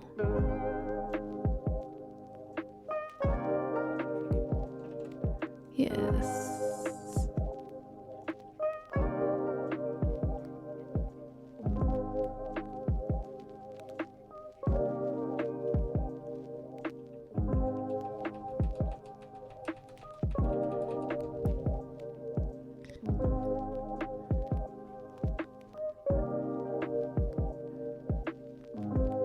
Star-shaped donut for sick dog.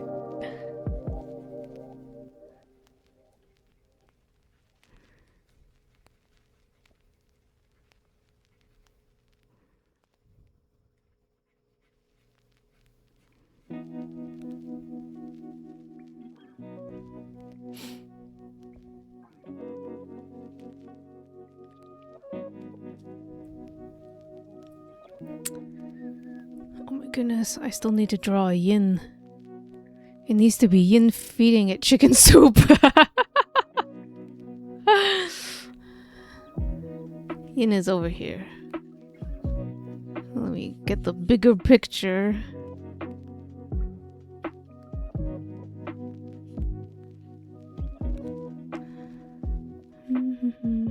Oh, let me steal the green. I don't have to find it again.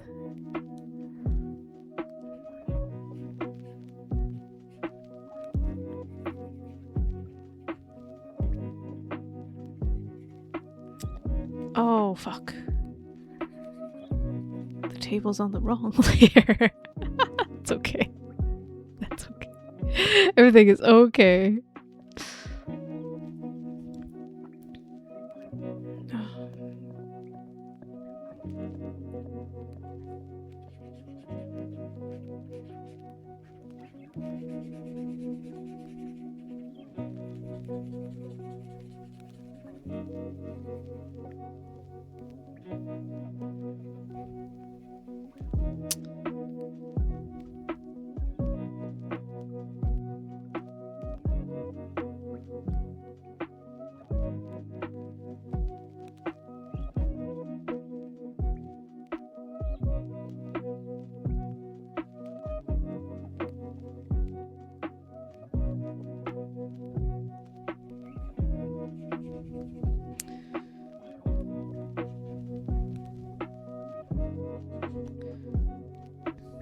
Here's this.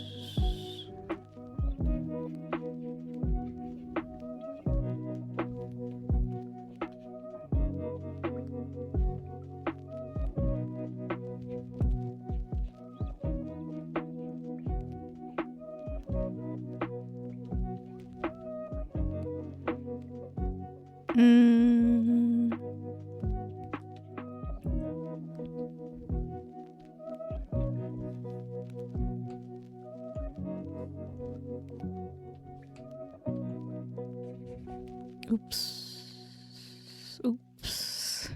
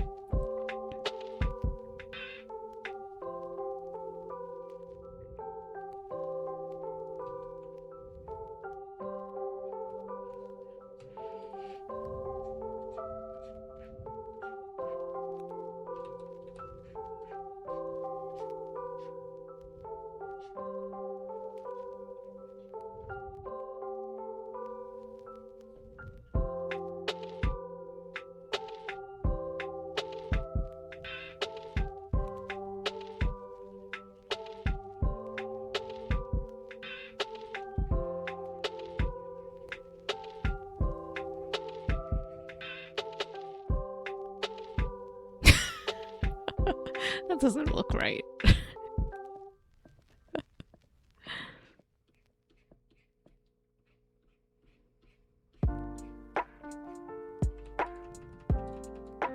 Whatever.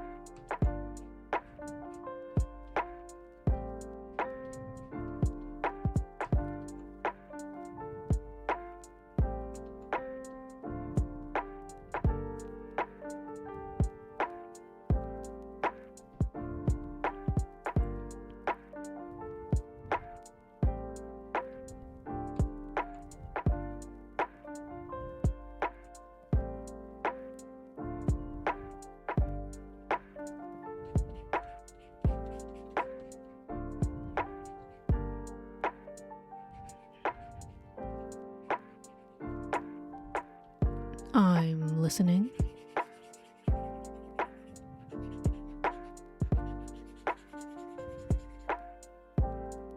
The guy from Little Nightmare. Which guy?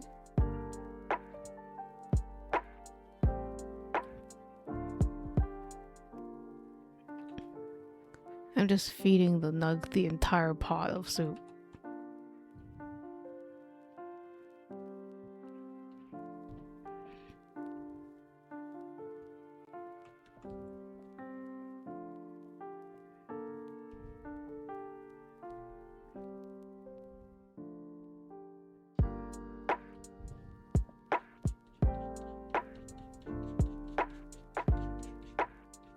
A long-armed one.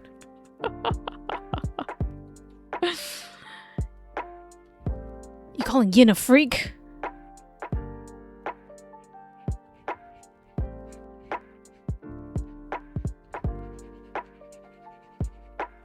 How could you? Chicken soup is like orange, right? Yeah, sure.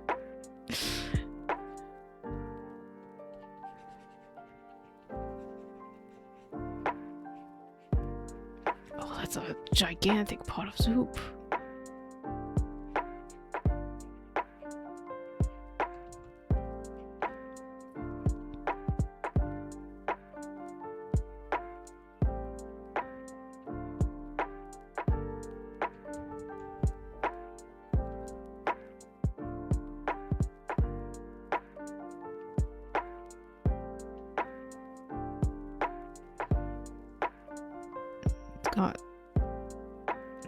It's got bits of chicken.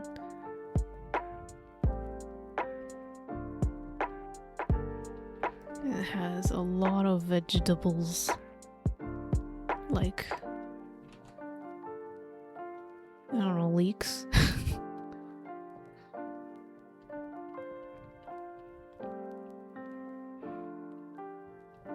It's got carrots.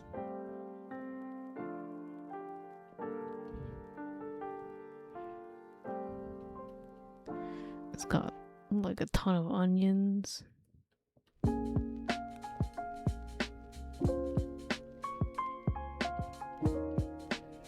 it 100% is contaminated with nug. 100%.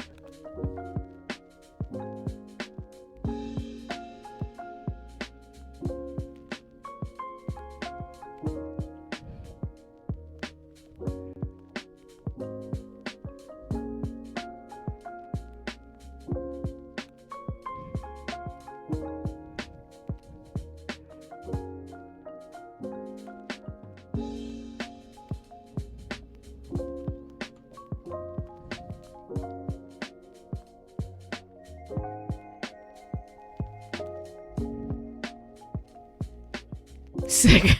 Nug fed soup. What kind of soup? It's exactly the kind of soup you're thinking of.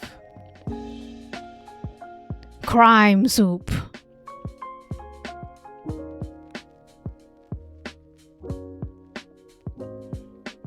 It is, in fact, chicken soup. That was the redeem. Sick Nug being fed chicken soup. How did you know?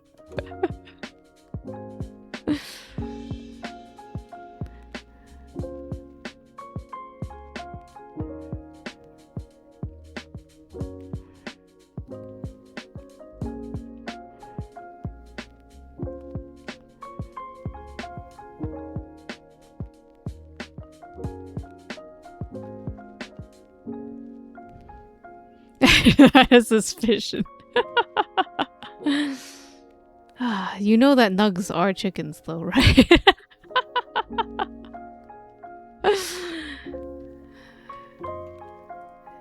They are 100% the type to eat themselves, so it's not really a surprise there.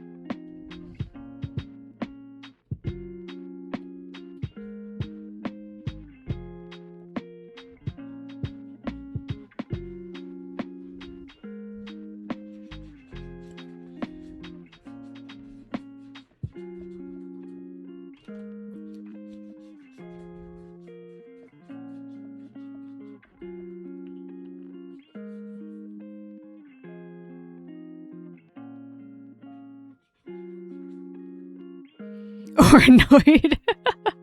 I think it's both, a bit of both, you know, like a frustrated, you know, why are you sick? How did you get sick? But also, I'm gonna take care of you until you're not sick. You know, a bit of both.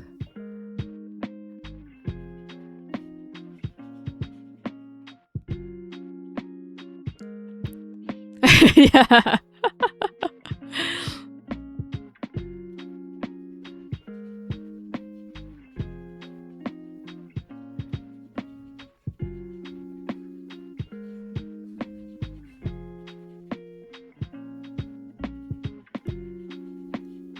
Is Yin going like, how come you have no self-preservation? And of course, Nugs. Nugs, you're so reckless! You know.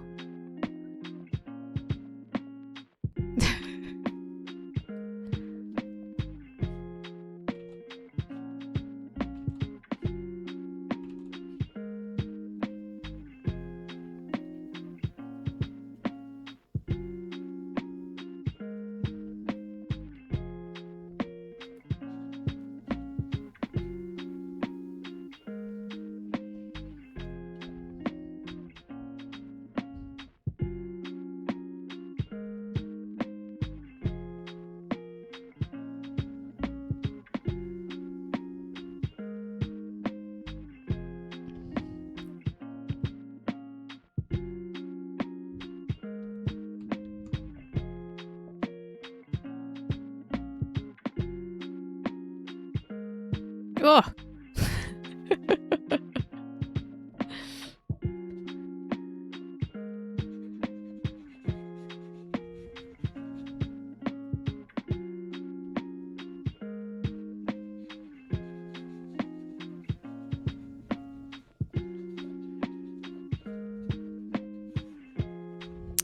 It's pretty cute.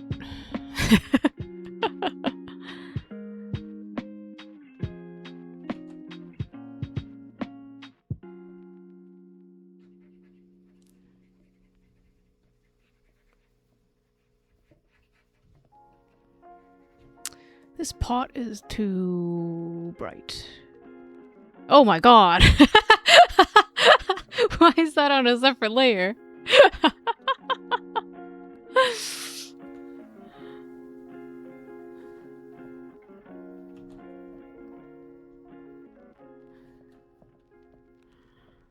Well,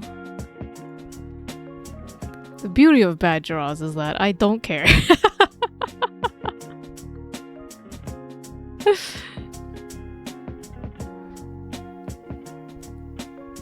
I will never fix my layers if I don't have to.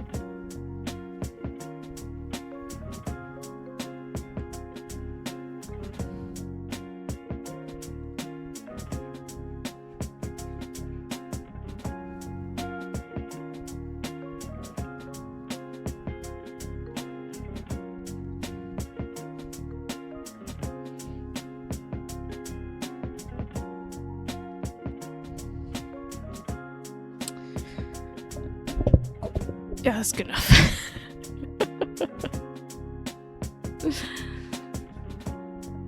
I guess I will feed you, don't struggle.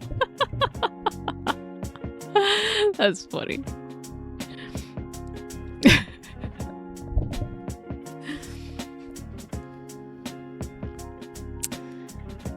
Alright, thank you to Luna Shepherd for this wonderful redeem of being sick. And I hope you feel better. Why am I angry? Because why are you sick, Luna?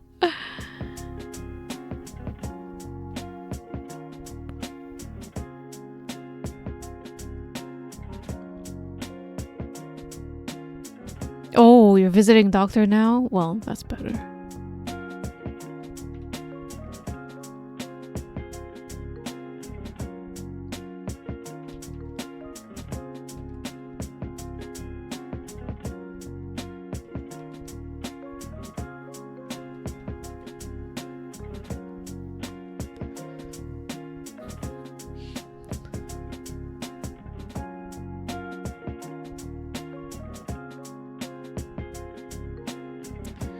Well, I hope you feel better soon. With more soup. And shooting star wallpaper because the Luna, I don't know, actually. I just thought star wallpaper is adorable. Since we're going for a star room theme. This nug is into stars. So adorable. All right. For our final draw of this evening, and the final one of this month, because I'm taking a break, is Ikaru redeeming Sishure. We shall be drawing Sishure. Let me pull up a ref.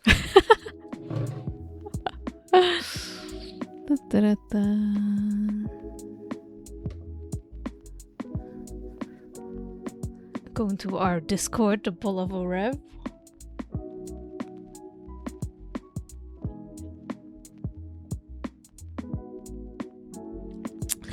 I probably have the refs saved up somewhere. Is it in this? No, it's not. Is it in this?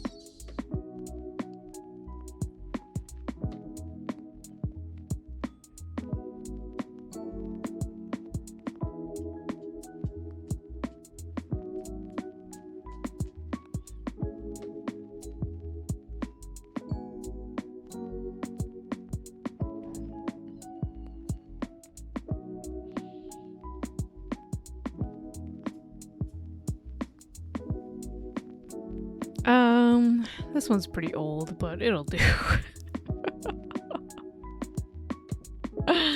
Oops. Please don't copy that.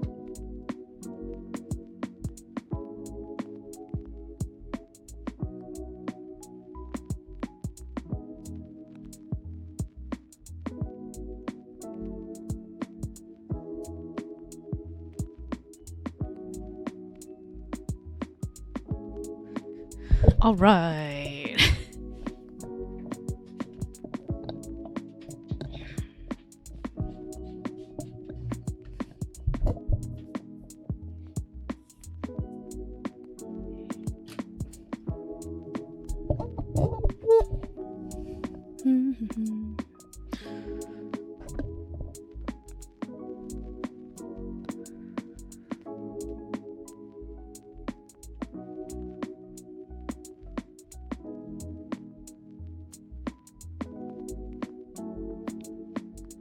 Is this the right color? Good enough.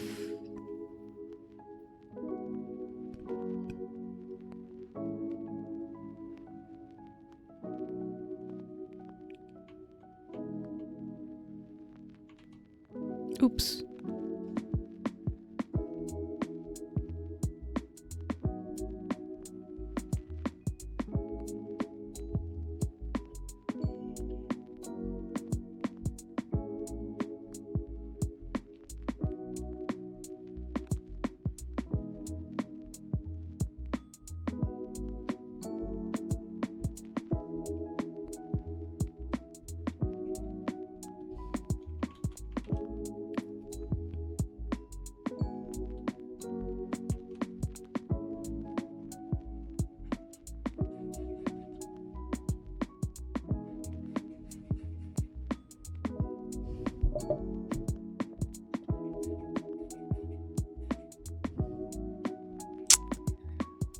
Thanks, Dad.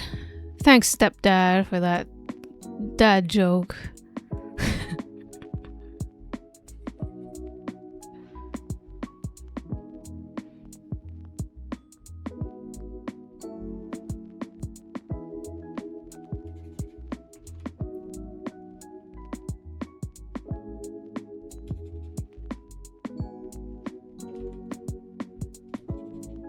Yes.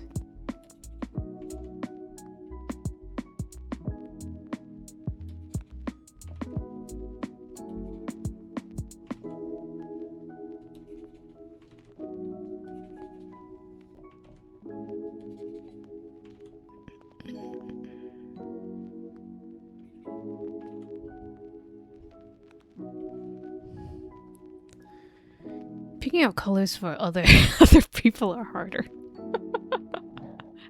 It's a lot harder than fudging with my own colors.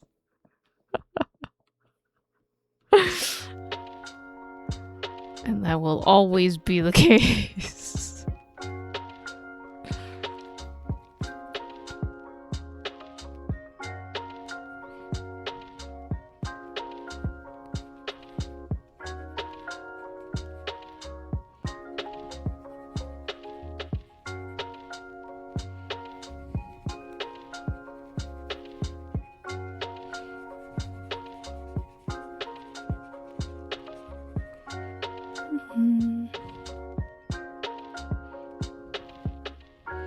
Barely know what she looks like aside from Pixel Stripe. Oh, that's true. You have the books. The bad draws of her. Oh no. Oh, it's so funny only knowing Seashore from bad draws and pixel art. Seashore, you need to stream more, Seashore.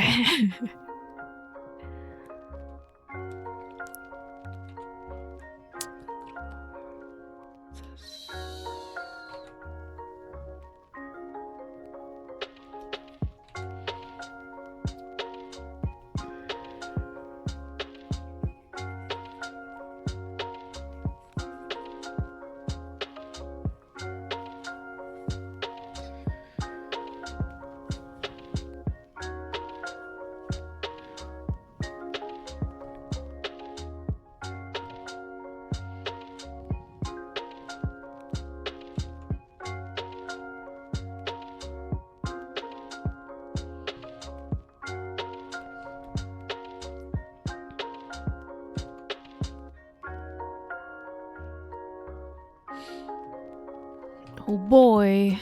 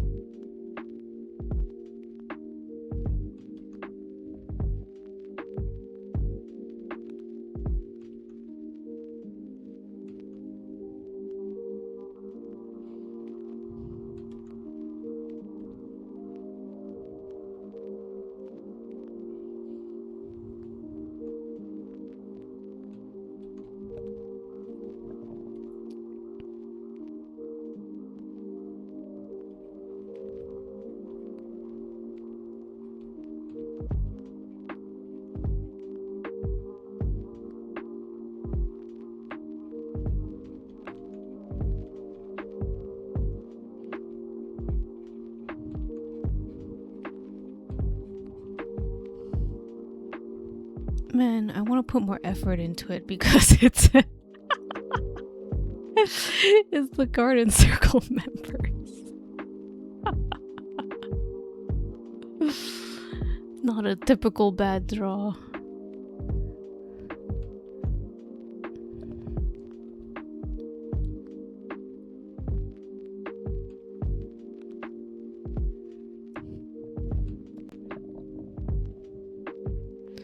That's what happened with Senko and Anje and too.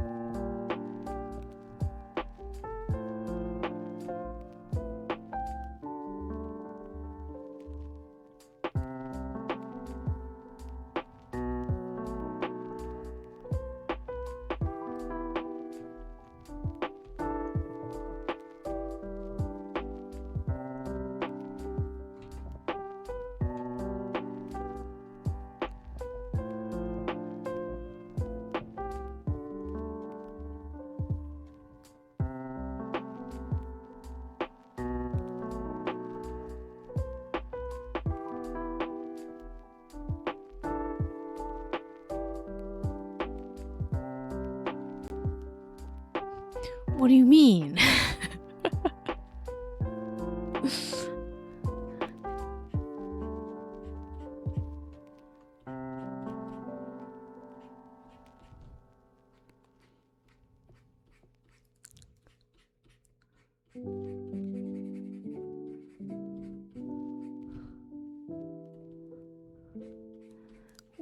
Which draw of me are you talking about?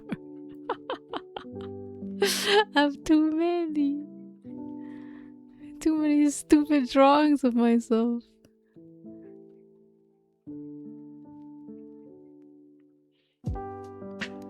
Laying in a field dead.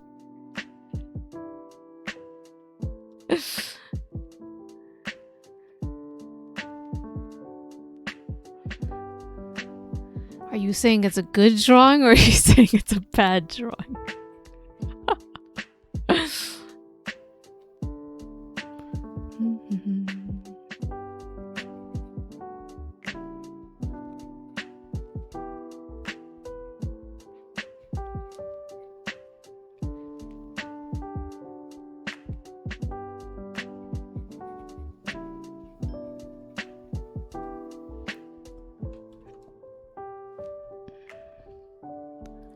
It lacks the details. This one is start to have.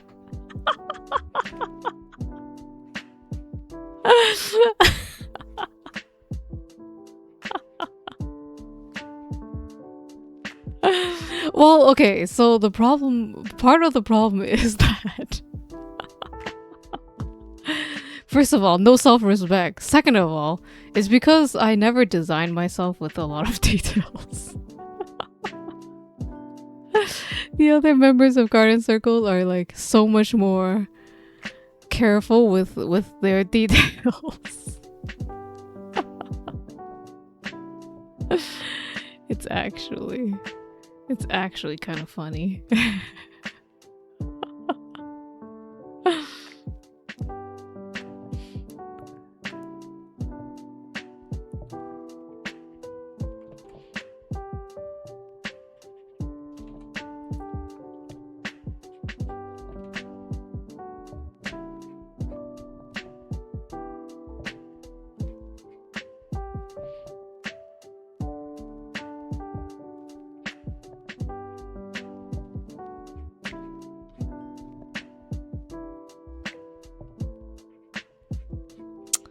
Whatever.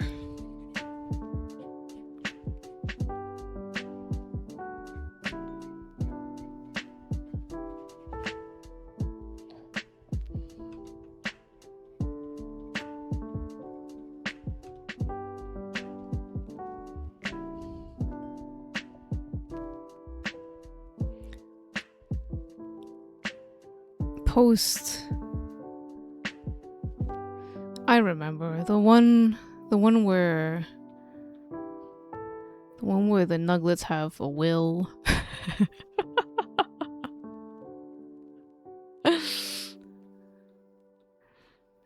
And I'm lying in a grave.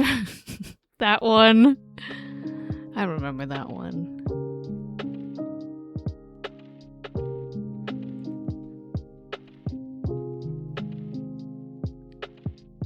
That's not that one? Oh, the one where I'm dead in the other one where I'm dead in a field. It's like a pinkish field. You're right, that one was pretty haphazardly drawn.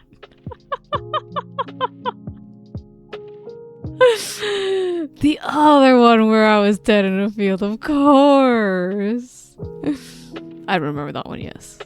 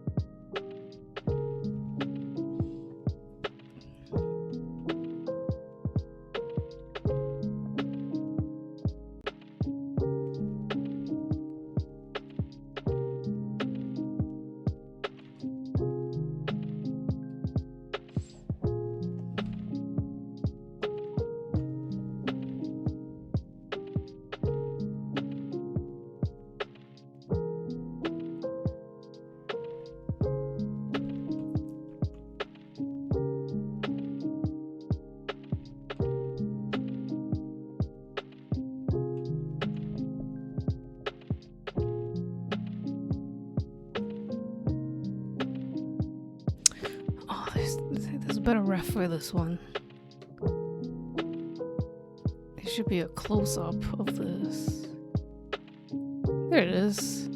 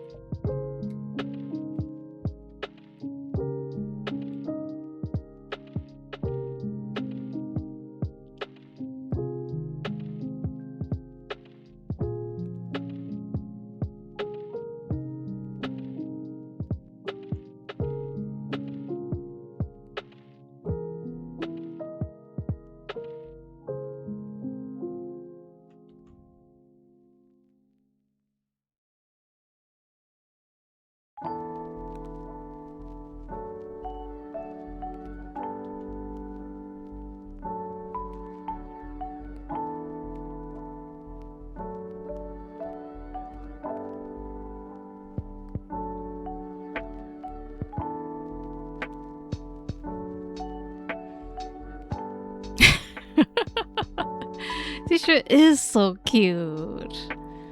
I think the ears are actually supposed to be longer. A cute little bun. That's all Seisha is.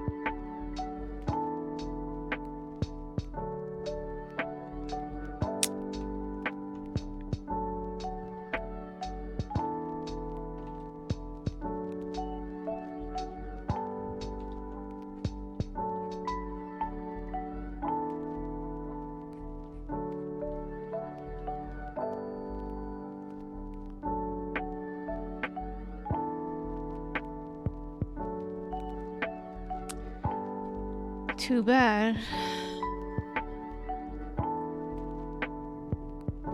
Crimes are about to be committed.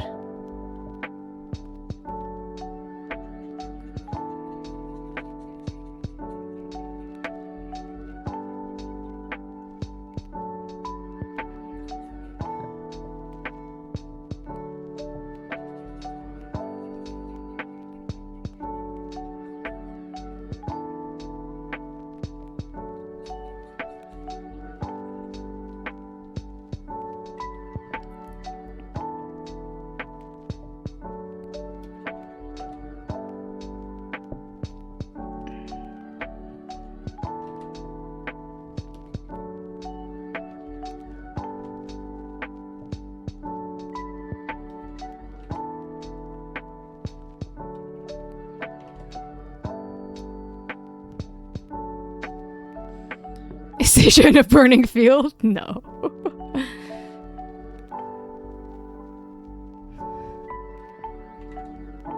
Almost.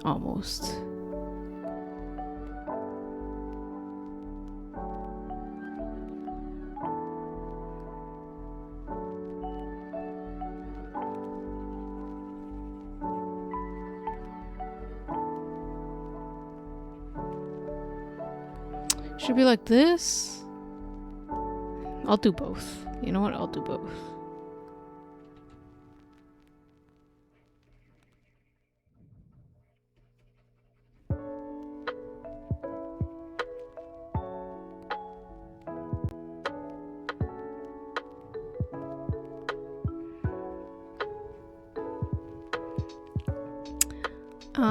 Seisha is in a field full of ghosts.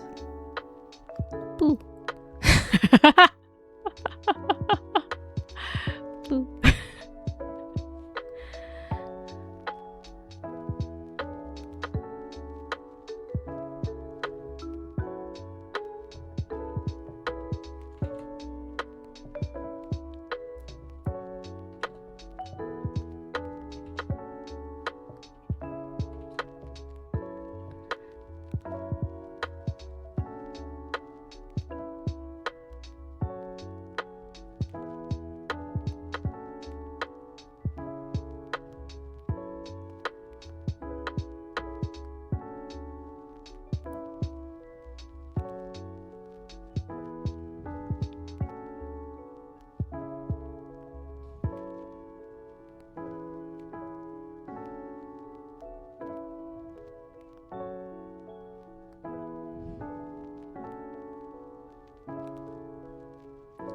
So, it's burning.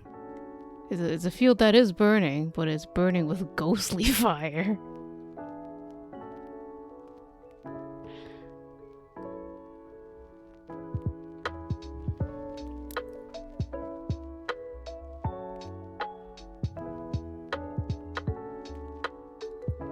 In hopes that one day, Shishui will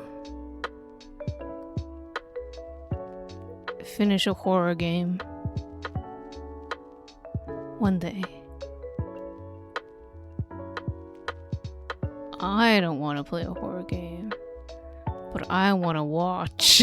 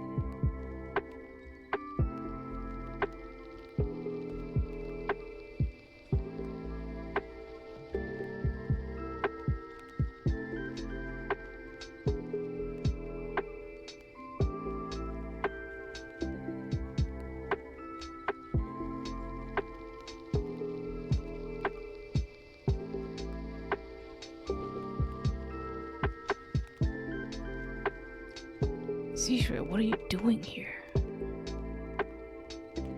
Why are you in such a scary place?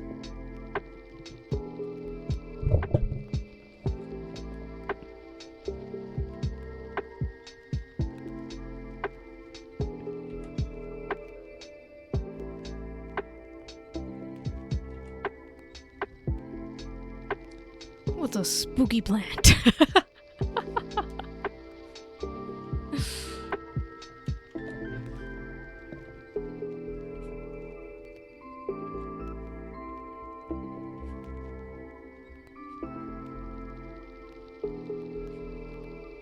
Grass. Seashore, what are you doing here in this tall grass?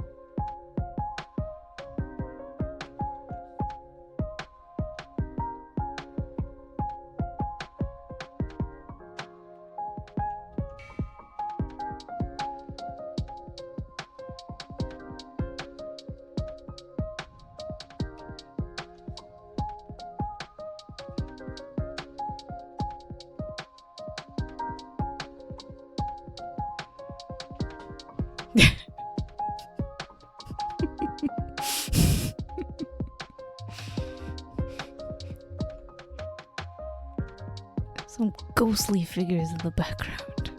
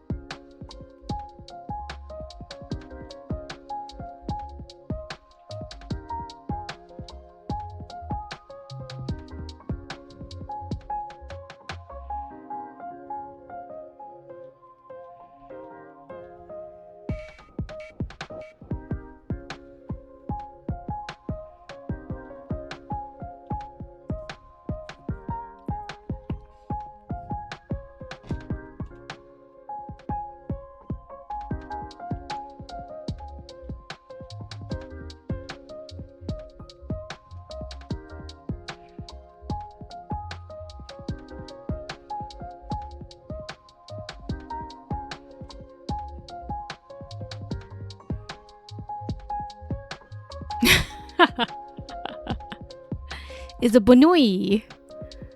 Yes, this is our bunny of the zodiac. Very pretty and doesn't stream. So busy.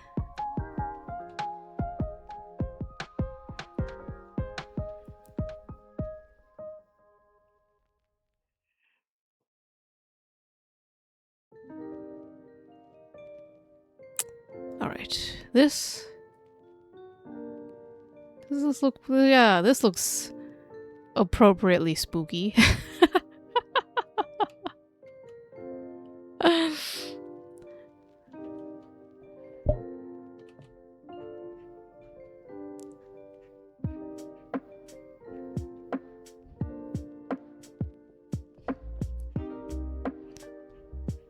Now that you know how pretty Sishui is, you can go bother her about streaming more.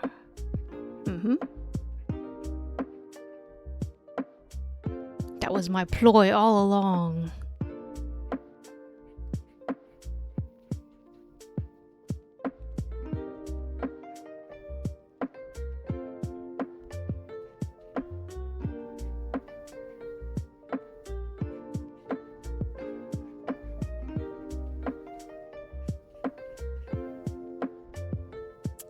All right, I think that's it. I think I'm ready to go to bed. And not stream for like a little bit.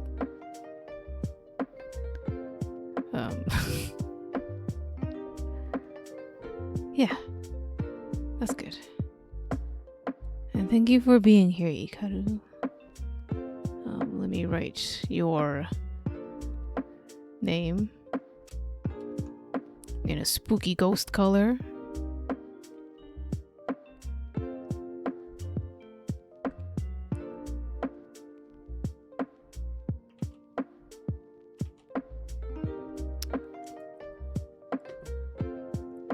In 2 weeks or a month. Wow, you gotta call me out like that, huh?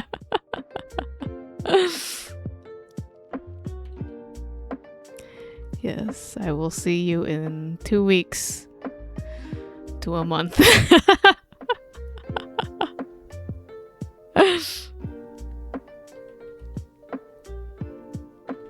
Let's see how tired I am after convention.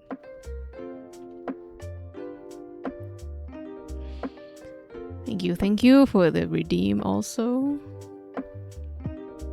Spooky ghost redeem. Ooh.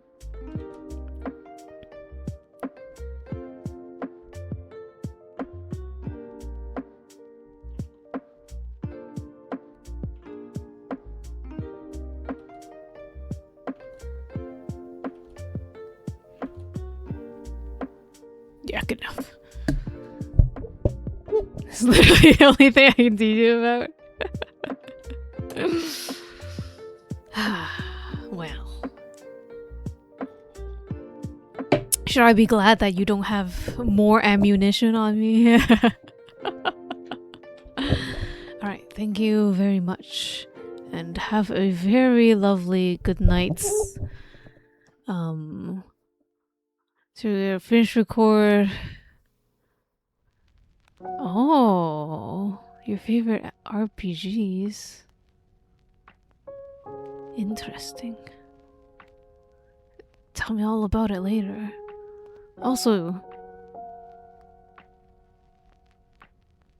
are you still playing Pal World?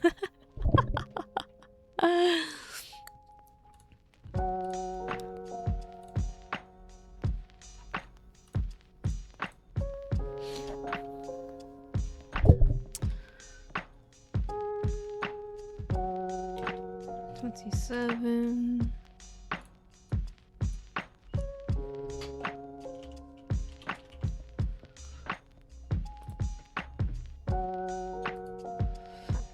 Oh, to stream.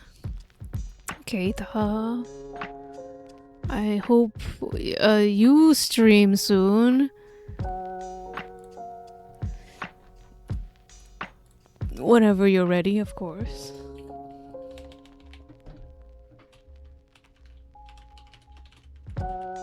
I'm just saving the files while I laze about, thinking about what should we dream for 2 weeks. 2 weeks is enough to dream an entire isekai.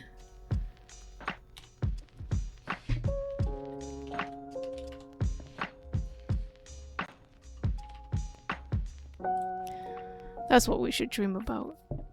Should dream that you're somewhere else, anywhere else. Taking a little break while resources are farmed.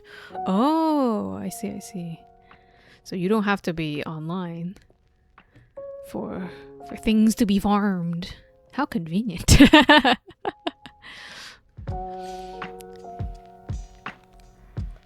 All right. I hope you all have a lovely week of sleep. I probably will not, as always. But everybody stay safe in the world of haunted fields, as Zishui does. Go pass out.